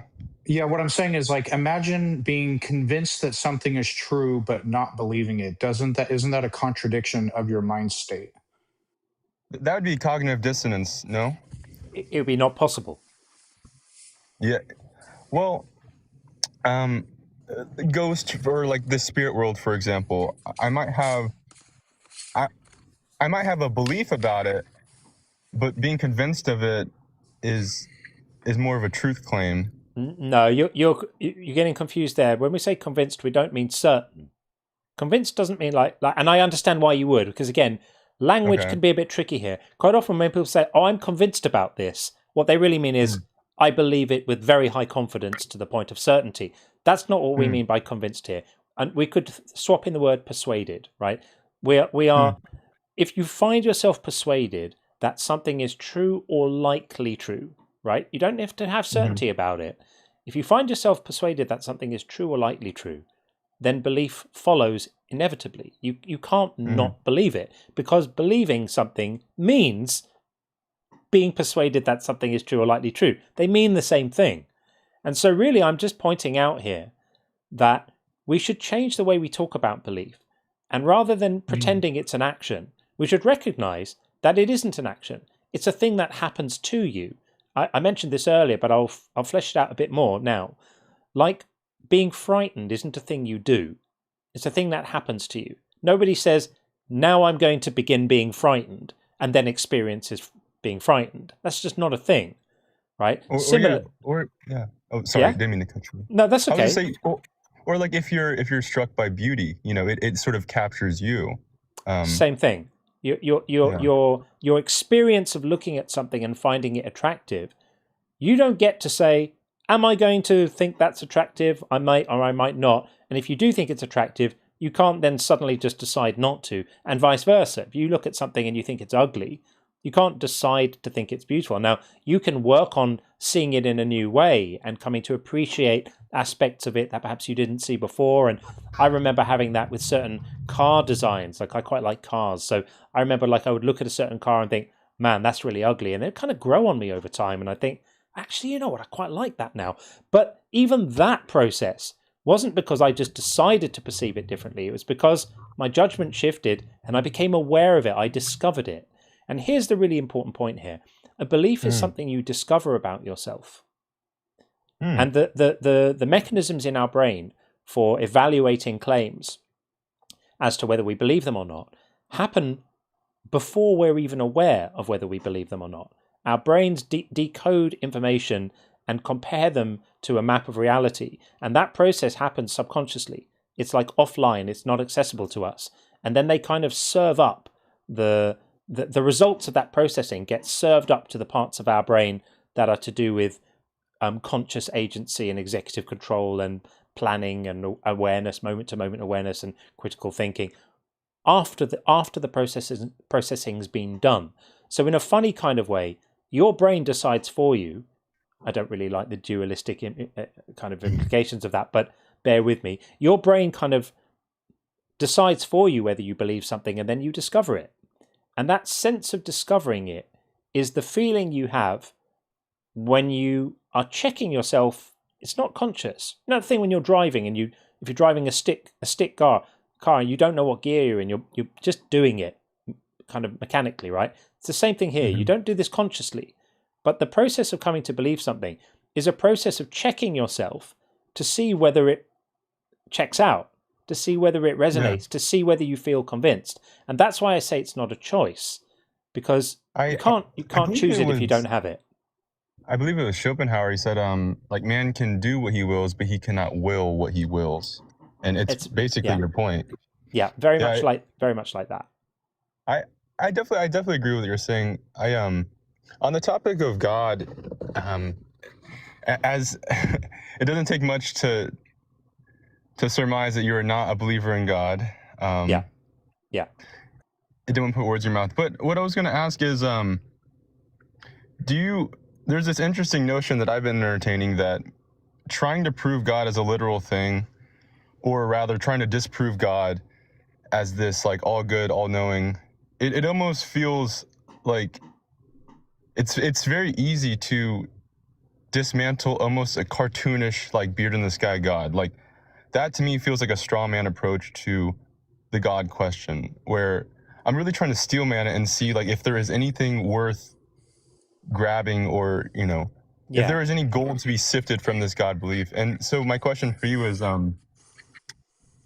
would you be willing to attach to the idea that maybe there isn't a literal God out there, but to participate in the world as if God exists, as like a noble lie that we tell ourselves? Do you think that is at any bit worthwhile? For some people, I think actually it is.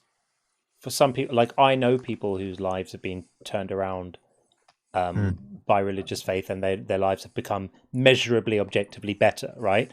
Out of crime or off drugs or stuff like that. I can't deny the existence of such people.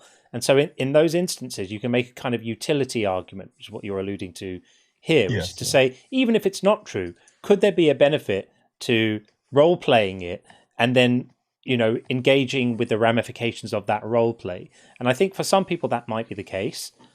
But I think that it also depends on the content of the religious framework you do that in. So if you're imagining just that there's some benevolent force overseeing your life and nudging you towards, being ethical in whatever way you might define ethical, and it makes you behave better, right? The reformed criminal who doesn't want to pickpockets anymore because he thinks God is watching. Well, you could say, well, okay, if the end result is that that person lives a more ethical life and harms people less, that's a win. But I prefer the idea of somebody who thinks about this stuff and realizes that actually hurting other people is not okay, and decides to make the same set of ethical decisions, but without the overlay of a celestial policeman invigilating the process. And I just think that religious systems do so much harm as well as the good, right? I've acknowledged the good, but they do so much harm. We've spoken about a lot of it today. So much religious trauma, so much hurt done to people. And this ties back into the conversation about belief. People who are told by everyone around them, by their own families, by the people who they love, who raised them, who they trust, told that if they don't believe the right things, bearing in mind, apropos our previous conversation, they may not be able to do that. If they don't believe the right things, they're going to be tortured forever, and it's good, they deserve it. That's a terrible thing. So if the God belief comes with that kind of theological baggage, then I don't think it's worthwhile, and I don't think it's acceptable. I actually 100% agree with you. I'm not sure why. I mean, I was raised Christian, and I'd kind of been like, I've seen all seen and experienced, maybe not to some degree that others have, all the reasons people say, oh, like it's kind of like a business. The church is kind of it's also like, I've seen some of the worst people inside of a chapel, like all the hypocrisy, the whole like God is dead, like Nietzsche sort of points that a lot of people like to tout. But for some reason, I very much have still held on to this like personal God, like my relationship with God, and it's almost gotten mystical in my personal experience, where it's kind of just, God for me is a placeholder for a self-actualized self that transcends an egoic, selfishness. It's more of a like communally based sort of axiom to check myself and make sure that I'm in tune with what I could possibly be doing. And I've wrestled with the idea, could that just be a humanist, sort of metric? Sure. But for some reason, that like mystical element of like, is there like, and the fact that I couldn't in good faith answer that question, like, I don't know, like I would consider myself like an agnostic with an asterisk, because it's like I'm so convinced that there is a God, but it's like trying to put a microscope on an analogy. It wouldn't make sense. I feel like it's a categorical error. It sounds like you're an agnostic theist in the same way I'm an agnostic atheist. Okay. You believe there is something out there, but you don't feel certain about it, and you acknowledge you could be wrong. Is that correct? Well, it's strange, and I'm trying not to get poetic with it, but it's the best way I could describe it. When I'm fully convinced, things will happen that it's like it'll shake my belief. But when I'm totally like about to throw the towel in, little like Einstein said, coincidences are God's way of remaining anonymous. And it's like these little coincidences will happen where it's almost like a tip of the hat from the cosmic like source. I would gently push back against that one. Like I mean, the first thing I want to say before I do, I'm going to bring it back to this. I want to say, look, if you've got your own personal sense of the divine, as long as that personal sense of the divine that you're holding on to doesn't say that I deserve to be set on fire for not sharing it, then I don't have a problem with that. Right? To me, I don't have a problem with that. People are entitled to live life with whatever kind of framework that they like, up until the point that it starts impacting negatively on other people. So if what you're describing is a set of ideas that are benign in that way, then that's fine. Like, dude, whatever gets you through the day kind of thing. But I would just say, be mindful of, you don't have to get very far into even tacitly accepting and validating Christianity, for example, to be supporting some pretty hateful belief systems, even if you don't feel the hate yourself. Like, there's some really nasty stuff there. So that's the one thing I would offer. And then in terms of the coincidences, it would be much weirder if coincidences never happened. Like the mathematics of coincidences is pretty straightforward. Like even really, really, really, really unlikely events are definitionally going to happen millions of times a day all around the world. They have to, right? Events with the probability of 1,000,000 to 1 are happening all the time because the possibility space of all events is so much bigger than that. Just think about how many things happen every day. And a thing happening could be walking past a person in the street, or walking down a street where there isn't a person, or the phone not ringing, or the phone ringing, or it raining, or it not raining, right? Everything that happens is a thing that happens. Everything that doesn't happen is also a thing that kind of happens, right? And so you have an inconceivably large possibility space. And then within that, n equals like close to practically infinity, right? I mean, it's massive, massive number, not infinity, but massive. And then within that, you have events that have very low probabilities, 1 in 1,000,000, 1 in 10 million. Well, in such a huge possibility space, even events with 1 in 10 million chance are going to happen all the time. That's why people get struck by lightning, even though the chances of any one person being struck by lightning are very low. It's why people win the lottery, even though the chances of any one person winning the lottery are very, very low. And so I don't think that coincidences are the place to look for the proof of the divine. Okay, I guess from a communal, less about, I guess, personal revelation, now on a more of a communal topic. It's like the American dream, for example. I'm not sure if you're in America or... I'm not, but I understand the meaning of the term. Okay. So, I mean, I'm trying to make an analogy here for like Christianity and like the American dream. The American dream is sold, white picket fence. You could too, keeping up with the Joneses. This like idea that it's, if you just keep trying, maybe you'll be that next, mansion. And to some, I think obvious displays that's like a pipe dream.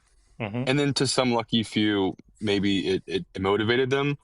I'm curious though, like, is a imperfect map better or worse than no map at all? I guess is my question for you.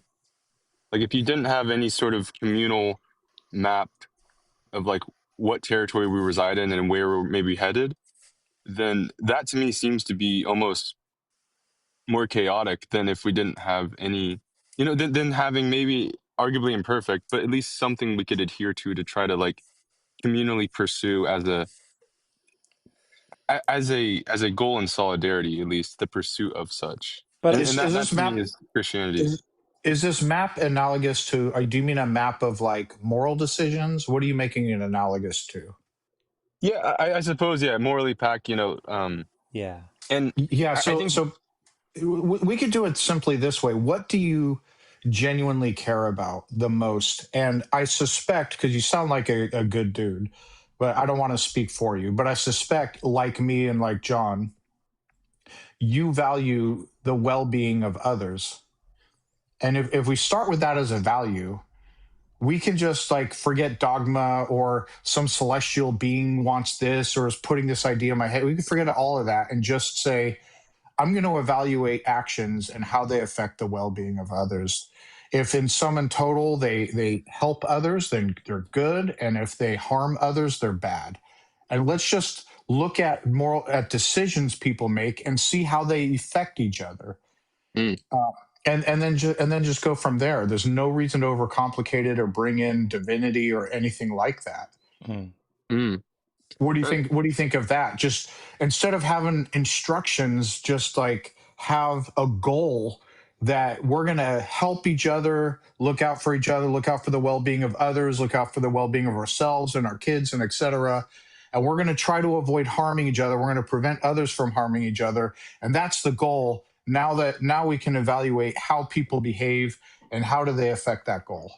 I really like that, but to really be critical on that and strip any optimism that might reside in almost like a Dostoevsky type way, if someone were really down on their luck and they were brought up in that, hey, you should treat others nicely, let's like think about how it affects our neighbor and all this and that.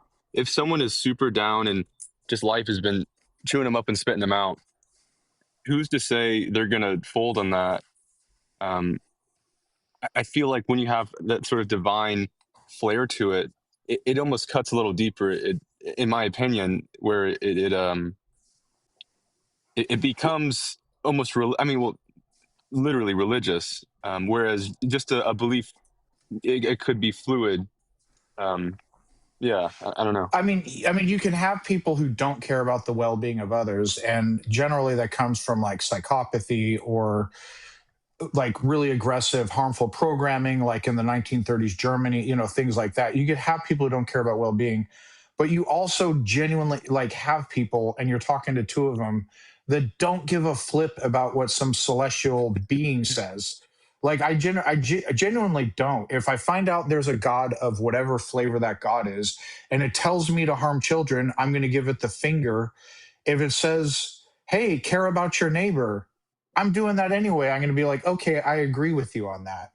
Yeah. So you get what I'm saying? So I guess. Sorry. No, yeah. Just like for your own morality, since you seem to care about the well-being of others, why not just focus on that? I guess I've been since a young age just insatiably curious, and I think I could certainly channel that towards a secular belief, but for some reason that mystical sort of landscape has always appealed to me, and which is why the Christianity that I would say I stand for is more of a mystical sort of. I got you. If you enjoy it, then cool. I'm just saying you don't need it for your to guide your morality.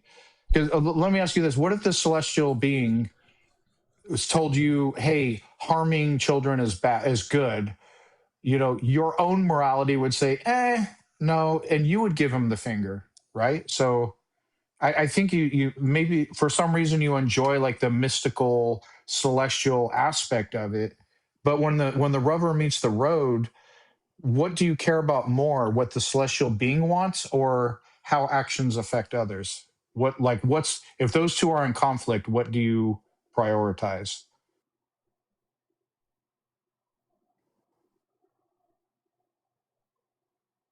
I apologize to cut this short. I'm just on a little lunch break, but I do have to pop back in. I hope to come back. Thank you guys for having me on.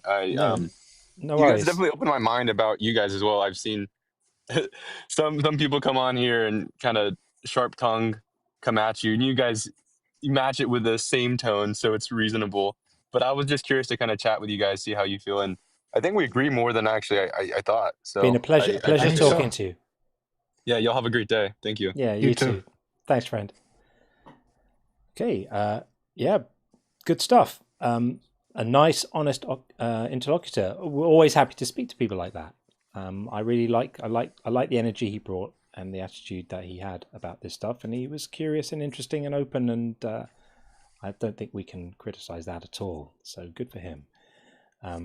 Okay, so here's where we are right now. Let's see. We have we'll bring in Indy because I promised we would, and then we have after Indy we have Jabir. So Jabir, wait where you are. We will get to you ASAP. We will speak to our friend Indy first. Indy, are you there? I wonder if this is another NDO thing.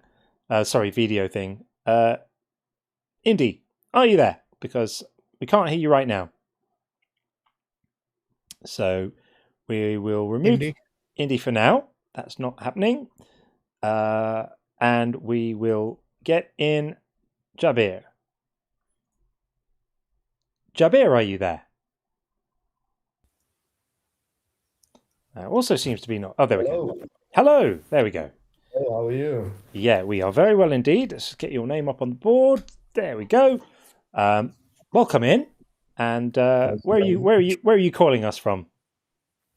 Well, I'm calling you from the UK right now. UK, yeah. I thought I had a UK accent. Excellent stuff. Well, thanks for being up late with us. And the floor is yours. What would you like to say? Well, I would like to talk to you about hell. Yeah. Your claim about hell. Yeah. And it's ridiculous. Yes. I can clarify it a little bit. I mean, I think it's generally ridiculous, kind of overall, but more specifically, the idea that hell would be a consequence of not believing the right thing. So, if you're a Christian, not believing that Jesus died for your sins, and if you're a Muslim, not believing that Muhammad was the final messenger of God and that Allah is God. As well, I'm a Christian. You're a Christian, did you say? Yes. Okay, so then let's focus on that. So, in Christianity is fairly clear about this, right? John 3:18 says that those who don't believe in him are condemned already because they've not believed in the name of the through me. Yes. The only Son of God. Yeah, and there's a few other places, right? Mark 16:16 makes the same claim.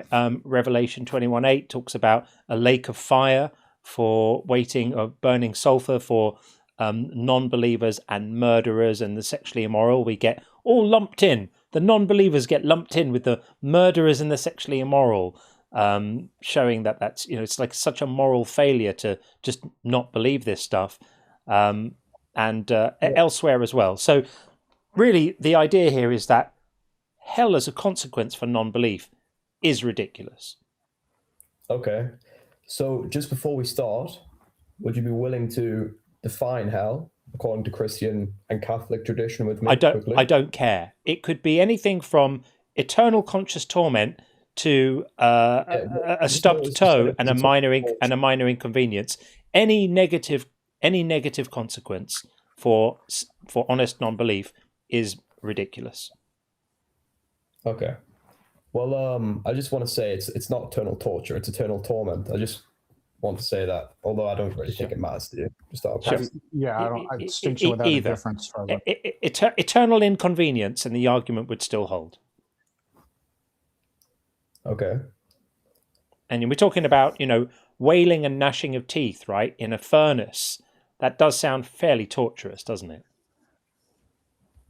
Yeah, of course. If you want to interpret it that way, yeah. There's many different interpretations of hell, though. Yeah. Yeah, I mean, when we read about being thrown into the furnace of fire, where there will be weeping and gnashing of teeth, I interpret that as being thrown into a furnace of fire, where there will be weeping and gnashing of teeth. Was Jesus lying about that? No. I think the important thing to just say is that hell, most importantly, is eternal separation from God. More than anything. Is that good or bad? Well, of course it's bad, but if you willfully want to, be separated from God, then... What if you don't? But you're just not convinced God exists? I don't willfully want to be separated from God. I mean, I would want to have some tricky conversations with him about the whole genociding kids thing. But I don't. My lack of belief isn't because I want to be separated from him. It's because I see no evidence that God exists, and God could have given me the evidence and has so far chosen not to. So, if eternal separation from God is an undesirable state of affairs, then it would be incumbent on God to make sure those he apparently loves don't end up in that state of affairs, wouldn't it? Yeah, so are you aware of Thomas Aquinas? I assume you know who that is? Yes. I think he has a really good explanation to this. Aquinas says faith involves not only an active intellect, but an active will as well, and it's a person's free response to God. So people can just will themselves to believe things? Let me just finish. God does not judge people based on what information they happen to process or what conclusions they can help but reach. Rather, God judges people based on their free choices, whether they're willing to seek truth, respond to grace, and orient themselves towards God. And according to tradition, if you have truly seek truth and you cannot believe in God, you would not be punished for that. Well, I mean, that's lovely, but what about the people who are told that that's not true? What about the people who are told to interpret John 3:18 at face value and Mark 16:16 at face value, and are told that if they don't accept Jesus, there's no salvation for them and they are deserving of punishment? Will you join me in condemning that as a morally outrageous statement to make to anyone? Because for the majority of people, Jesus is going to be the only way to the Father. Only those who do not know God or are incapable of knowing God. I see the rub. I see the rub here, and funnily enough, it's not a fault; it's a feature. So the feature here is to make it sound like it's not a moral aberration by saying everyone's got free choice. It's only the people who haven't had a chance to know about this that will be spared. Everyone else will be convicted because obviously they've had enough information. Someone knocked on their door once and said, "Have you heard about Jesus?" And that should necessarily have been enough to give them all the information they needed. Or maybe they looked at a tree, or maybe several trees, and said, "Look at the trees." That must have been no way for me to judge that God alone could judge that. Right, but it doesn't matter. God can judge anything he wants. If I'm just not convinced, then I'm not convinced. There's nothing I can do about not being convinced. Of course. Right? And if you truly have will, as Thomas Aquinas said, and you truly have, as he said, the Catholic view is that salvation and condemnation concerns the will, not pure assent of intellect. So if you truly have will to know God, you will not be condemned to hell. Can you will yourself to believe leprechauns exist? No. Okay, I can't will myself to believe Jesus exists. That's not what I mean by will. Okay. What do you mean by will then? Willing to accept it, for example, if you approach it with an open mind, an open heart. Yeah. And what if you do all of that and then you still don't believe? If you do all of that truthfully, and I mean truthfully, God will, and as according to Catholic tradition, according to the Catechism, no, you would not be condemned to hell. But also it comes back to that belief that could one truly, with the concern of will, truly not accept the teachings of Jesus Christ? Many do. Of course, many do. Many look at all of this stuff with all the goodwill. I mean, we had this almost exact conversation with the guest earlier. Look at all of this stuff with goodwill, with an open heart, try to immerse themselves in it, and just find themselves unconvinced. Some people were convinced for some time. Some of them were ordained ministers. Some of them hold PhDs in theology. Some of them have studied these texts in the original languages.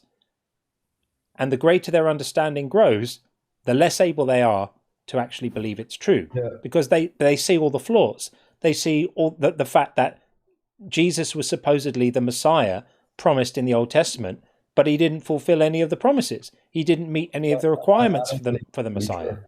Just to say. Sorry? I do not believe that to be true. Could you give me a prophecy he didn't fulfill? Yeah, I mean, Isaiah 7 is supposed to be fulfilled in Matthew, that the virgin birth. But Isaiah 7 has got nothing to do with the virgin birth. And certainly nothing to do with the virgin birth 700 years later. But it's trumpeted as being, proof that Jesus' birth from a virgin was prophesied in Isaiah. It wasn't. Complete nonsense. Let me just have a look. Isaiah 7. Do you have the specific verse? I think it's 14. I think it's 14. I don't actually know. I think it's Isaiah 7:14. We can have a look at it. Therefore the Lord himself will give you a sign. The virgin will conceive and give birth to a son and will call him Emmanuel. Uh-huh. There you go. The Virgin Mary. Right, except you're not looking at it properly. So I'll give you some context here that you may not know about. I'm just gonna find it. So you need to know a little bit of background here. So let's see.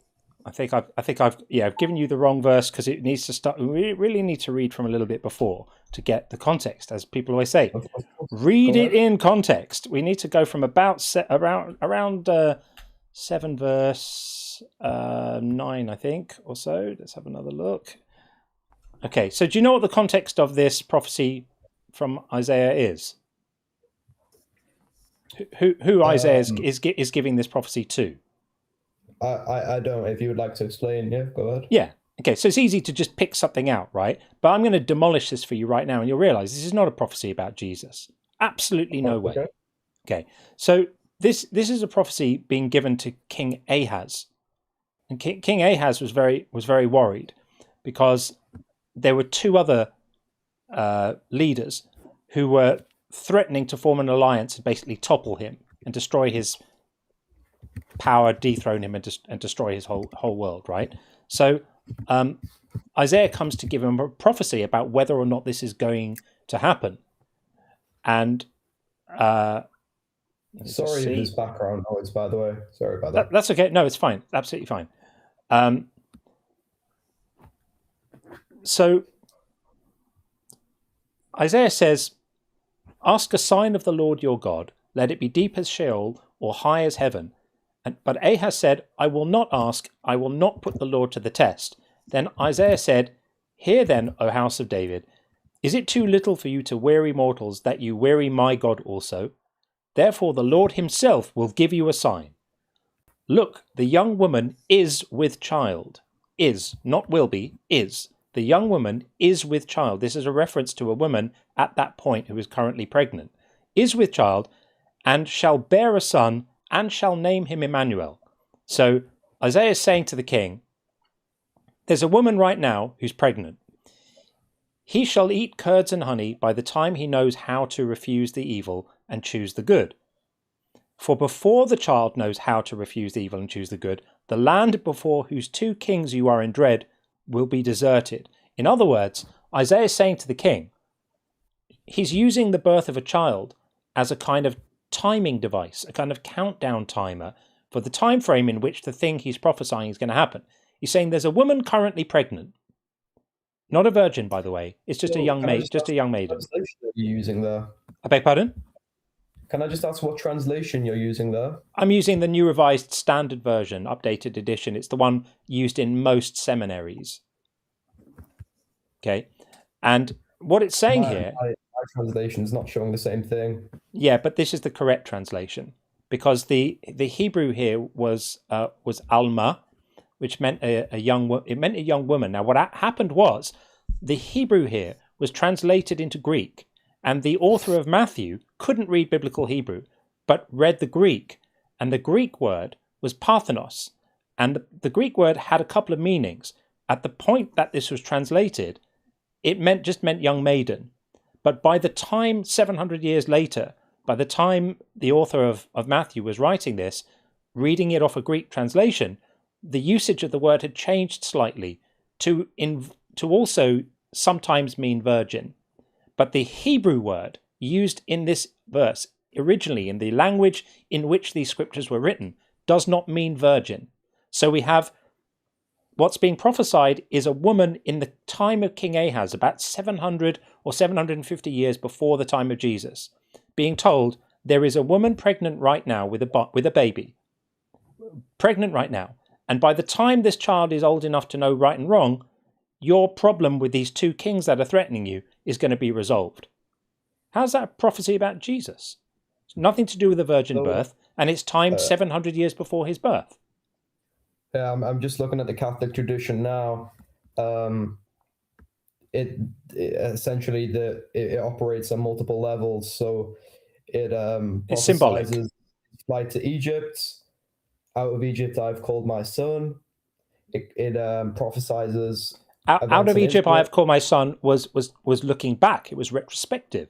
It was not prophesying anything. But we're talking about this verse. So are you giving up on Isaiah 7? No, I'm just reading now. But can you see the point here? All of these prophecies turn out not to be prophecies. And there were things prophesied in the Old Testament about the requirements for the Messiah to come that Jesus didn't fulfill.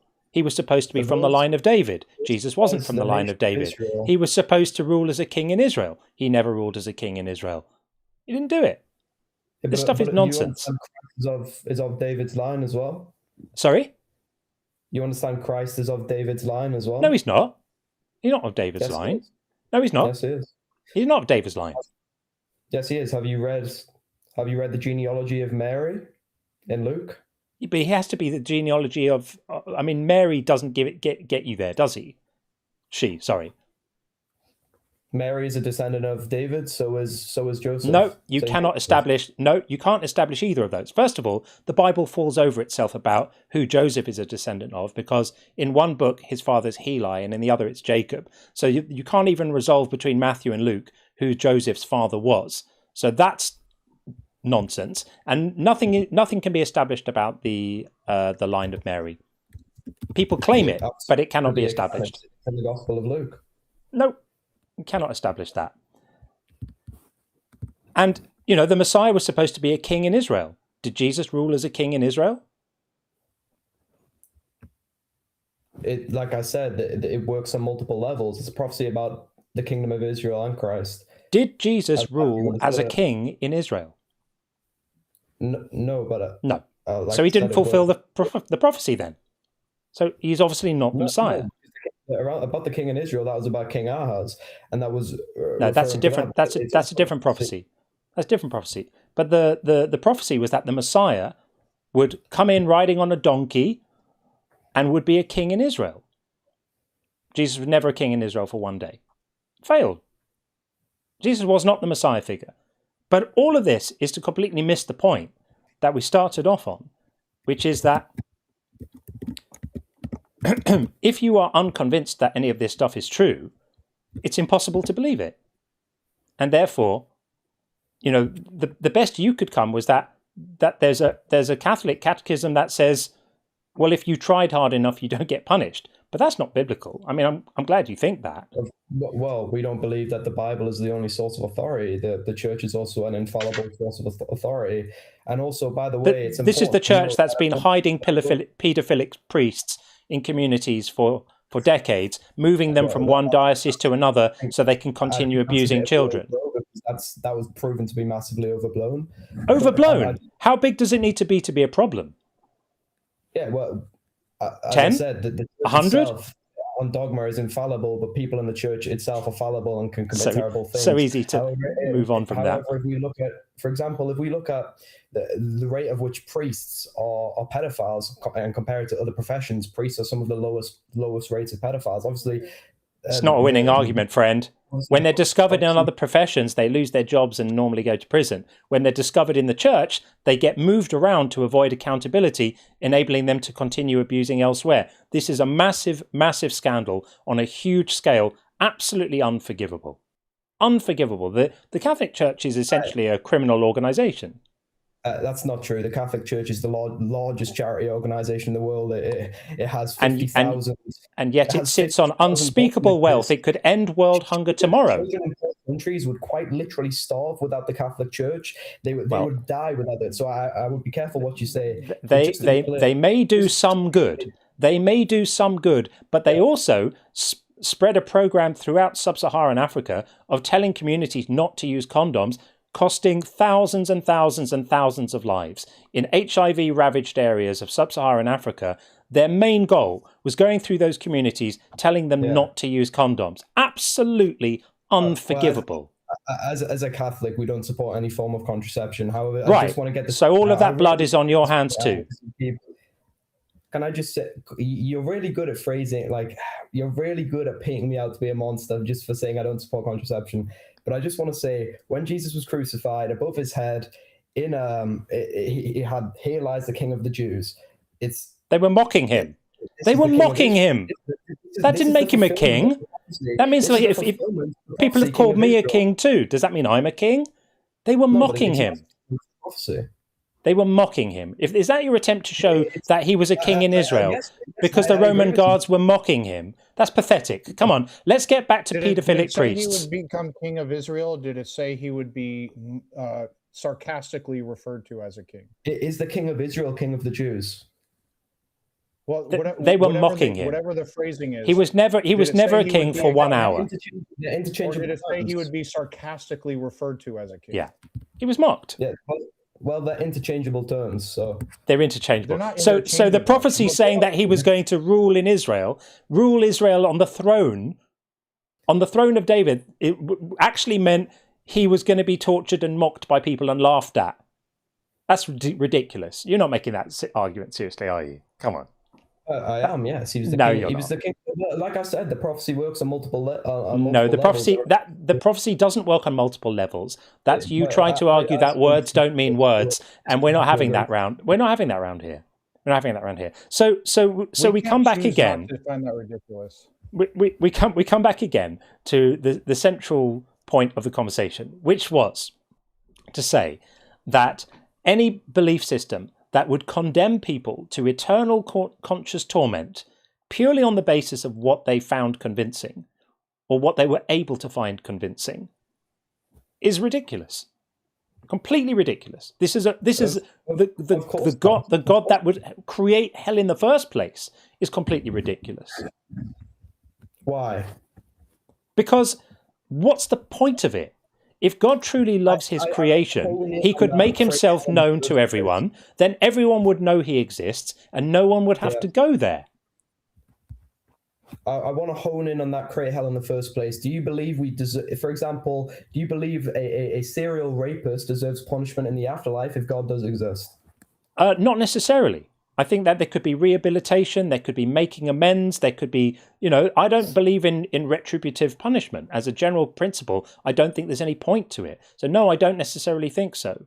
I think that people in this world, in the real one, that we know exists, that isn't magic and made up in a bedtime story, people need protection from dangerous predators like that. And that's why we have prisons, and that's why we remove people who are a risk to others from society. That's why we do that. But no, and the thing is, equivocating that to somebody who just doesn't believe something is very, very dodgy ground to be walking on. Not that at all. You said that hell shouldn't exist in the first place. So hell for non-belief. Hell for non-belief. Okay, so that's a separate issue. But you said hell shouldn't exist in the first place. There's no crime for which eternal conscious torment would be applicable. No crime. Also, are you saying the only people who will be in hell are the people who committed the most heinous of crimes, like serial rape and serial? I never said that. I was simply. I asked you a question. Are those the only people who will be in hell? I don't believe that. No. Oh, okay. All right. Cool. So let's. Yeah, we're going there too. So somebody who's a non-believer or believes in the non. Let's say they obstinately, I don't want to hear about Christianity, or I listen to it and I'm being rebellious. I don't want to believe in it. Now, they just committed like normal everyday life transgressions. Someone cheated on their taxes, stole a case of beer when they were 15, that sort of thing, all throughout their entire lives. Will they be in hell being in eternal torment? Anyone who willfully disobeys God will be, yes. Okay, got you. So, in my opinion, burning somebody alive for all eternity for like normal transgressions is barbaric. If we passed a law that if for petty theft we're going to light someone on fire, would that be immoral? Petty theft isn't comparable to willfully disobeying God. Oh, so it's a willful. By doing petty theft, did they willfully disobey God? It depends. That comes down to the idea of mortal sin or not. If they knew what they were doing was a sin and they willfully disobey God in doing so, then yes. Okay, so let's say somebody believed God exists and is like, I'm not going to follow him. He knew stealing a case of beer was a sin, and then he stole it anyways. Now we've decided to light him on fire. Would that be immoral? Yes, if he's in a state of mortal sin so severe in which he will never repent, absolutely. Okay, so you would be okay with lighting somebody on fire for stealing a pack of beer or a case of beer? I wouldn't be, but I would be okay. You're trying to twist my words. I would be okay with willfully disobeying God, being eternally separated from God in the afterlife. But so if it's not okay for us to do it, it would be absolutely barbaric for us to do it. But if God does it, it's okay. No, because we are all equals. We are all equals. God is okay. So greater. So basically, God is mighty, so God can do whatever He wants, and it's just moral, including lighting people on fire for like normal everyday transgressions. Well, once again, that's a straw man. I'm not saying God will light someone on fire. However, God will. You literally said that. Someone. You literally said it's a spiritual furnace, not a real furnace. Yeah. They're only going to feel spiritual pain, not real pain. I mean, come on, man. Well, it is a spiritual world. It's not a fit. So what? Is the suffering going to be less because it's in the spiritual world? Yeah, spiritual wailings, spiritual gnashing of spiritual teeth. This is so silly. Look, dude, this is the 21st century, right? Snakes don't talk. There's no such thing as sin. There's no such thing as a fallen world. These are superstitious beliefs from 2,000 years ago, written by people who didn't know where the sun went at night. Grow up. Actually, the Catholic faith is the largest church and is the largest faith in the world. So grow up. You can say that. This is nonsense. Normal people don't believe this nonsense. 1.5 billion people disagree with you. This is it's time to Google grow up. Argumentum ad populum. Yeah, it's just I'm appealing to you to like open your eyes. Open your eyes. This is a bedtime story written for people thousands of years ago. You don't need to believe this drivel anymore. Like, if you really want to get a sense of awe and majesty, study astronomy, study biology, study stuff that actually relates to real things in real life that we know actually exist. This is mythical voodoo. This is wizard stuff that you're arguing for right now. If you're just gonna, what are you just gonna resort to insulting my religion now? Or? I'm not insulting your. Well, I kind of am. I'm saying it's time to grow up from this nonsense. It hurts too many people. It doesn't come for free. It doesn't come for free. It hurts too many people. The fact that lots of people still are gullible enough to believe it is neither here nor there. What was your argument? How many people believe it? There are around 1 billion to 1.5 billion Catholics worldwide. Okay, 1.5 billion Catholics worldwide. Argumentum ad populum, Latin for appeal to the people, is logical fallacy where a claim is asserted to be true or good solely because many people believe it or because it is popular. Did you commit an argumentum ad populum? I'm saying it's because you said that people don't believe in this. I'm directly rebuking that. I'm not saying that the Catholic Church is the true church because it simply has many people following it. It's the true church because it has apostolic succession and is infallible. That's why it's the true church. I love how it's defined as being infallible. Like, defining it as infallible makes it infallible. It is fallible.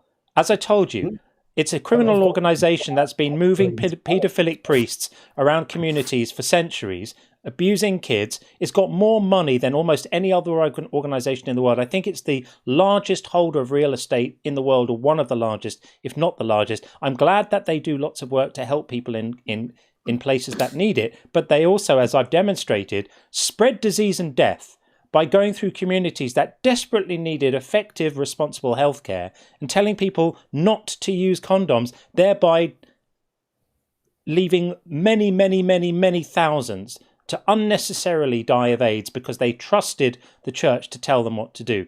Absolutely sickening that you would defend that. Yeah, well, it's only sickening for you because you don't believe in an afterlife. It's sickening for me because I don't like seeing human beings die. And the fact that you're sanguine about human beings dying tells you everything you need to know about how morally bankrupt this belief system is. I don't want to be a part of things that is relaxed about human beings dying because Jesus is going to kiss it better later.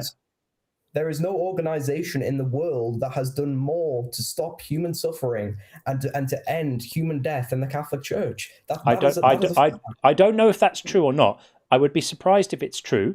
But even if it were true, there are very few organizations that have done more in the world to spread disease and death, given the resources they have to prevent them. Imagine if the Catholic Church had used some of the billions it's sitting on to go through communities in sub-Saharan Africa, distributing effective management to the communities there and the resources to help with HIV. It literally does. It literally does. By telling people not to use condoms. Explicitly telling them that. Contraception is a sin, so we don't... Contraception is a sin, therefore people need to die. It's disgusting. Absolutely disgusting. Which is the worst outcome? Which is a worse outcome? Bob uses a condom. B, Bob doesn't use a condom, but he dies of AIDS. Which one is a worse outcome? Abstinence is the preferred solution. If Oh, I'm sorry. So people, you understand, not everybody is abstinent, but so in a real world where people are having sex and bow everywhere you go, that's just happening. So which is a worse outcome? A, Bob uses a condom, or B, Bob dies of AIDS. Which is a worse outcome? Well, if they're Catholic faithful, it's better for them to die and not use a condom because they will have eternal salvation. There you go. I just wanted to hear you say it out loud. Yeah. Thank you. Yeah, absolutely disgusting. And you wonder why we rail against religion. The reason why we come and do this is to allow people to hear people like you defending this barbarism, and they realize, holy shit, this stuff is messed up. I don't want a part of this. That's what's happening now. People are going to listen to this. Tens of thousands of people will hear this conversation and will realize that this disgusting cult is terrible. The Catholic Church is not a cult. Like I said, it's the most charitable organization in the world. The most financially successful cult of all time. Yeah. No, it's a non-profit organization. It's a non-profit organization. And yet it sits on billions and billions of dollars worth of expensive real estate and assets accruing all the time, and many of those assets could be put to work in ways to really, really make a difference, and very often they're not. I fear. Did you not hear what I just said? That the most charitable, they operate 50,000 orphanages, more than any other charity in the entire world. They do more. They do more for food security than any other charity worldwide. I don't know what that could all be true, and it would still be true that their sanguine and relaxed attitude to people dying of AIDS because they might go to heaven later is sickening and disgusting. You should be ashamed of yourself. And the fact that this organization has systematically protected paedophilic priests for decades, if not centuries, is even worse. I mean, you're just using that as a straw man for the entire church. The entire church doesn't condone pedophilia. Certain people within the church, as I say, are fallible and do disgusting things, as do certain teachers, as do certain atheists. The difference is that when teachers are found abusing kids, they're not lifted up and quietly put into another school somewhere else to avoid accountability. We wouldn't want to make a fuss now, would we? They are prosecuted and removed with the full force of the law, unlike what happens regularly in the Catholic Church. And did the Catholic and what's your source for the Catholic Church covering up all the way like at the highest authority, for example, the Pope? It's well known that these things happened. No, I'm afraid not. It's well known that these things happened. Widely documented. Widely documented. There are documents. There are papal documents explicitly saying that to avoid embarrassment and reputational harm to the church, that these people should be moved around and put somewhere else because it would cause a terrible scandal if it came out. It happened all the time. I grant that it's happening less nowadays because the fact that the scandal blew up so much caused a PR disaster for the church, and they had to spend some of their billions on expensive lawyers and PR management. Boo-hoo. But it was happening regularly for the longest time. Now, honestly, this is just armchair, like looking up. So I haven't dug deep into it already, but AI overview citing CNN, The Guardian, and Chicago Sun-Times, etc. Several popes and Vatican leaders have faced severe credible accusations from investigative reports and survivor groups of knowing about or concealing child abuse. And then on, and it elaborates with specifics. Yep. Okay, but that's AI overview. If you could give a proper source. Yeah, well, I gave that caveat because I want to be honest, but it's not just AI overview. For each individual one, it cites specific sources. I encourage everyone look it up for themselves. Look up the sources, follow the routes, etc. Who the survivors are, the witness statements, etc. Yep. And I'm sure we can both encourage people to look into this for themselves. I would also recommend that people, if you want to read something horrifying, read Christopher Hitchens' book Missionary Position, which was about Mother Teresa in Kolkata, and the absolutely disgusting facilities that she set up there, where people's pain was not managed properly. People were denied even basic access to basic analgesics Her view being that suffering brought people closer to God. She was sitting on millions of dollars gifted to her by corrupt politicians. I can't remember where they were from. I'll remember in a minute. And had the resources to have built 10 or 20 hospitals, but didn't. Instead, she had these grisly places where people were lying in dirty mattresses on the floor, and she said that the pain and suffering would bring them closer to God. Well, I just want to say there's been new revelation about that, actually. A lot of it was proven to be false accusation against Mother Teresa. But even if she did do something wrong, I just want to say, like I said, she's infallible. She can do wrong things. She is a human. By nature, she will sin. And if so, she deserves the full punishment of God. As for the person saying that the Catholic Church isn't the most profitable organization in the world, it factually is. You're wrong. Operating over 5,000 hospitals, 18,000 clinics, 150,000 schools. We've never made the claim that religious organizations don't do good. I'm sure they do. I'm absolutely certain they do. But there are other organizations that do good also, that don't poison the minds of children, that don't outlaw all sorts of things that shouldn't be outlawed, that don't condemn gay relationships, that don't tell people in sub-Saharan Africa not to use condoms, knowing that a percentage of them are going to die because it's all fine because they're going to go to the afterlife. That's disgusting. That to me is no different to the moral logic of the woman we were speaking about earlier who drowned her children because she was securing their position in the afterlife by doing that before they could be tempted into sin by the ways of the world. By that logic, she was doing the right thing too. This is exactly the same moral logic you're using to defend that barbarism. Disgusting. Can I just say, like I said, I think all human life is inherently valuable and inherently deserves respect, and any life taken is too much. That's why the Catholic Church has taken incredibly harsh stances against the genocide in Palestine and the Iran war. Why they were deeply sympathetic to the Nazis, you mean? But to you, using a condom is a worse travesty than catching AIDS and dying from AIDS. Sorry, can you repeat that? I didn't hear that. Yeah, but for you, by your own words, a man using a condom is a worse tragedy than a man dying of AIDS. No, it's not. No, it's not. I gave you the A and B scenario. I said for them, it is most likely worth it because they believe in the afterlife. So, what, in your view, which is a worse outcome? Bob using a condom or Bob dying of AIDS? Bob dying. Okay, so that's a worse outcome. So you disagree with the Catholic Church telling them not to wear condoms? I believe they should have done that, but I also believe at the same time they should have told them to practice abstinence, and they should, like I said, the Catholic Church already does help with it. For example, abstinence. Come on, dude, wake up! Abstinence programs don't work. Just deal with it. That's reality. People aren't going to practice abstinence. That's nonsense. People are going to do what they're going to do, and the way you solve these problems is with education and the provision of proper healthcare. It's not by going through communities systematically telling people that condoms cause HIV, which is what was happening sometimes. Telling people not to use them. Not acceptable. Not acceptable. And Mother Teresa was elevated to sainthood after a lifetime of promoting suffering of the people under her care. Disgusting. So repeat that. Mother Teresa was elevated to sainthood after a lifetime of promoting suffering amongst the people under her care. I can remember definitely seeing. Oopsie daisy. Oopsie daisy.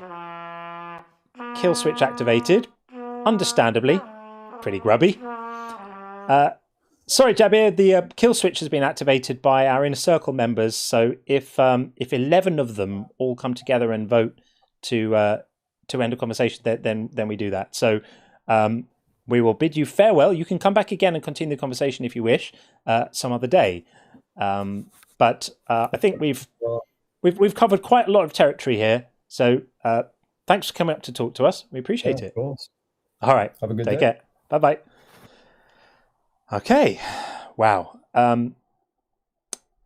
What to say about that? We covered quite a lot of ground there, and I was aware that we were moving from topic to topic a fair bit. I think that's probably quite a long conversation, but pretty disgusting, really. Pretty disgusting. Grim. Absolutely grim. If you ever want to see the best dismantling of the Catholic Church ever, watch the opening statement by Christopher Hitchens in the Intelligence Square debate, where he and Stephen Fry debated Anne Widdecombe, who's a ghoulish UK politician, and some bishop, I think from Uganda. It was the resolution of the debate was the Roman Catholic Church is a force for good in the world. And Christopher Hitchens came out and delivered, I think it was about 11 minutes long, his opening statement. And the entire debate was over at the end of the 11 minutes. And everyone else involved were on life support, which sadly failed. And it was done. And it was absolutely brilliant. I recommend that. It's on YouTube. Just look up Christopher Hitchens, Stephen Fry debate and watch Christopher Hitchens' opening salvo. It was all over then. Absolutely classic moment. Okay, so Indy is back. We'll try and get Indy in right now. I'm just going to have a check on the status of Super Chats so they don't get too old. I think we need to just do some of these because otherwise they can fall off the stack. And then if I end up not reading them, that's awful. I feel terrible when that happens. So for the people who've been kind enough to send them, I must pay the due respect. The first one is absolutely massive. Gordon, thank you so much for this. So many friends calling today. This is what happens when you're so effective that the believers out there get scared to call, I wonder. Or their numbers have significantly decreased to the point that they've lost their critical mass. All good either way. Well, thank you, Gordon. That's very generous, and I appreciate your words very, very much. And Jeremy says, thank you for providing a place to openly discuss various things and learn whether theist or atheist. You're doing God's work. Just kidding, Buzz. Thank you, Buzz. Appreciate that. And then the next one is Tim says, the flood killed kid. He ordered the killing of kids. The plagues killed kids. Heck, the 10th was only kids, but God's pro-life. Yes, God is very, very fond of killing children. He absolutely loves it. He also really loves killing the children of, like, the innocent children of innocent people. Let's not forget that when he visited the plagues on Egypt, when there was the final one, the death of the firstborns, wasn't just the death of firstborn innocent Egyptians. That would have been bad enough. It also included the deaths of the firstborn of the people enslaved by the Egyptians. So there were people who were slaves in Egypt who were suffering as a result of the Pharaoh's actions.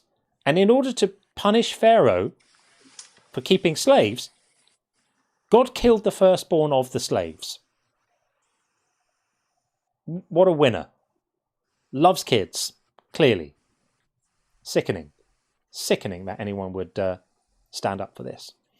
Anthony says, my religion can't be critiqued or criticised, leads to fascism. It does. It does. That's it. The moment you put ideas outside of legitimate criticism, that essentially does lead, potentially, to fascism. I completely agree. And Jay Danger says, a charitable organisation profited off Nazis. They did indeed.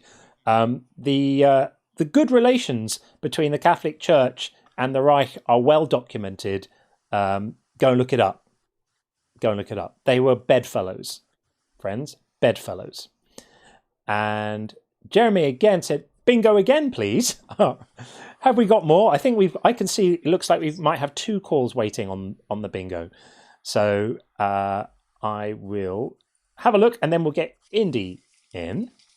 And let's have a look at that. Let's see. What have we got? Pastor Ferry has called free will. That Jabir said. Good call, Pastor Ferry. And Buzz called Jesus fulfilled prophecy. Also Jabir, which he did indeed. And I think we demonstrated, hello little flying moth thing. I think we demonstrated, off you go, that Jesus did not, in fact, fulfill prophecy. He singularly failed to do so, contrary to popular rumours.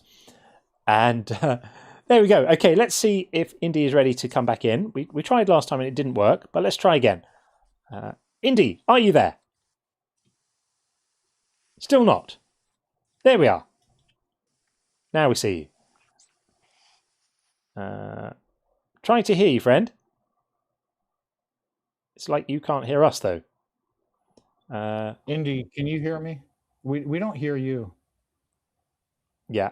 You probably need to go out and come back in, friend. It's the old video weird thing. You got to log out and come back in. Come back up. You can't hear what I'm saying. There we go. Maybe he did. Hopefully we'll get Indy in. And then we've got Kirby, our good friend Kirby, waiting on the TikTok side. We'll get to Kirby shortly. Hopefully Indy comes back straight away and we can have a chat. There's Indy right now. Coming in. And we'll do that.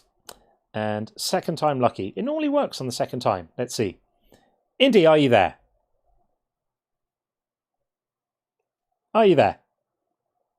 Still not. That looks like Indy, no sound coming from you. I don't know.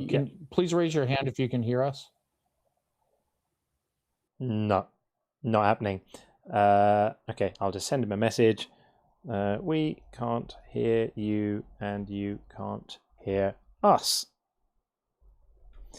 There you go.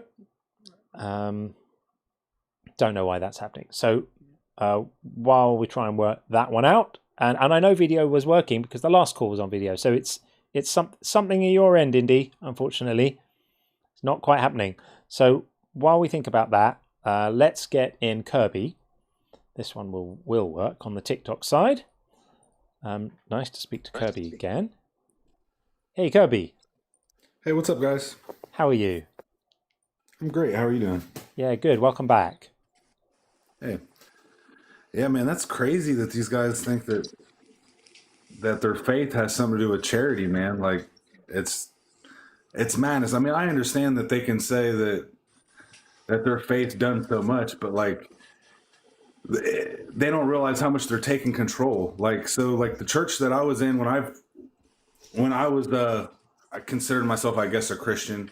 We would always go to Iquitos, Peru. And for the longest time, I thought it was this amazing thing that was going on. And then I realized, as we were going there, we weren't actually ever helping them. We were giving them books. Yeah, I mean, we were giving them clothes and books and things like that. But like, we never really helped them out of poverty. Like they basically just kept them in poverty. Does that make sense? It makes a lot of sense. So like and like that annihilated a lot for me in that situation. But it's dumbfounding that they think that you have to have faith to want to help somebody. Like, I'm dumbfounded that they jump up here and they literally think that they have this sound argument, and it's one of those things where if you can't accept all of it, then what are they even doing? Yeah, I mean, I wouldn't want to straw man them by saying that they're saying that I wouldn't want to misrepresent their position as saying you can only help someone if you have faith. Because obviously they would grant that organizations like Médecins Sans Frontières help people without faith. But to me, the fact that it could be true that the Catholic Church does a lot of good, that could be true, and also true that it's a criminal organization that hires paedophilic priests and that sits on enormous reserves of wealth and could do a lot more good than it does. Oh yeah, absolutely. But yeah, I just wanted to jump up. We needed a refresher there. A lot of these wildness jumping up, man. Just literally, I very happily got away from faith. I mean, and literally, I'm newer to just being completely away from it. Like, we had the caller earlier that was talking about he deconstructed and he's still petrified of hell. Yeah, like I still have little things like that. Like, and like some just advice that I could probably give to him. Because I'm fresh in that situation is, watch the peer groups that you go around, because, when you were in that faith and they're watching you walk away, like they automatically try to damn you to hell because they know shame is the only thing that's going to be able to draw you back at that situation, because you're free. You know, you're trying to be free and they're trying to just throw that shackle back on. And if you're always around them, then that would just be a huge problem. Like for me, I had to basically segregate myself from anybody that was pushing that direction on me. I think that's really good advice. Even if that person was influential in my life, it was a situation where it was like, hold on a minute, but they're still making me go home and feel like shit every night. Well, excuse my French with the cursing. Would make me feel bad when I go home at night thinking, man, you know, I've known this person my whole life. Am I really making the right decision? When it's not fair to think like that. I think that's really, really good advice. I think that the peer group that you're surrounded by in the period after leaving religion is really, really important as to what your experience is going to be like. Because if you become everybody's project, that's a hell of a situation as well, right? You don't want that. And you just want people who are going to just meet you where you are and love you where you are and not try to pull you back or try to make you feel bad or try to love bomb you and then manipulate you into coming or anything like that. That's not helpful at all. So I think that's very sound advice. Like, check who you're hanging out with, and if you need to make new social groups, I know it's hard, but for sure. Yeah, that's really good advice, Kirby. Thank you. Yeah, absolutely. But like I said, I just wanted to tell you guys to just keep going, keep doing what you're doing. Just wanted to say hi again. Thanks, man. Good to hear your voice. Yep, later on, guys. Take it easy. Cheers, buddy. Yep. Thanks. Okay, we're going to try and get Indy back again. He's come back into video again, so we'll try. He's definitely wants to get in. I'd like to hear what he has to say because he always has something intelligent to say. So let's try it again. So, fourth time lucky. Indy, are you there? I'm here. Can you hear me? Yes. Yeah. Hallelujah. Can you hear us? Okay, we got you. Yeah.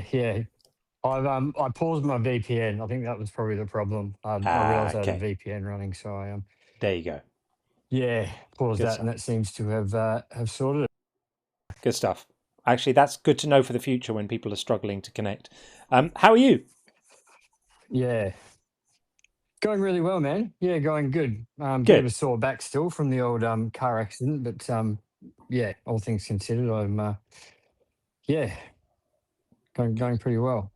Awesome. I'm still very grateful for modern technology. Having gone just a couple of weeks ago to pick up my I had to go to the tow yard to pick up my stuff from the car that was written off. Mm-hmm. And obviously, because I had a seizure, I had no memory of the actual accident. So it was the first time I was seeing the car. And It was like, yeah, it was to actually see the extent of the damage and realize that I'd basically walked away from that. It just goes to show you for all these people that call in and say science doesn't know anything, or it's like, let me tell you, it's like 20 years ago, I probably would have been dead in that car. Like we do know something. Like we're getting better at stuff. We're doing our best. Yeah, absolutely. Yeah, and a fair amount of luck too, of course. So thank goodness that you were okay. Exactly. Yeah. Could be worse. I could be that Catholic Zoomer guy. Could be worse. Yeah. Yeah. We could all be Catholic Zoomer. That would be worse. But yeah, there are fates worse than death, it would seem.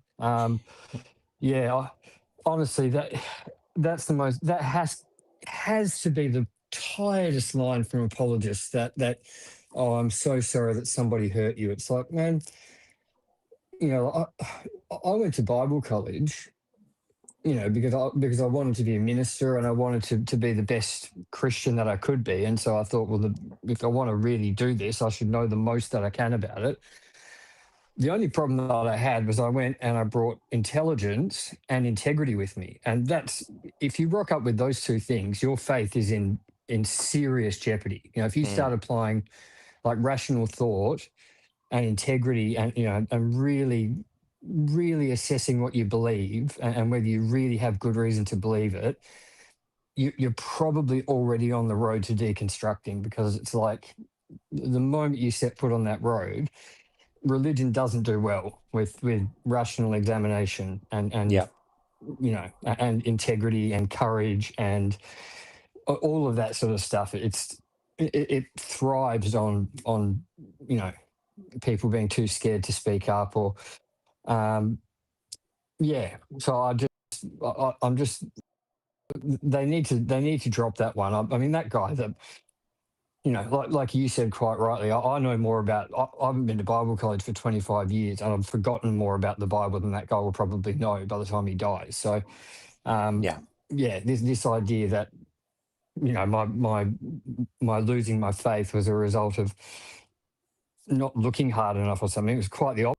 It's like the reason I lost my faith was to examine why they believe what they believe, and was like, are you serious? Like, are you really? Like, that's it? And I couldn't keep, you know, especially once I realized I was talking to kids in high schools and stuff, and trying to sell them this message. It's like, and then you realize you've actually got, you're standing on nothing. You're actually coming from nowhere. It's like, you know, I suppose if you can lie to yourself, that's fine, but I couldn't. I couldn't keep rocking up and do that with a straight face and yeah, go to sleep at night. So anyway, I just thought that was he needs to find something better. You know, especially if you're going to jump online and try and do battle with people, he needs to probably get some better weaponry, because he looks pretty silly, I thought. It was silly, but the reality is that there isn't better weaponry. All the arguments are silly. No. I mean, I suppose there are worse arguments. There are particularly bad arguments, and there are some that are not quite that bad. But it all falls short. It all does. You know, I've been doing this for so long. I mean, mainly not on video and live things, but for many, many years online in debates and forums and Twitter and all of that stuff. I've heard all the arguments. They're all rubbish. They don't have anything. And I watched a William Lane Craig debate last week and online, and it was just like, it was nothing. It's nothing. He's a really, really gifted speaker. He's excellent at presenting with an air of academia around what he says. But the arguments collapse. They're just rubbish. For all of these guys, you know, the big hitters. People say to me, why don't you have you know, proper apologists on to debate with you? You just get these, you know, ill-educated people phoning in. Look, I'm happy for anyone to join. We'll speak to anyone here. What happens is when the really, really well-educated apologists come in, they just make the same bad arguments more eloquently. Yeah. So yeah. And the energy isn't and the vibe of it isn't intellectual giant or iconoclast. It's politician. It's like, it's a sales pitch. It's like you say, it's the words are very polished, but if you actually strip back the veneer and the sheen, like you say, behind it, it's the same rust bucket engine underneath. You know, it's the same clunker of a car with a fancy coat of polish on it. And it is. I don't know why. For some reason this morning, I started thinking, one of your callers, you had a few today that were similar to what we spoke about last time, like just really genuine people that are deconstructing and, really, really going through it, dealing with religious trauma and that sort of stuff. And it might have been Catholic German, someone was talking about evolution, and another argument that came up, it might have been him, might have been someone else, it was this argument that comes up a lot about, you know, if Christianity is not true, why is it the biggest religion in the world? Or you know, why is it? Yeah. Why is there so many? You know, it's this Checkmate atheists. Why are there so many of us? Exactly.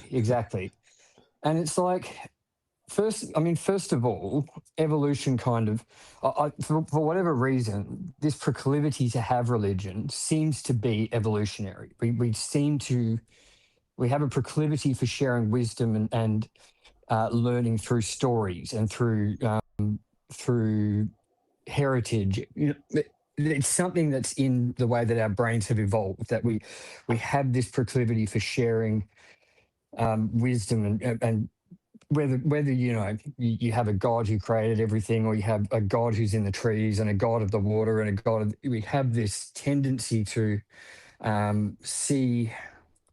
divinity in things and to see like a design or some kind of something behind the things that are happening, that for whatever reason that seems to have helped us survive to where we are now. To infer agency in nature. Yeah, exactly. And from there, once you work that out, it's just a question of, okay, well, what belief is gonna take hold in our area? So if you go to a lot of indigenous areas, they have these beliefs where there's a god who controls the rain and a god who brings this, and it's very connected to the earth, and it's very it's built around the cycles of nature, and it's very connected. But if you really look at the religions that take hold, like the Abrahamic religions, even the processes that it's like, I saw a talk where Sean Carroll said this. He goes, people that say that natural selection doesn't exist, it's like, you're just not looking hard enough. Every single thing in your life is a product of selection. The car you drive, the TV in your lounge room, every single one of them, we've started with a design.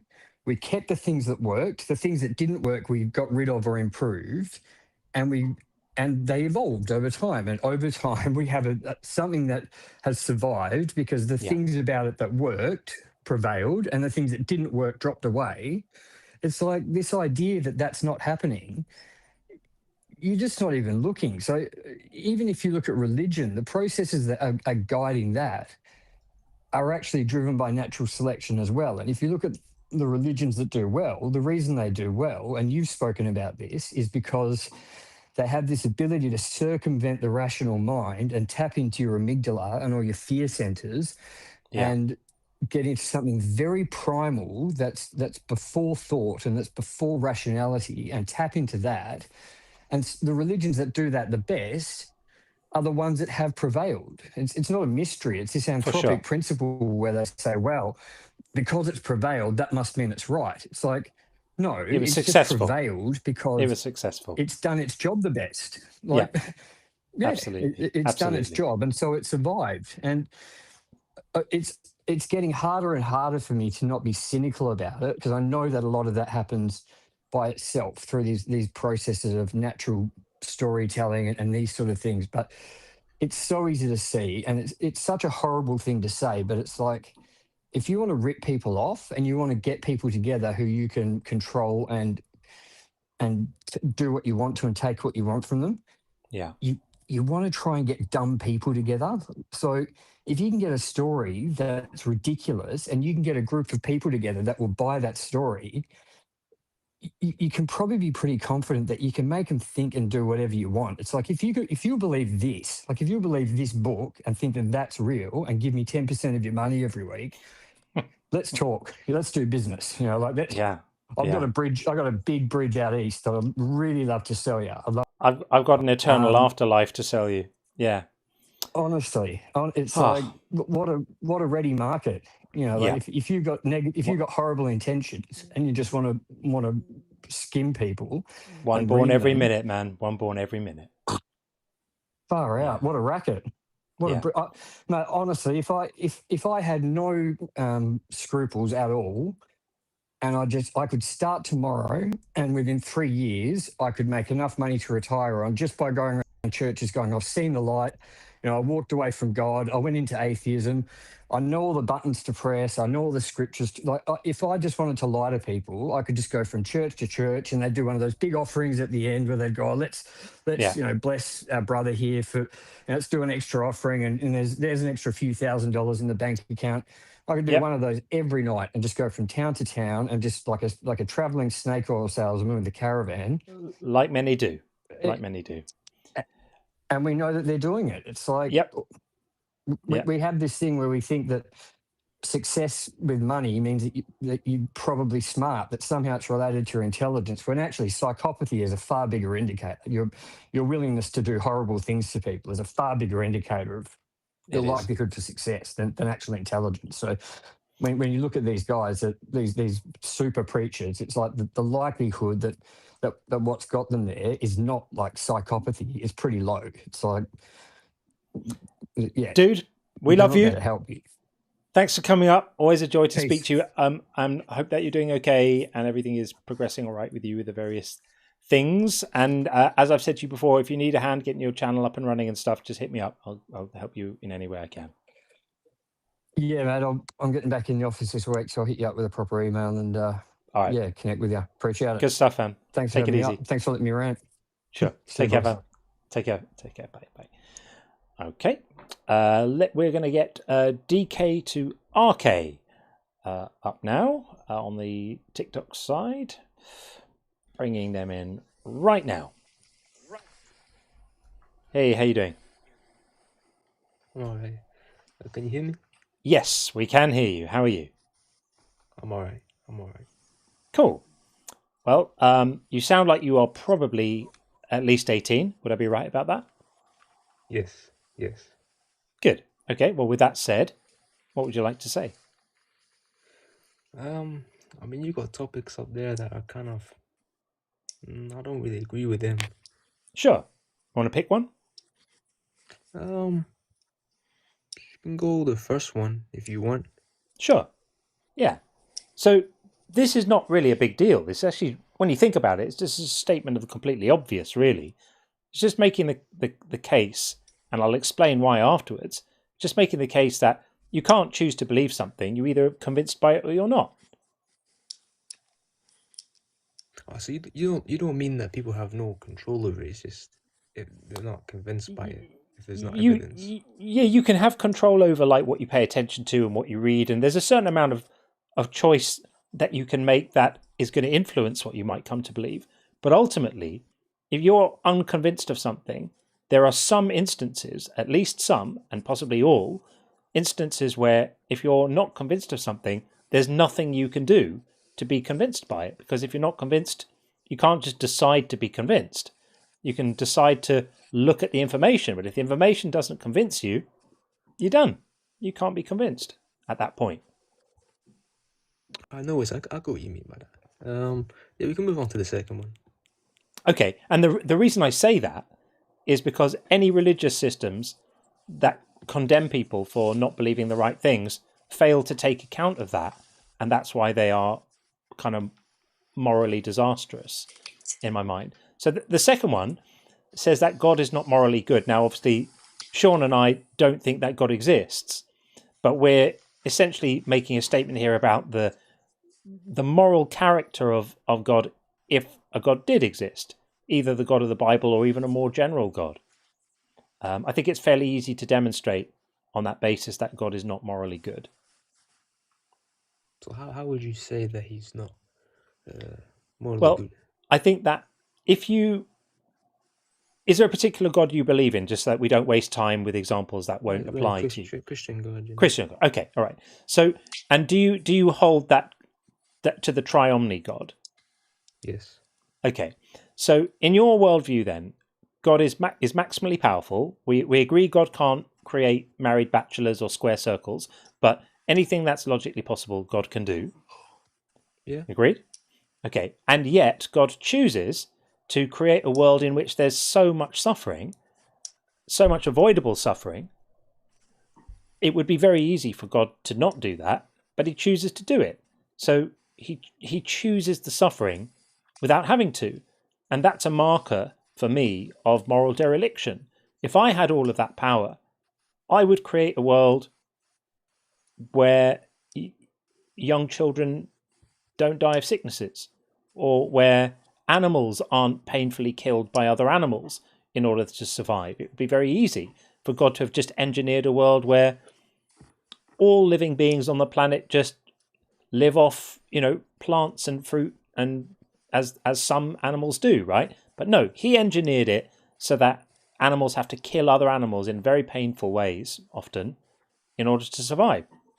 Unnecessary instantiation of suffering. You must like it. My response to that would be, for example, one verse comes to mind from Deuteronomy 32, where basically God says that he wounds and he heals, right? He puts to death and he can, keep someone alive. Okay, so if God decides to put someone in a coma through, like a car crash or something, he's going to do that. And there's nothing that anyone can do to stop that. But the book of Job, and there's some verses in Romans that answer this verse quite well. The reason that people suffer is because they're subjected to it by God himself, right? And the purpose for that is for the glory of God. That's disgusting. No, So I hear what you're saying, but it's causes people disgusting. to suffer for the glory of God, and in your view, that's good? Yeah, I mean, like, for example, if you were to say, like, that's bad, like, how would you prove, like, how would you justify that? It's really, really simple. This is really, really simple. Do you think it's good for conscious beings to suffer?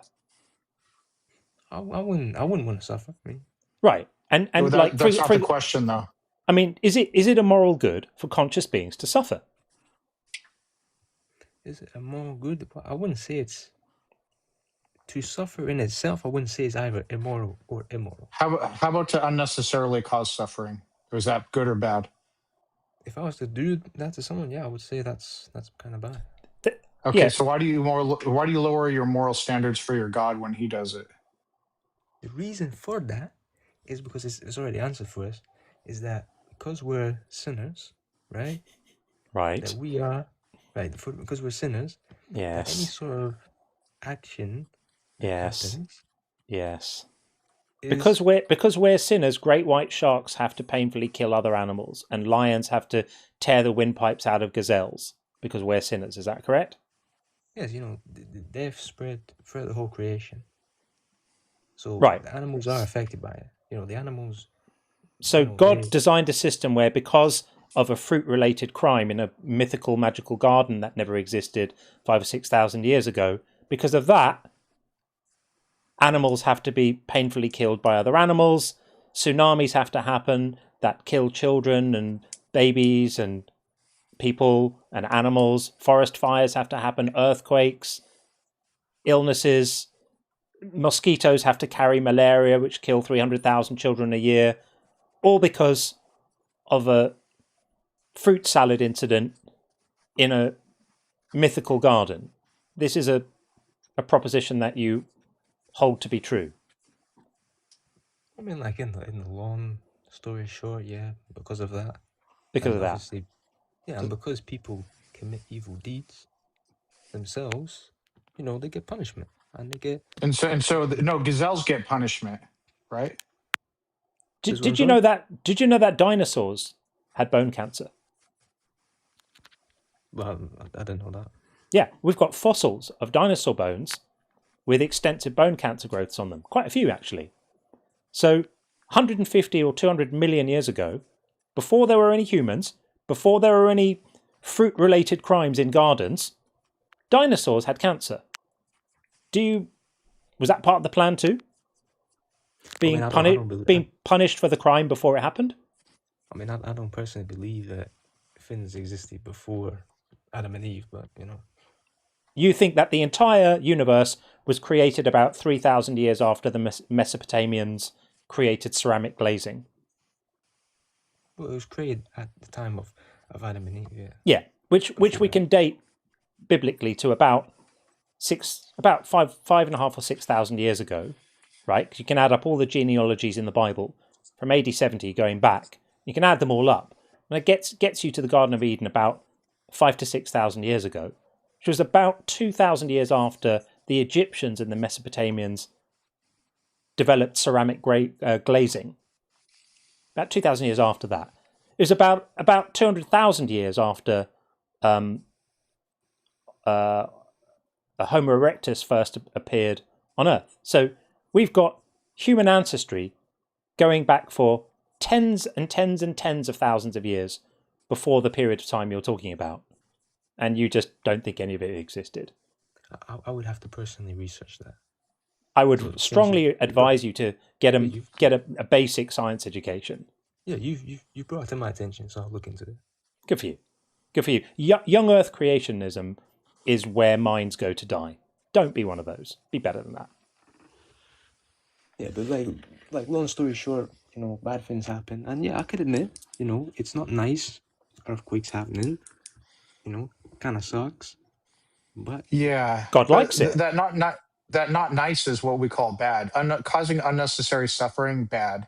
And animals suffering because of what Adam and Eve did is just bad. If John commits a crime and I torture a dog down the street as a punishment for John committing the crime, is that good or bad, and why? Well, it wouldn't be good. Huh? It wouldn't be good to just randomly unalive someone. Right. Yeah. So the dog is not even really arguably not even a moral agent. Wasn't involved with the crime. John commits a crime. I torture the dog.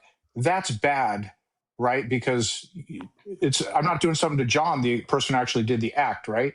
So why is it okay as a result of Adam and Eve eating of the fruit to torture all these animals all the time, all over the world? Why is that okay? No, I wouldn't say because of that particular act. I'm saying because of the nature that's been passed down. But God made the nature be that way. Yeah, God chose for that to be passed down. So God chose the result of Adam and Eve eating from the fruit. The consequence would be all these animals all over the world would suffer, correct? Of course. Yeah. So my question again, why is it okay to punish all these animals all over the world for the act that Adam and Eve did? Well, what you have to realize is there's like levels to it.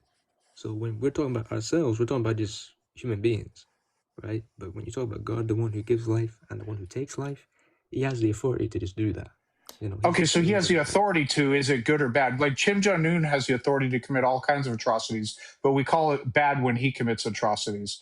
So God has the authority. He's mighty. We can't stop him. Got that. The question is, why is it good for him to torture all these animals all over the world for the actions of Adam and Eve? Because that's what I'm saying. He's the one who defines good. He is good himself. No. He doesn't define good. I'm not having that. You may be willing to give away your own ability to discern things you like from things you don't like. I'm not giving that shit away. I quite like it. I'm able to look at a situation and go, I think this is morally okay. I don't agree with that.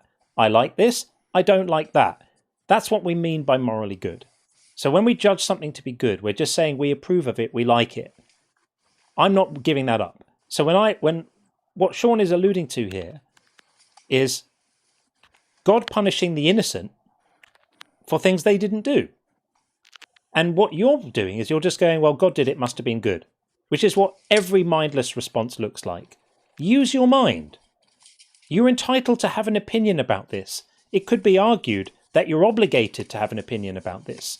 If you want to be a normal member of society, you should be capable of looking at actions committed by anyone and deciding how you feel about them, deciding if they're right, deciding if they stack up, deciding if they're consistent with your values, or if they go against your values. And when they go against your values, we have a word for that. We call it wrong. That's what it means. They go against your values. Now, if your values are simply do anything God likes and everything he does must be good, well, okay, then you've given up your values because you've essentially just replaced any sense of right and wrong with just pure obedience. You're just a cute little puppy for God. And when God says kill babies, that's great. When God says drown the puppies, that's great. When God says children's cancer wards, that's great. You just support all of it. Okay, that's fine. I'm not prepared to do that. Sean's not prepared to do that. People who have a real sense of caring about the suffering of others are not prepared to do that. So why are you? I mean, like, I was just going to ask you a question and I'll answer that if that's fine. Like, if you saw something that you don't personally agree with or you would say is immoral, would you be 100% certain that that act was immoral? Like, You don't have to be 100% certain. I might be 100% certain about how I feel about it, but I'm also might leave some room there to be persuaded otherwise, right? Like if I see someone kicking the hell out of a young child, let's say, yeah, I'm pretty much 100% sure that's not okay. There's very, very little daylight there to persuade me that it might be okay to see an adult beating and hurting and savaging a young child, right? In your world, you might agree with me unless God says to do it, in which case, ping, magically it's fine, and you like it now. Can you see how this type of thinking about ethics and morality can sort of break you as a human being, can render you sort of broken? Yeah, I see where you're coming from. But when you say like there's room open for discussion, so when you see, for example, someone just kicking a child for no reason, when I'm saying, are you 100% certain that that's a wrong? Yeah. What I'm saying is, if you're saying I'm not 100% sure, then you're not actually defining it as bad. I actually gave that as an example of something for which I would effectively be certain that it is wrong. And when I say wrong, I don't mean I'm not presuming to make a fact about it. I think this is why you're asking about 100%, as if once you get to 100%, it becomes a fact. No, I'm 100% certain that I disagree with an adult beating a child. I'm 100% sure I agree with that. There are no circumstances under which it's okay for an adult to be beating a child. But that doesn't mean that I think it's intrinsically wrong, because I don't think anything is intrinsically wrong. I just think that it is wrong according to every standard I hold about how people should behave with each other. So if you're saying it's not intrinsically wrong, just define that quickly for me. Like, yeah, so intrinsically wrong would mean that the wrongness is a fact about it. It's independent of any minds. It's independent of how anyone feels or thinks or any opinions. It's a property of it. Like if I say, if I look at an object, I say it's 3 meters wide. That's an actual fact about the object. But if I look at the object and I say it's attractive, that isn't a fact about the object. It's an expression of how I feel about the object. And moral statements are expressions about how we feel about things. Right. So what you're saying is that it just kind of boils down to you don't really like it. It's a disagreement. Yeah, that's how it is for all of us. So like you value the well-being of others, right?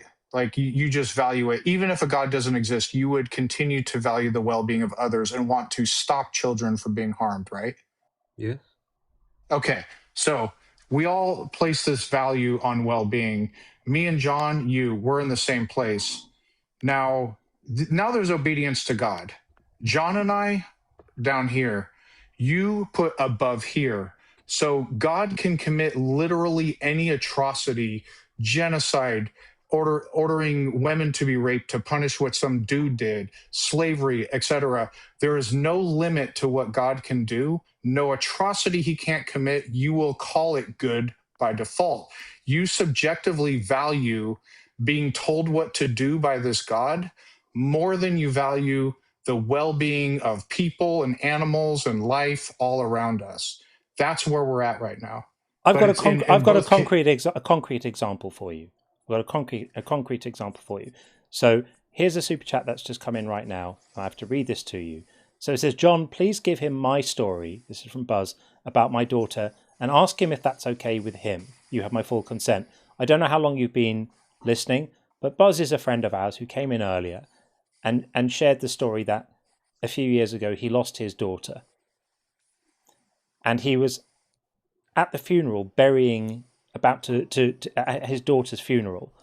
And there was somebody who was even an uninvited guest who had turned up there, some sort of preacher, who had the audacity to come and say to him something along the lines of, God wanted another soul back with him now. It was time for God to take another angel or some asinine comment like that.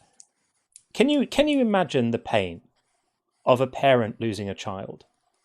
I mean, I'm a parent, and if I start even trying to imagine losing my child, the pain is too much and I can't even think about it. So when I try to empathize with our friend Buzz, it's even too painful for me to even try and imagine what it would have been like for him. And God watched this happen. I don't know the circumstance of this tragedy, but you can be sure that if God is all powerful, God could have averted it. And in the worldview you're talking about, God chose to do this to him, right? This is a man who now has to live the rest of his life with this loss every day, hurting him every day. And God knows this, Is this good? I mean, I wouldn't say the exact circumstance that he's in is good. No. So God brought about an exact circumstance which is not good. Ergo, God is not good. But I'm saying that's not within his nature. He's not like, oh, I want to just cause bad things. Is God capable of having engineered reality such that my friend didn't lose his child? Yes. And he chose to engineer a reality in which my friend did lose his child. What does that say about his character? Well, I would just go to a verse. It's from Lamentations, right? That he orders, or he ordains everything, right? As in God ordains everything, whether it be good or bad, right? So why should anyone complain because of their sin, right? So that's God disgusting. That makes it infinitely worse. Basically just saying, you're just basically doubling down on the fact that God could have made it differently, but he didn't. He likes it this way. He ordains everything good and bad. Could have had a world in which my friend didn't lose his child, chose the world where my friend did lose his daughter. And we're supposed to feel, what, gratitude for that? What I'm saying is that as God is commanded, you're supposed to put him above every relation. That's completely irrelevant. The well-being of a child, God ordering or doing, again, you put this here. Is there any criteria or anything God could do or say, no matter how heinous, is there anything God could do that you would consider God to be evil?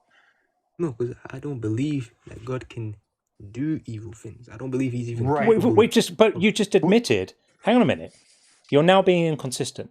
Because I said to you, is the death of my friend's child a good thing? You said no. You agreed. It's not a good thing. I then asked you immediately, could God have made it different? You agreed that he could. So you've now said that God did do an evil thing. No, what I'm saying, I'll explain myself a bit more clear, right? What I'm saying is there was a story from Samuel, right, where I think it was the Philistines. They did evil things to the Israelites. So It wasn't the Philistines. It wasn't the Philistines. You're thinking of the Amalekites. Was the Amalekites? No, it was a different nation. But basically, King David prayed for God to bring back the evil upon their heads. Okay? So what I'm saying is God can bring things around to people that people would say are quite bad. Right? That doesn't mean that he's inherently evil within his nature. It does. If somebody prays for someone else, and God goes, "Coming right up, sir," and then inflicts unnecessary hurt on the other person, that's exactly how we define an evil person. And none of that has got anything to do with my friend's dead daughter. You need to account for the fact that God had two options: one reality in which my friend didn't lose his daughter, and one reality in which he did. And he chose the one where he did. And if your argument is, well, he had to do that because to make his plan work, that was required, then your God has just become massively less powerful, isn't all powerful, because he can only enact his plan with a certain amount of grief and agony visited on people who didn't ask for it and didn't do anything wrong to deserve it. Which is why I say God is evil. Because he's either incompetent and inept, or he has the power you claim for him, and he's evil. There are no other possibilities. We define beings as being bad when they do bad things, right? Would you agree with that?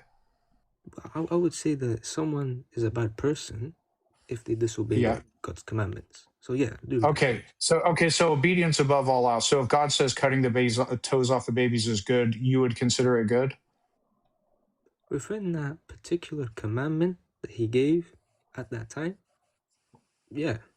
Any time. Is there any order God could give that you wouldn't say is good? Well, no, because he wouldn't give it in the first place. So killing babies with swords? Good commandment? Bad commandment? As I'm saying, you're trying to get me into this, thing here. What I'm saying is these commandments at the time, Was it a good commandment to kill babies with swords? Well, I don't want to get in trouble with TikTok for saying that. No, you won't get it. You won't get in trouble with it. You can just say the word yes or no. Yes means it was good. No means it wasn't good. What I'm saying is, God did not command anything bad. Let's hear it from you directly. So in 1 Samuel 15:3, he commands people to kill children. Was that commandment good? You can say yes, it was good, and infants, specifically commands them to kill infants. Men, soldiers, presumably with swords. Maybe it was another way. Maybe it was axes. I don't know. But kill children. Was that good? I'm saying if it was bad, he would never have commanded it.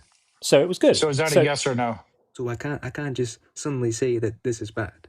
No, we just want to hear you defending that you think it was good. Was it good? Yes or no? Well, you see, I'm trying to answer it appropriately. Don't worry about TikTok. We won't. I don't care about that. We all just want to hear you say whether you think this was good or bad. So you can just say good or bad. TikTok's not going to punish you. If there's any fallback from TikTok, it falls on me. This is my channel, and frankly, I don't care about them and their silly policies. So, was it good when God in 1 Samuel 15:3 told men to kill babies with swords and infants? Was that good? The commandment to unalive the people there, yes, it was good. So if you'd been a soldier, would it have been the moral thing for you to follow that commandment? Yes, it would have been a moral thing. Would you have done it? I would have to have done it. So when you go in the room and you're fighting, you go on there to slaughter the Amalekites, and you're an Israelite soldier, and you go in the room and there's a mother, and she's nursing a baby. Maybe it's a newborn baby, maybe a week or two old, maybe not completely newborn, but young newborn baby, and the mother's nursing the baby. Which one would you kill first, the mother or the baby? I can't answer something like that. I don't want to say. I'm just curious. But you're doing God's work. It's the height of ethical behavior. You must have a plan about how you're going to do it. I mean, well, I don't want to be on here saying I want to kill this person first. That's kind of a. But can you see where this mental slavery leads? The mental slavery that you're holding on to at the moment leads to, I would do anything if God told me to. This is how Al-Qaeda work. This is ISIS. As Sean always says, you're one revelation away from ISIS. This is the exact moral logic, because these people think they are getting God's commandments, right? They think they're being told by God that it's honourable to die a martyr's death, so they strap bombs to their backs and get on buses, or they put kids' heads on stakes, or they kill Yazidis, or they, whatever it might be. This is the exact moral logic. This is why, by this logic, you ought not to criticise any of those people, because they are literally just doing what you said you would do. They've perceived an order from God. They've declared in their starting rule is not we decide whether a God is good or bad based on the kind of behaviour he promotes. No, we decide God is good right at the beginning, and then we retroactively fit the behaviour that he commands into goodness by decree. So we just say, God is good, and then when God says, kill the non-believers then becomes good, and you have to do all of that stuff. This explains the psychology of fanaticism and religious violence, and you are endorsing it. I get what you're saying. I get what you're saying. You could think twice about this. You don't have to be this way.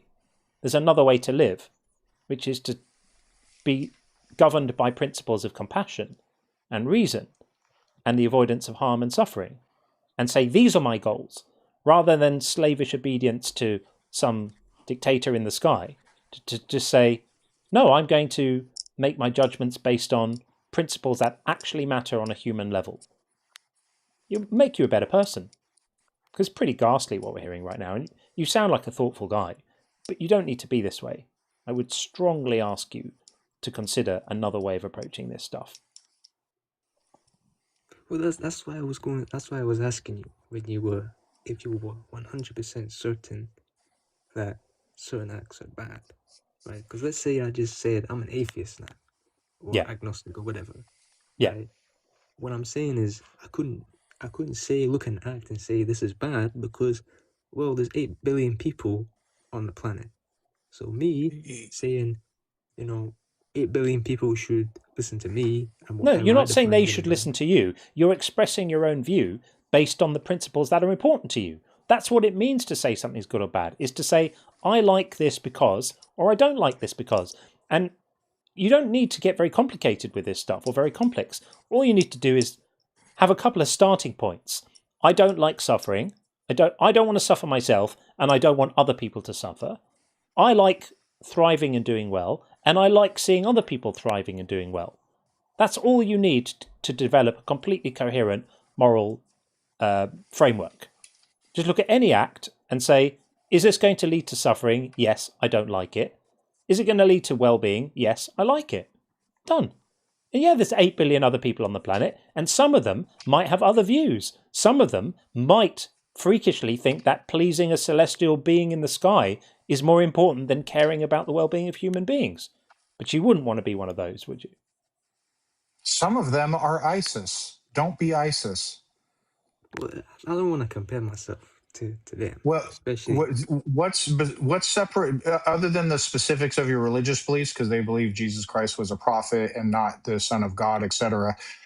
Setting those aside, the only thing separating from by your answers, the only thing separating you from ISIS is one perceived revelation. If you received what you believe to be a revelation from God to commit atrocities against others, you said you would do it. Mm-hmm. You can see the logic here, right? Yes, but I would say because the Islamic State are part of a different religion, I would say they're going other than that's why I said other than the specifics of their religious beliefs. Okay, those are different. Other than that, there's the only thing separating you from them is you receiving what you believe to be a revelation to commit atrocities.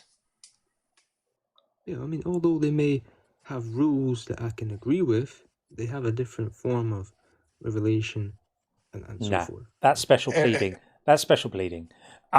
We've had another message through from our friend Buzz. So this is responding to your comments about his daughter, right? So I'm going to give you another chance to redeem yourself here.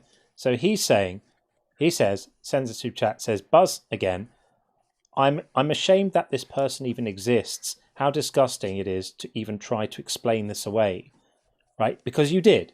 You tried to explain away the grief visited on him, the pain visited on him, and the loss, as if it's completely fine. You've moved on from it and not thinking about it anymore. He doesn't get to move on from it.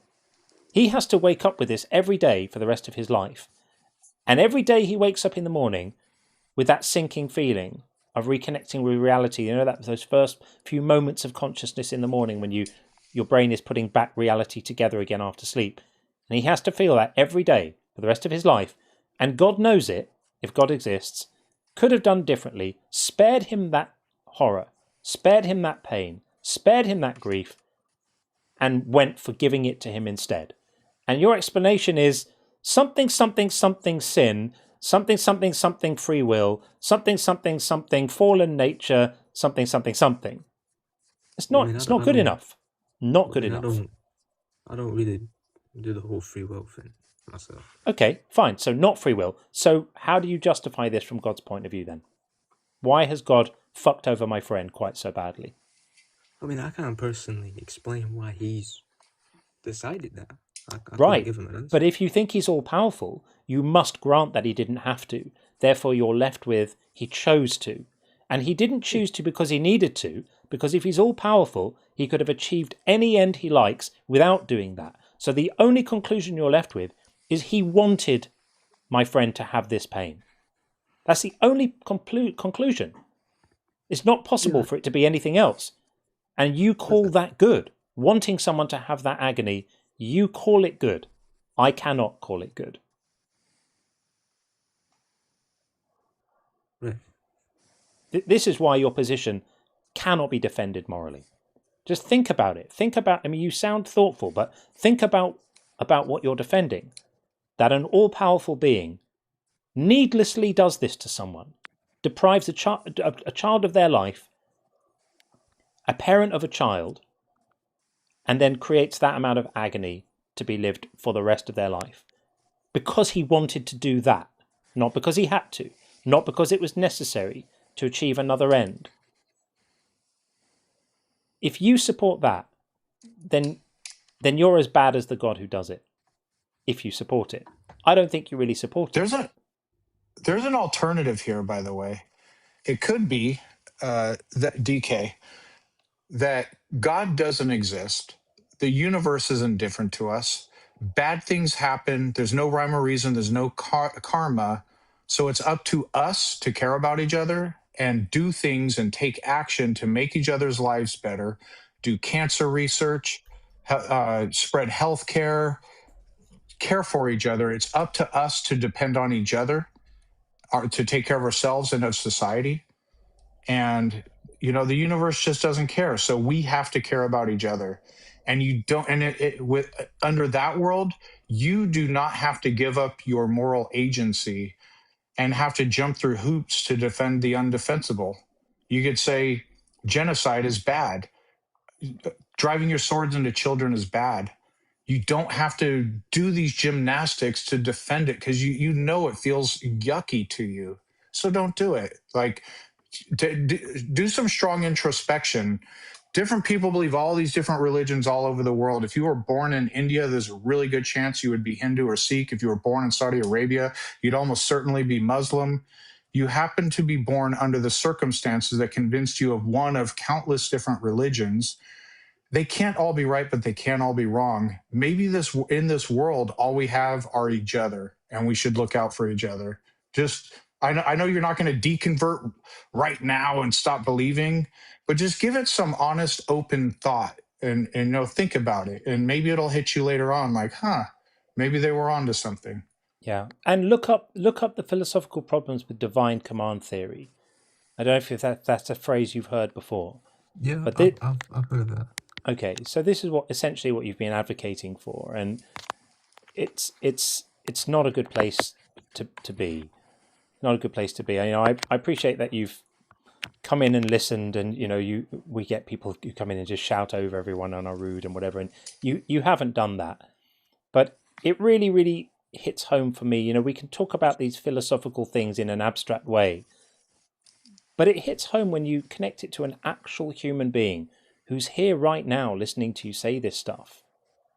Just put yourself in his shoes for a moment, and then think about what that says about God, and then how ridiculous it is to say God is good even though he chose this. If this is good, what does good mean? What does good mean if it includes inflicting that kind of agony on people without needing to? Doesn't mean anything. It's done. The word is empty at that point. So that's why I say God is not morally good, because in my world, morally good explicitly excludes the unnecessary imposition of pain and suffering on other people for no reason. Right. I think I got you on that. I mean, you could move on. We could move on to the third one if you want. We can. Just a quick time check. Okay. Well, we're going to start winding things up soonish, but we can go onto the third one if you want. I'm going to just remove the super chat from the screen because it is right there. Let me just find it and get rid of it. Sorry, give me a second. There we go. Okay.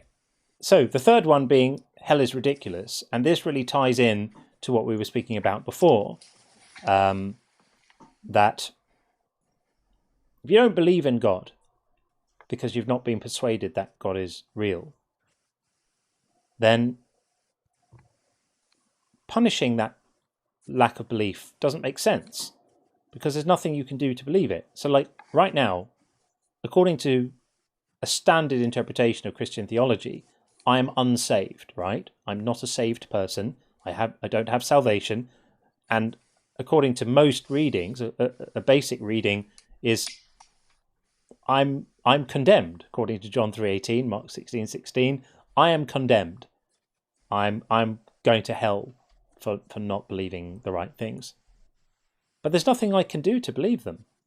If I wanted to more than anything right now, I still couldn't do it. You could put a gun to my head and I still couldn't do it. You could put a gun to my child's head and I still couldn't do it. I just can't do it. It's beyond what I'm capable of doing. And yet, according to the theology that you buy into, if I get hit by a bus tomorrow, and tomorrow is the last day of my life, then because I failed to believe the correct thing during the time I was alive, I'm due some kind of punishment. Does that make moral sense to you? I wouldn't necessarily phrase it the way you were. But is it true? Is it true? Is it not true that someone who doesn't accept Christ is not saved? Yeah, if someone rejects God. There's a difference to rejecting, by the way. Not accepting is not the same as rejecting. Because rejecting means you think there's someone there to reject. I'm not rejecting anyone. Well, that's where we kind of differ. Why do we differ? Because I'm not rebelling against God or rejecting God or saying I don't love you. I just don't think there's anyone there to rebel against or say that to. I'm just not convinced. I'm not convinced about God in the same way that you're not convinced about the Hindu gods or lots of other religious claims that people believe. You're not rebelling against Krishna, are you? Well, no, because it doesn't exist. Well, that's your view, right? You're just not persuaded that the Hindu gods exist. I'm not persuaded that your God exists. So it's not a rebellion, is it? You're just saying, I'm not rebelling because I just don't think there's anything there to rebel against. That's how I feel about your God. So it's not possible for me to accept Jesus. Why should I be punished for that? What I would say is that every human has been created with I won't say like a revelation, but the kind of a general revelation about being created by God, but not just like a general deity, like everyone knows the God that created them. You're factually wrong. That's just not true. I'm saying because people are evil, they reject that. You're factually wrong, and also even if it's the case that someone doesn't like the idea, they can't just choose not to be convinced of it. I don't like the idea that cancer exists, but I can't just decide to rebel against the notion of cancer and not believe cancer exists. My intellectual mind can't help but believe it exists. But also, I'm an example, and there are scores of examples on here of non-resistant non-believers. That means people who at one time wanted to continue believing in God, but just couldn't. If it were intrinsic within us to believe that a God exists or a God created us, there would be zero atheists in the world, and you're talking to two of them. Yeah. No, but that's what I'm saying. Is that people know that truth, and they have it in them. This is Romans 1, isn't it? Truth. Is what? Romans 1. Yeah. It's just factually not true. Demonstrably, factually untrue that people know the truth and are denying it. If you get to say that, if you get to just proclaim that you have access to the contents of everybody else's mind, and you can make proclamations about our belief states, if that's the rule, then I can do the same back. And I can confidently assert that you don't believe. You're just faking it. You're just saying it so that you can avail yourself of the benefits of religious affiliation, community, acceptance, all of those things. But actually, deep down, you don't believe a word of it. But I wouldn't say that to you, because it's disrespectful to presume that you can speak about the contents of somebody else's mind with any authority. It's a theological dick move. Don't do it. It's bullshit. Don't do that. Except that when somebody tells you they don't believe something, that's all right. When somebody tells you they don't believe something, accept what they're saying. Otherwise, you're just calling them a liar, and you wouldn't want to do that. Sorry, Sean, go ahead. No, sure. It's also, and I'll give you a little helper here if you want to be good at Christian apologetics. it's the worst possible apologetics, because what you're doing is you're talking to people who know the contents of their own mind. We all know the contents of our own minds. Now imagine if part of my theology was like, here is in this verse and in this chapter, it tells me every single person really deep down knows that Puff the Magic Dragon is real. But in your mind, since you're reading your own mind, you know for a fact, it's not an opinion, it's not a position. As a fact, you know you don't believe in Puff the Magic Dragon. Now you're going to know that my book contains, as a fact, false information. So what you're doing is you're telling people who you don't know the contents of their mind, but they do, that what their belief state is, and you're making factually incorrect statements about it. So you're discrediting your own Bible when you do that. Yeah. I mean, I don't personally use that as a preaching method. I'm just saying that's where we disagree. Well, you're disagreeing about the contents of my mind. What method did you use to read my mind? Well, that's what I'm saying. I'm just using it as an example. Right, but do you agree it's a poor one? Like, you cannot read my mind, right? Well, no, I can't read your mind, no. You're right. So I would advise you, you do you, brother, but don't try to tell people the contents of their mind, because what you're doing is you're saying, my book says this about the contents of your mind, but they know it, and we know as a fact that your book is actually wrong, at least in that place. I mean, imagine if I did this, right? Imagine if I said, I've got a piece of paper here that says, on my piece of paper, it says over here that DK2RK doesn't actually believe in God. So I know it because it says it on this piece of paper. Would you take me seriously? No. Would you not feel that I was overstepping some boundary of reasonableness? Because how could I possibly have any kind of evidence that would tell you what you believe? You would realize that that was fraudulent immediately.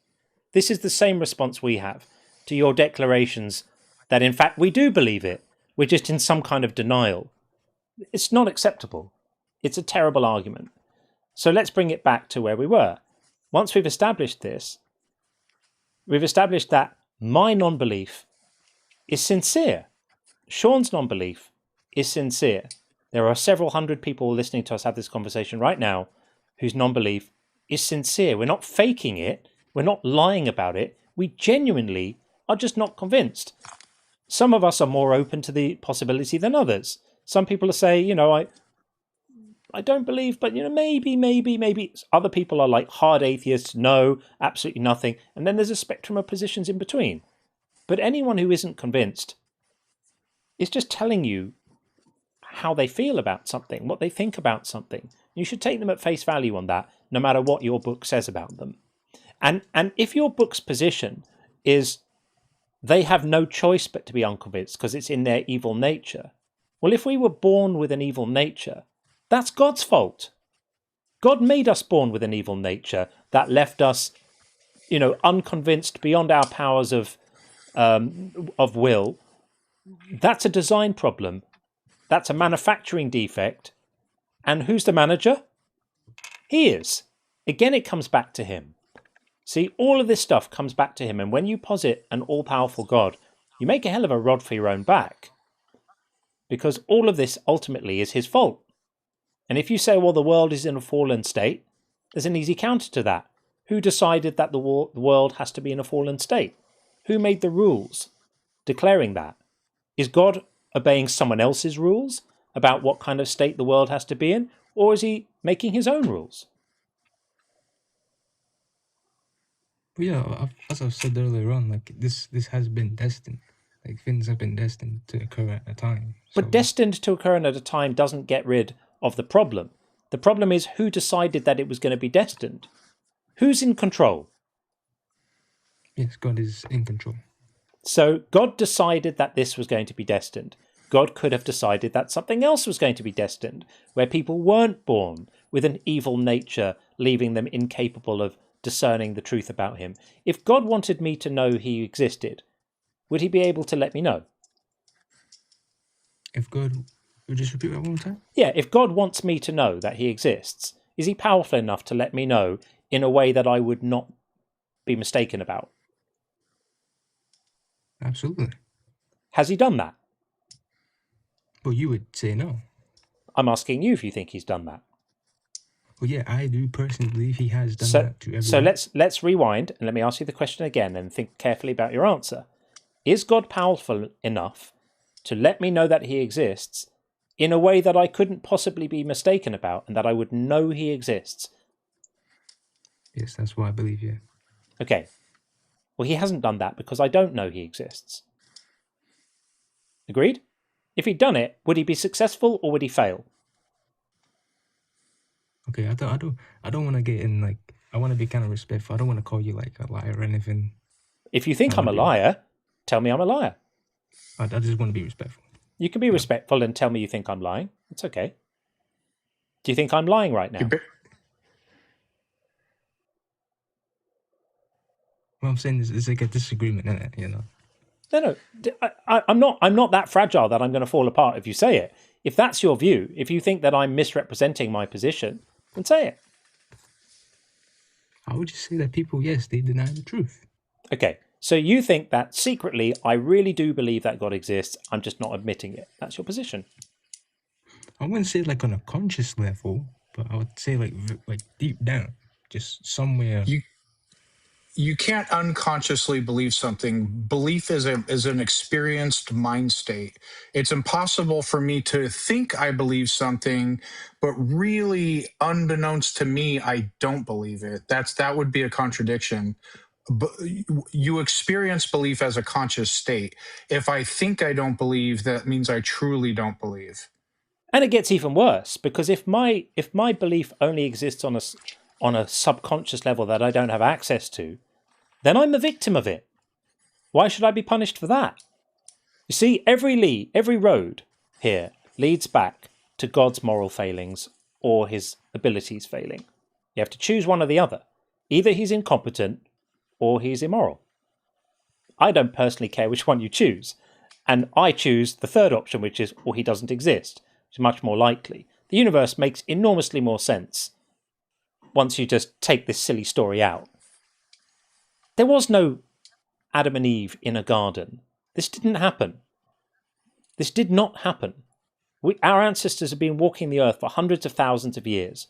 We evolved from earlier forms of primates, and they evolved from earlier forms of vertebrates, and they evolved from earlier forms of other types of life, all the way back to simple replicators, simple molecules that had the ability to replicate. That is the true history of life on this planet, of humankind. Trying to talk about this stuff as if it's really true is just delusional. I mean, we critique it, right? Because we can critique the sort of moral implications of it.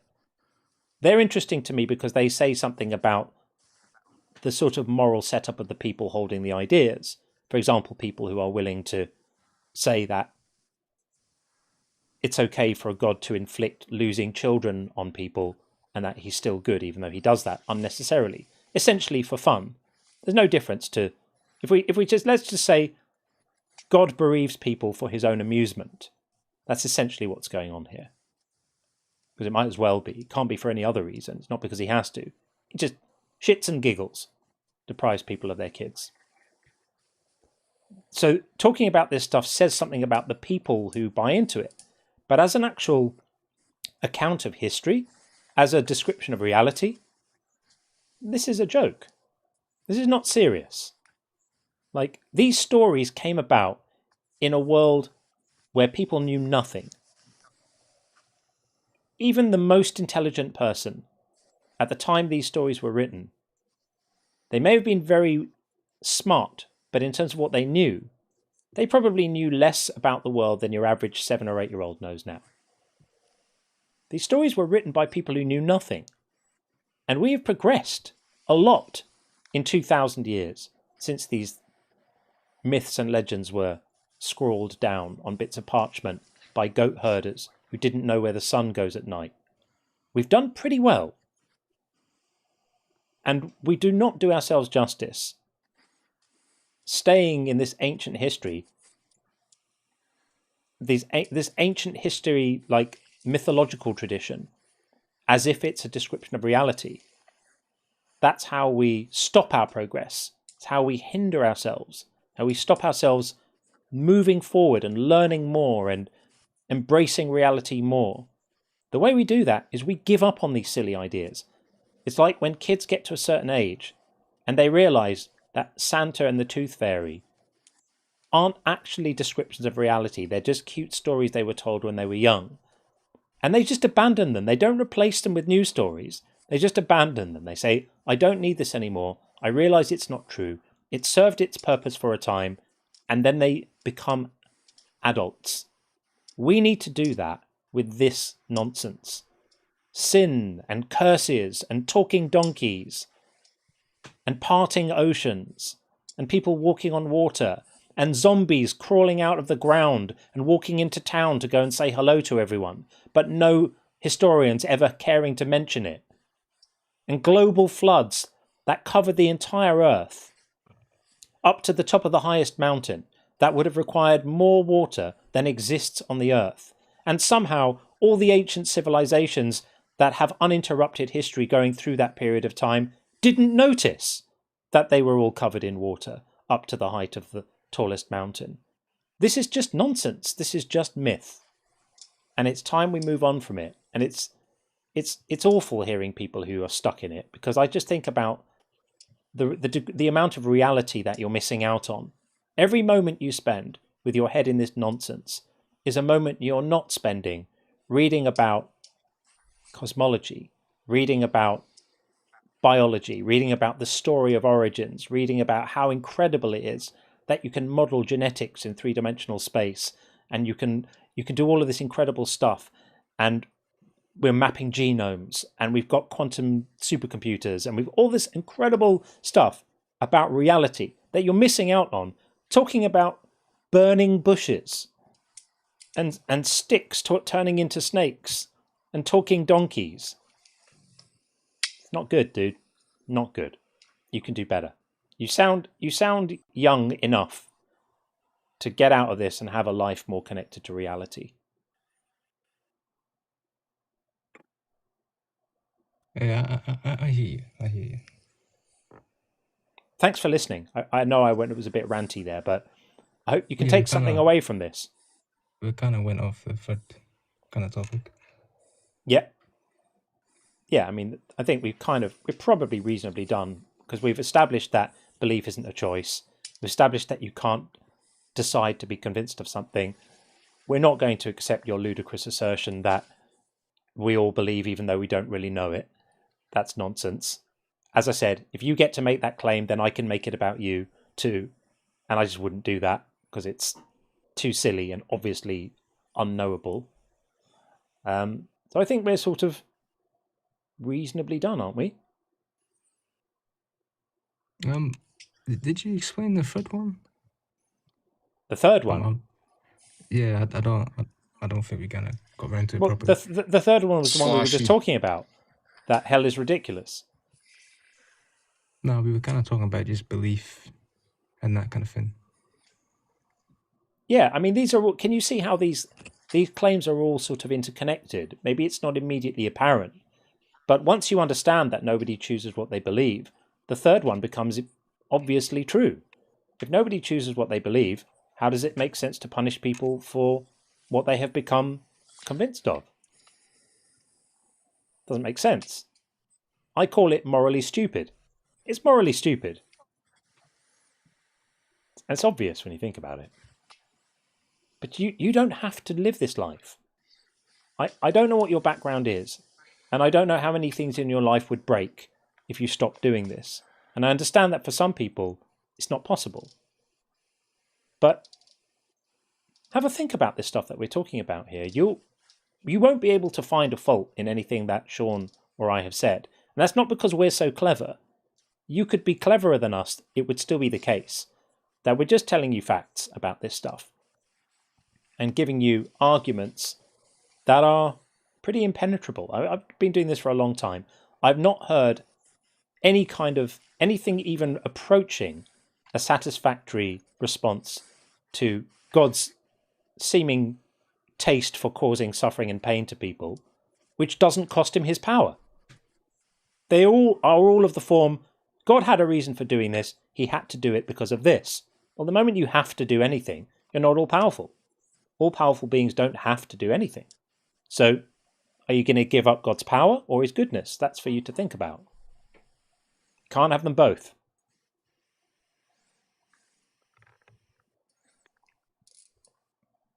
Yeah, man, it's been a good chat anyway. Thanks for coming up. Come back anytime. Right. Take care, yeah. You too. Bye. Have a good one, DK. Okay. There we go. That's pretty good, I thought. I thought we covered quite a lot of ground. And to give him credit, he did listen. Yeah.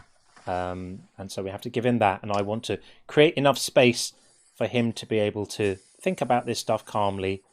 And if you're still listening, think about it. This will be on YouTube. It will all be reviewable. So I may clip the conversation, but if I do, it'll be there as a standalone clip or part of it. But the whole thing is on the live, and the lives are all archived permanently. So if you want to check it out, go back and listen to the conversation again. And if you think on reviewing the conversation that we said something that doesn't stack up and you wish you'd had a response to it, come back and give it to us again. I'm that confident that our position will withstand anything you have. And that's not posturing on my part. It's just these positions are well thought through. So, yeah, hope that's helpful. Anyway. Okay, so here's where we're at. It is 3:15. Let's keep on going for a little bit more. We've been streaming for 7 hours and 22 minutes, so we are going to think about drawing it to a close soon. We've got Pete on the YouTube side, and we've got James on the TikTok side. So let's take James while we're still in TikTok mode, and then see how we go from there. But yeah, we will start thinking about putting a lid on it soonish. Bringing in James right now. James, are you there? Hey, how are you? Very well indeed, thank you. Thank you for joining us. I think you're a fat cunt, you're a bastard, and you smell like shit. Mm-hmm. Anything else? And you're a loser. That's what you are. You're a loser. Great. Anything else, James? You're a paedophile, mate. You're a paedophile. Lovely. Yes. Keep on going. Should I expose you to everybody here and on Sure. YouTube? Yeah. Yeah? Do you Okay, think? guys. So let me expose this pedophile, okay? His name is not what you see. Robert Paulson. Fight Club reference. Sorry, go ahead. Keep on going, James. We're all enjoying your fantasy. Keep on going. Expose the pedophiles. My father works for the police, the British police. Yeah, keep on going. He's seen all of the naked little girls' videos that you've been watching. Fantastic. Keep on going. Does your father know about your potty mouth, James? Does he know about the kind of language you use to strangers on the internet? He's actually here next to me. Listen. Oh, he's as badly brought up as you are. Fantastic. Keep on going, James. So you will be arrested. I can't wait. You will be prosecuted. Is your dad going to come and arrest me? I can't wait. Yeah, keep on going, James. This is delightful. So make sure you count your days. Because you won't be here very long. Lovely. Anything else? 20 years. That's 20 years minimum, by the way. Right. Lovely. Anything else, James, or are you done? I've got one last thing. That one. Okay. I've got one last thing to say to you. Have you? Yes. I can barely wait. And off he goes. Ladies and gentlemen, that was James. I think he gets... I think let's rate James, shall we? let's Oh, rate my James. Lord. If you haven't used the caller rating, this is your moment to rate James. I'll put the links in. I think also TikTok will be notified about his account. That will definitely be suspended by tomorrow. Because he made the foolish error of doing that on a recorded stream. So I have the evidence of it right here. So that's going to be submitted to TikTok. His account will be suspended by tomorrow. And I think let's try and get some good votes in for James, because I think it would be quite nice if we can do that. Before I move on, our final call will be Pete, who I'm sure will be far better behaved than that. Yeah, amazing. So James is still in the chat now.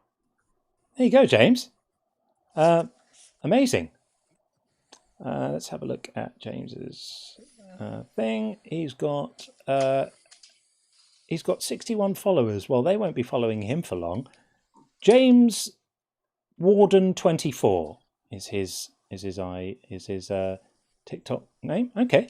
Well, James, you didn't make a smart move to come in and speak like that on a public and recorded stream, right? You've just created an evidence trail of your own bad behavior, threats. Out of curiosity, in the vernacular used in your country, is the British police even a thing? Because, like, if someone said the American police, that's not a thing. It's not. Now, there's it's not a thing. federal law enforcement agencies like the federal FBI, Federal Bureau of Investigation, but there's not an American police. That's like nonsense. Yeah, no, there isn't a British police as such. No, the police are there's the Metropolitan Police, who are the London police, right. and districts and cities, and yeah.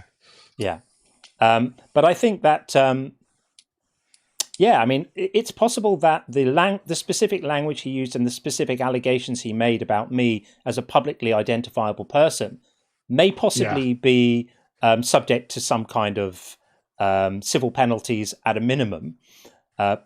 Potentially even criminal. He was making allegations about police that are not going to pan out and not going to be true. So I hope that he's got good anonymity, because that young chap's going to find himself in quite a lot of trouble tomorrow. He may come to regret the call that he just made. So I hope he enjoyed it while it was going on, because it's going to come back and bite him on the arse. So we've had 18 votes so far. I think we'll lock it there, because I'm sure we could get more, but it's probably not worth wasting the time on that. So let's lock that off for James. Let's have a look and see what James scored. Lock that. He got 0. That's the worst score anyone's ever gotten here. Excellent work. Very, very good. Loving that. Good stuff. Okay. Final call of the night. I think we will, or possibly we might take Abdullah after this, but we will take Pete first on the YouTube side. Hey, Pete, are you there? Hello? Hi, Pete, how are you?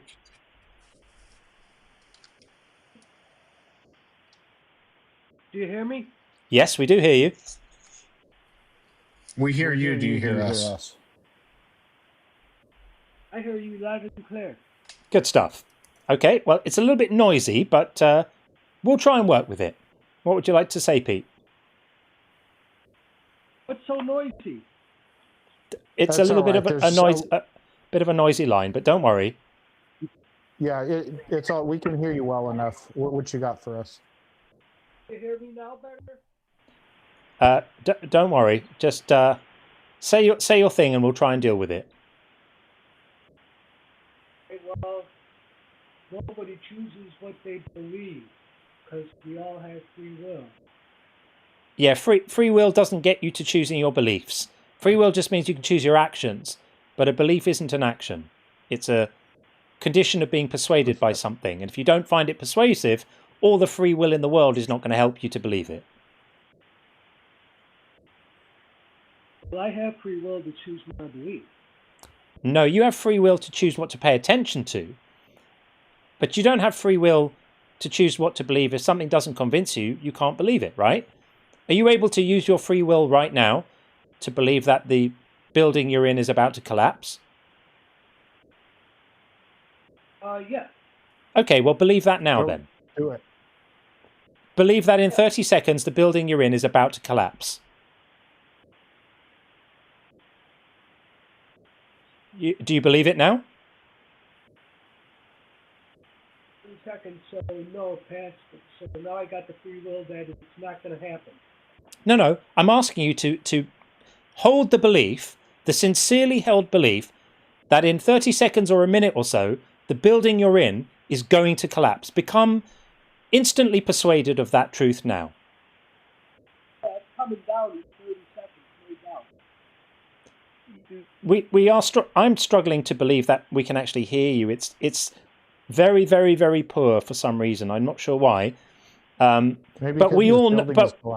But we all know that you don't believe that, because if you did, you wouldn't be hanging around making a call to us. You'd be running out of the building. So the fact that you're still here shows that you don't believe it, and you can't believe it because you're not persuaded of it, and that's universally true for all beliefs. It's a small house.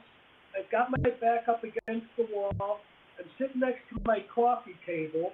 If the house started going under, I'd just go underneath my coffee table. Nobody believes that. Nobody is gullible enough to believe that a man would stay inside a building that was about to collapse to finish a call-in to a YouTube show. Nobody is stupid enough to believe that. We all know that you don't really believe that, Pete, and you know it too. And so this is a good way of demonstrating that you are in fact unable to become sincerely convinced that the building you're in is about to collapse, because if you thought that, you'd have been long gone. So on that note, tried to put on a performance. Like, I'm going to say to you, thank you for calling in. Come up with a better argument next time. Did he just yell? There you go. And off he goes. Bravo! Round of applause for Pete for his bravery staying in the collapsing building for the sake of our show. That was a very selfless act on his part.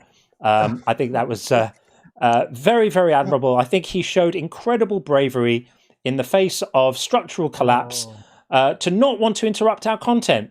I think there's no way we can ever sufficiently repay the debt Worst there. Acting ever, too. I gotta add that. Like, the fact that he acted it out just shows that there's no lengths people won't go to. Like, that was pretty special, wasn't it? I love that. I love that. Okay, let's see. Are we gonna rate that? I think that needs a rating too. I think we're gonna have a 0 and 1 or something. He's not as special as James. Hey, is James still trolling around in the TikTok? Can't see if he's there still. Maybe he's gone now.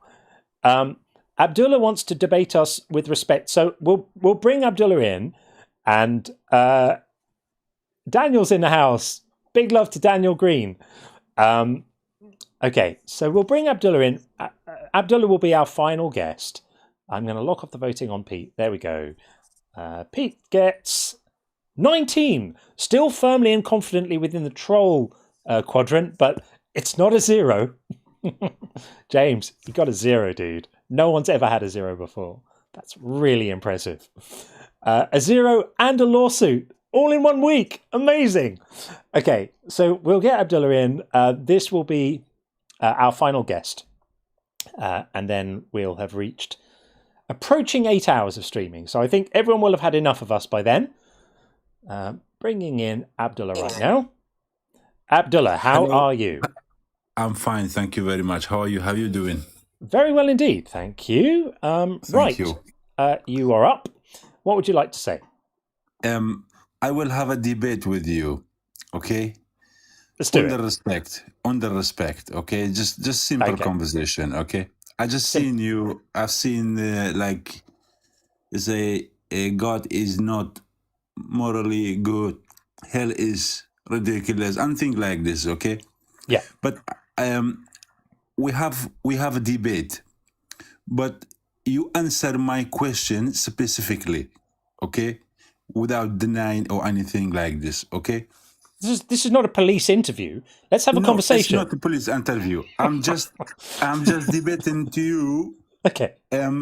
No denying. Yes. If you ask me a straightforward question, I will give you an answer. Question. Okay. And I will expect the same back. Knowledge. And I will expect the same back. Okay. The thing is, I just want to test you. How much knowledge do you have? I don't have very much knowledge at all. Okay. So, the chicken first or the egg came first? The chicken. So, but it was something a little bit different to a chicken. Earlier progenitors of chickens reproduced in different ways, not using eggs. But who made the chicken? No one. No one. Yeah, the chicken's parents made the chicken. Okay. In human body, why you been designed it? 2 years. Okay, hold on a second. You said you wanted to have a debate. This is just like 20 questions. No. I'm continuing to next question. Is that okay? Okay. In the human body, yes. Yeah. Why you been designed it 2 eyes, 2 ears, 2 hands, 2 feet? Why is it 2?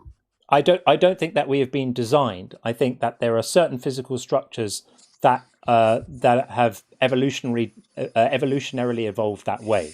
We've evolved 2 hands and 2 feet because if you've evolved 1 foot, you'd have to hop everywhere, and that wouldn't be a great look. Okay. Do you know the moon is being split to 2 pieces? No. No? Okay, hold on a second. The guy is below me. My question not to him, to you. Do you know the moon is being... No, you're speaking to both of us right now because we're both the host of this show. So you don't get to come on here and decide who's going to reply. Sean has license to reply whenever he likes. I tried to have a debate with you. Yeah, you're having a debate with both of us. Okay, I feel left out if I don't get to give answers as well. That's fine. That's fine. I don't want to get left out. Do you know the moon is split to 2 pieces? No, I didn't know that. He didn't know that. Okay, you can search for that. It's been recorded in the Quran from 1,500 years ago. Muhammad sallallahu alaihi wasallam, he made the moon 2 pieces. He showed the miracle to the people who they were asking for the miracle if you messenger. Okay? And he made the moon 2 pieces and he pulled it back together. Yeah. What about that's lovely. But what about when Muhammad gave his friends permission to rape the war captives and to ejaculate inside them rather than pull out? I'm sorry, say again? Yeah, what about when Muhammad gave his colleagues permission to rape the captive women and to ejaculate inside them rather than pulling out? Look, I don't know where you get this from. Shall I read it to you? No, don't read it to me. I'm going to put it here. Okay. So, okay. Hold on a second. So the first thing I'm going to look at is here. This is a verse that establishes. Yeah, we're going to have a look at this. You came up with something. I have a debate with you to answer my question. Lovely. I didn't came up here. The first thing I came up here. I know. I didn't came up here. I know. So the first thing is a law established here in the Quran that establishes that it's okay for men to sometimes have sex with women against their consent. So, O Prophet, we have made lawful to thee. This is talking about who you can marry and who you can have sex with.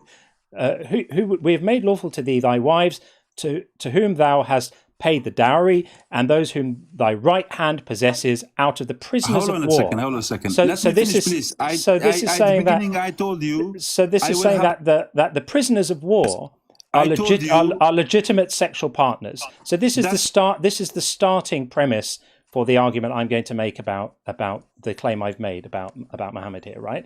So this establishes that women who are prisoners of war are okay to have had sex with. And then we can go on from there to the specific situation I told you about, which is to be found over here, where the what they're saying is, let me make sure that it's displaying correctly. Here we go. Yeah. So Abu Sa'id, did you hear Allah's messenger mentioning Al-Azul? That's pulling out. So that's pulling out, right? So pulling out means you don't actually finish the deed inside. He said yes and added, we went out with Allah's messenger on the expedition to the Bil Mustalik and took captive some excellent Arab women. And we desired them, for we were suffering from the absence of our wives. But at the same time, we also desired ransom for them, right? So they've captured these women and they're feeling a bit horny. They want to have sex with the women, but they also want to ransom the women. So they're a little bit unsure about what to do. So we decided to have sexual intercourse with them, but by observing azul, which is withdrawing the male sexual organ before emission of semen to avoid conception, because they can't get the same kind of ransom for the women if they're pregnant, right? That would be less ransom. They don't want to get them knocked up. But we said, we are doing an act, whereas Allah's messenger is amongst us. Why not ask him? So we asked Allah's messenger, that's Muhammad, and he said, it does not matter if you do not do it, that's the pulling out, for every soul that is to be born up to the day of resurrection will be born. So rather than saying to them, don't rape the war captives, Muhammad says to them, rape the war captives, just don't worry about pulling out while you do it. What's your view about that? My view about that, when I came up at the beginning, I told you I will have a debate with you under respect. We're having a debate under respect. I'm asking your view about this. Yeah, but now you are. I think, and I believe, you just hate religion. You don't like religion. I'm quoting your own holy book to you. I'm quoting your holy book to you and asking you if you have a view about it. Are you Christian? No. Obviously, I'm not. You are not Christian. No, I'm not Christian. You are not Christian. I know that. You atheist. Is that correct? Yeah. Yes. Are you going to answer my question? Yes, you are atheist. Okay. Okay. Are you going to answer my question? I don't care about when you came up. Are you going to answer my question about this, or are you not going to? But when you have a conversation, when you have a conversation with somebody, having a debate, it has to be 50-50. Right. Well, you came up and asked me. You came up and asked me 10 questions about nonsense. I've asked you one question about this. Do you think this was a good rule by Muhammad? Don't say good rule. Just say, is it truth or not? No, I'm not asking whether it's true or not. I'm asking you if you think. I'm asking you if you think it's moral. Are you there when this has happened? Are you was there? I'm asking you if you think this is moral. No. That is not truth, because you was not there. Okay, so the Quran contains untruths. If anybody make any bullshit about any messengers, will you believe them?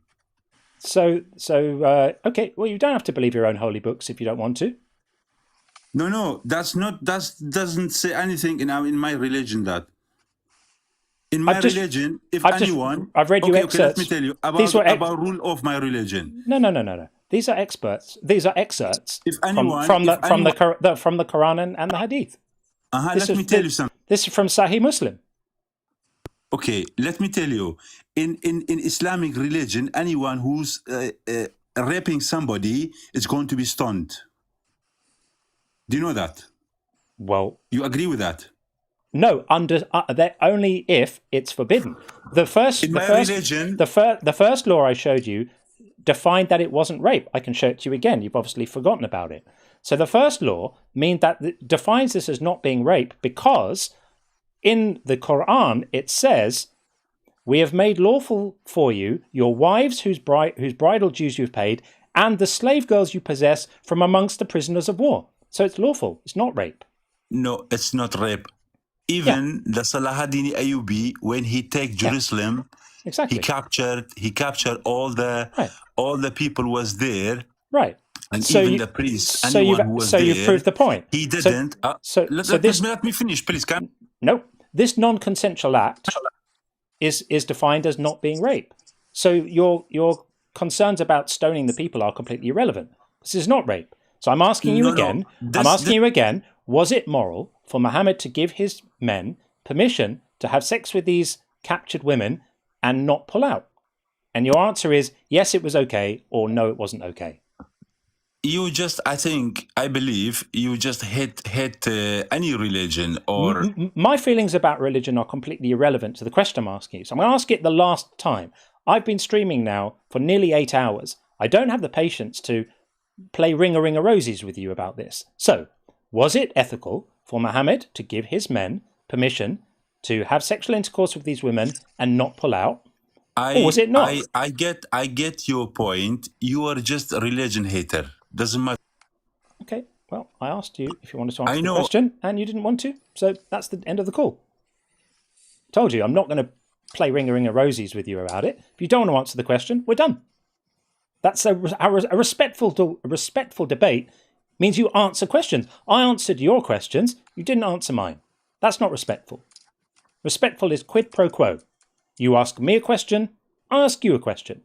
You asked me 3 or 4 or 5, I asked you 1. Couldn't answer it. Job done.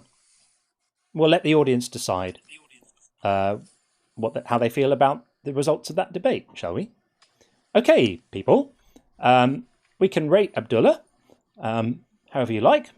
I think he was probably... I don't know if he was trolling. I just think his arguments were very, very poor.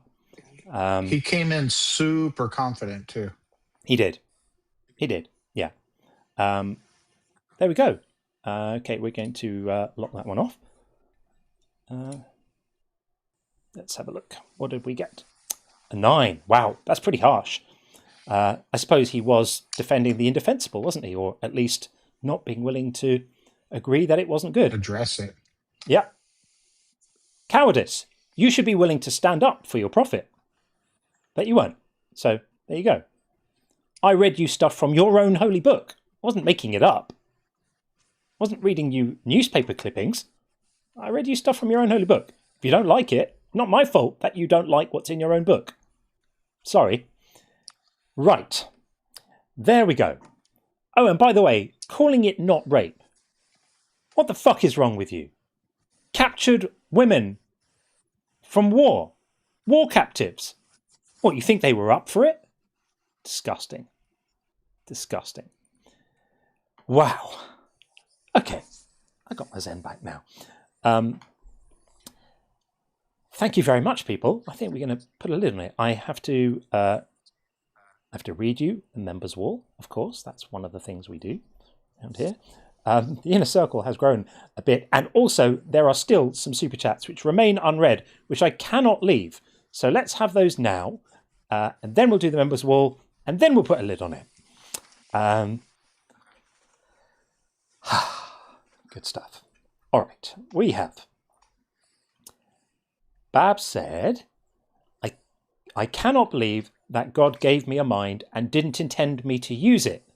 Galileo Galilei. What a great, great quote. And it's so appropriate when people talk about, we do believe really and all the rest of it.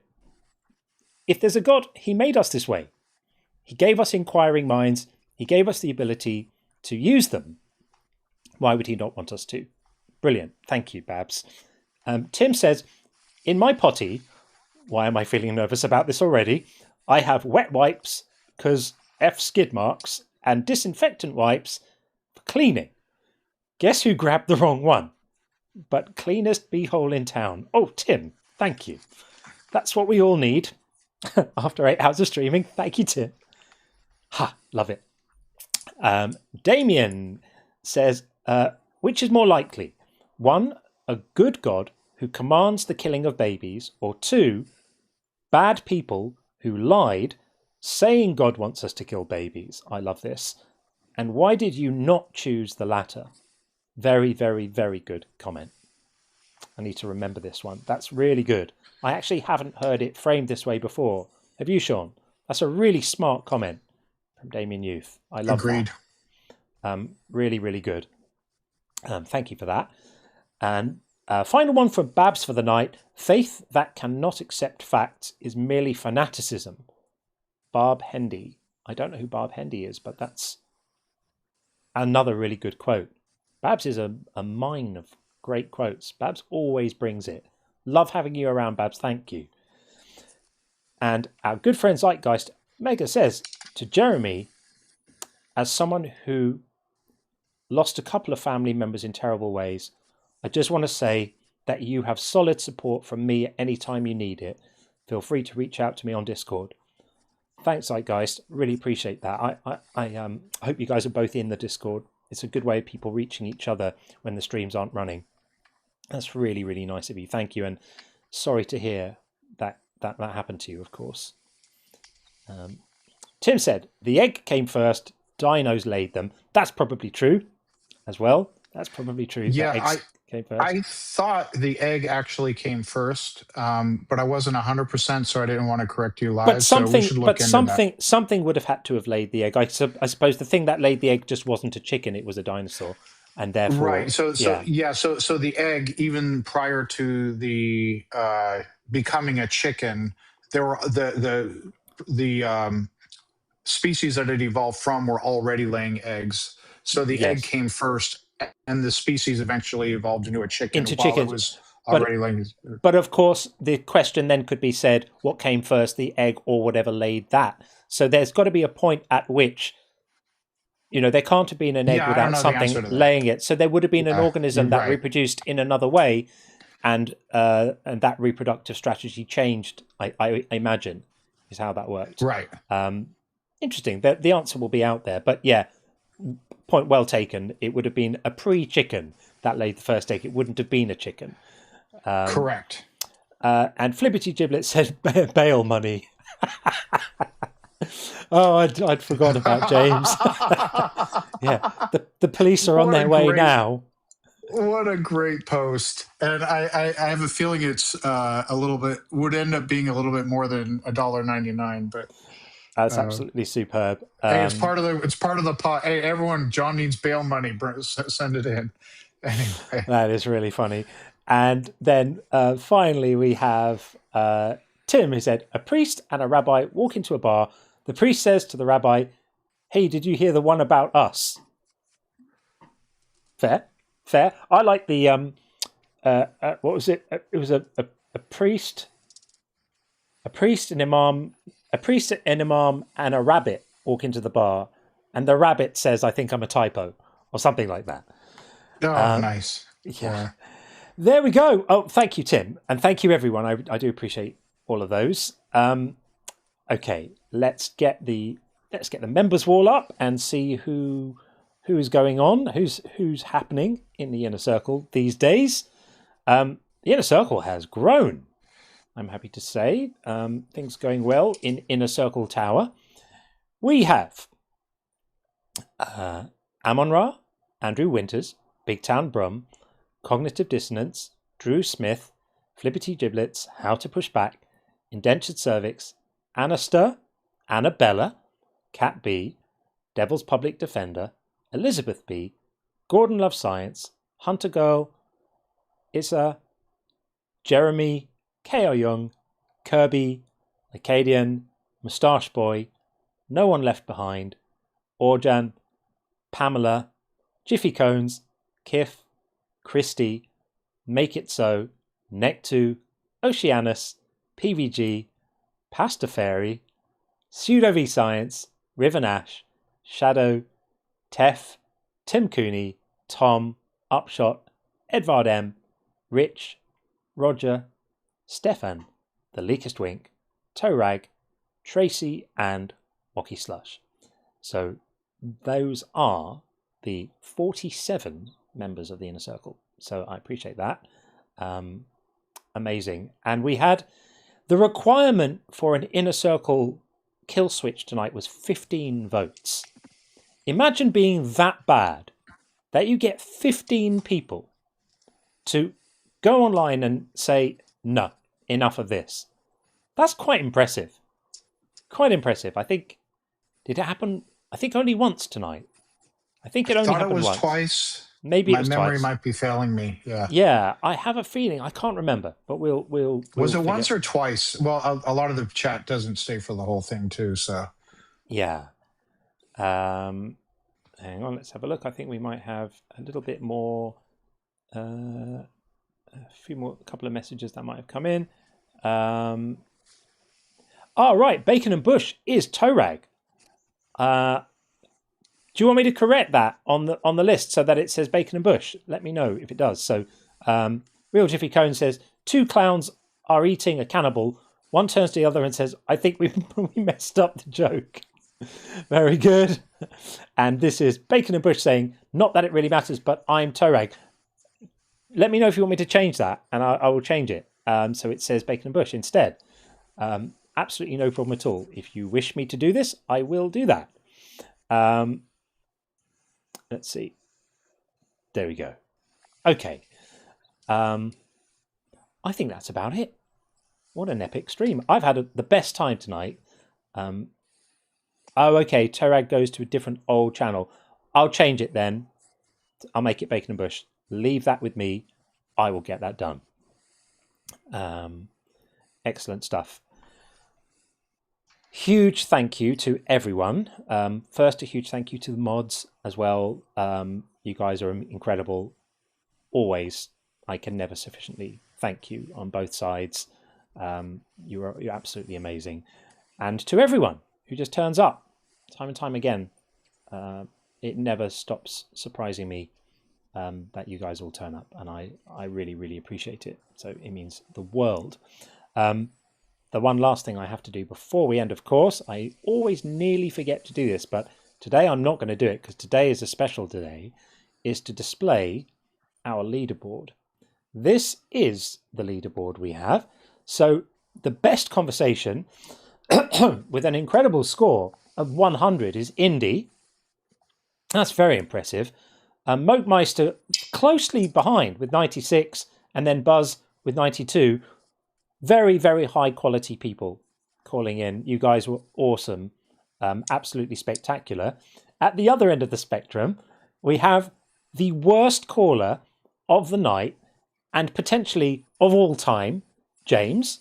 Absolutely fantastic. With a score of 0, which is so bad it warrants a round of applause. And then we have John and Abdullah. Covered yourself in something. I was going to say glory, but it isn't glory. It's something less pleasant than glory. Well done for that. Plenty of interesting material for the clips, so watch those coming up on a YouTube channel sometime soon. And I think with that, that's probably our duties discharged. So on that, I will say thank you very much, Sean. You look great in that colour. Thank you. Definitely suits you. Rocking it. And thank you to everyone else. We will be back, I believe, on Tuesday for the normal daytime stream. Sean, understand, just join us as and when you can, as work permits. We completely understand it. And we will see you soon.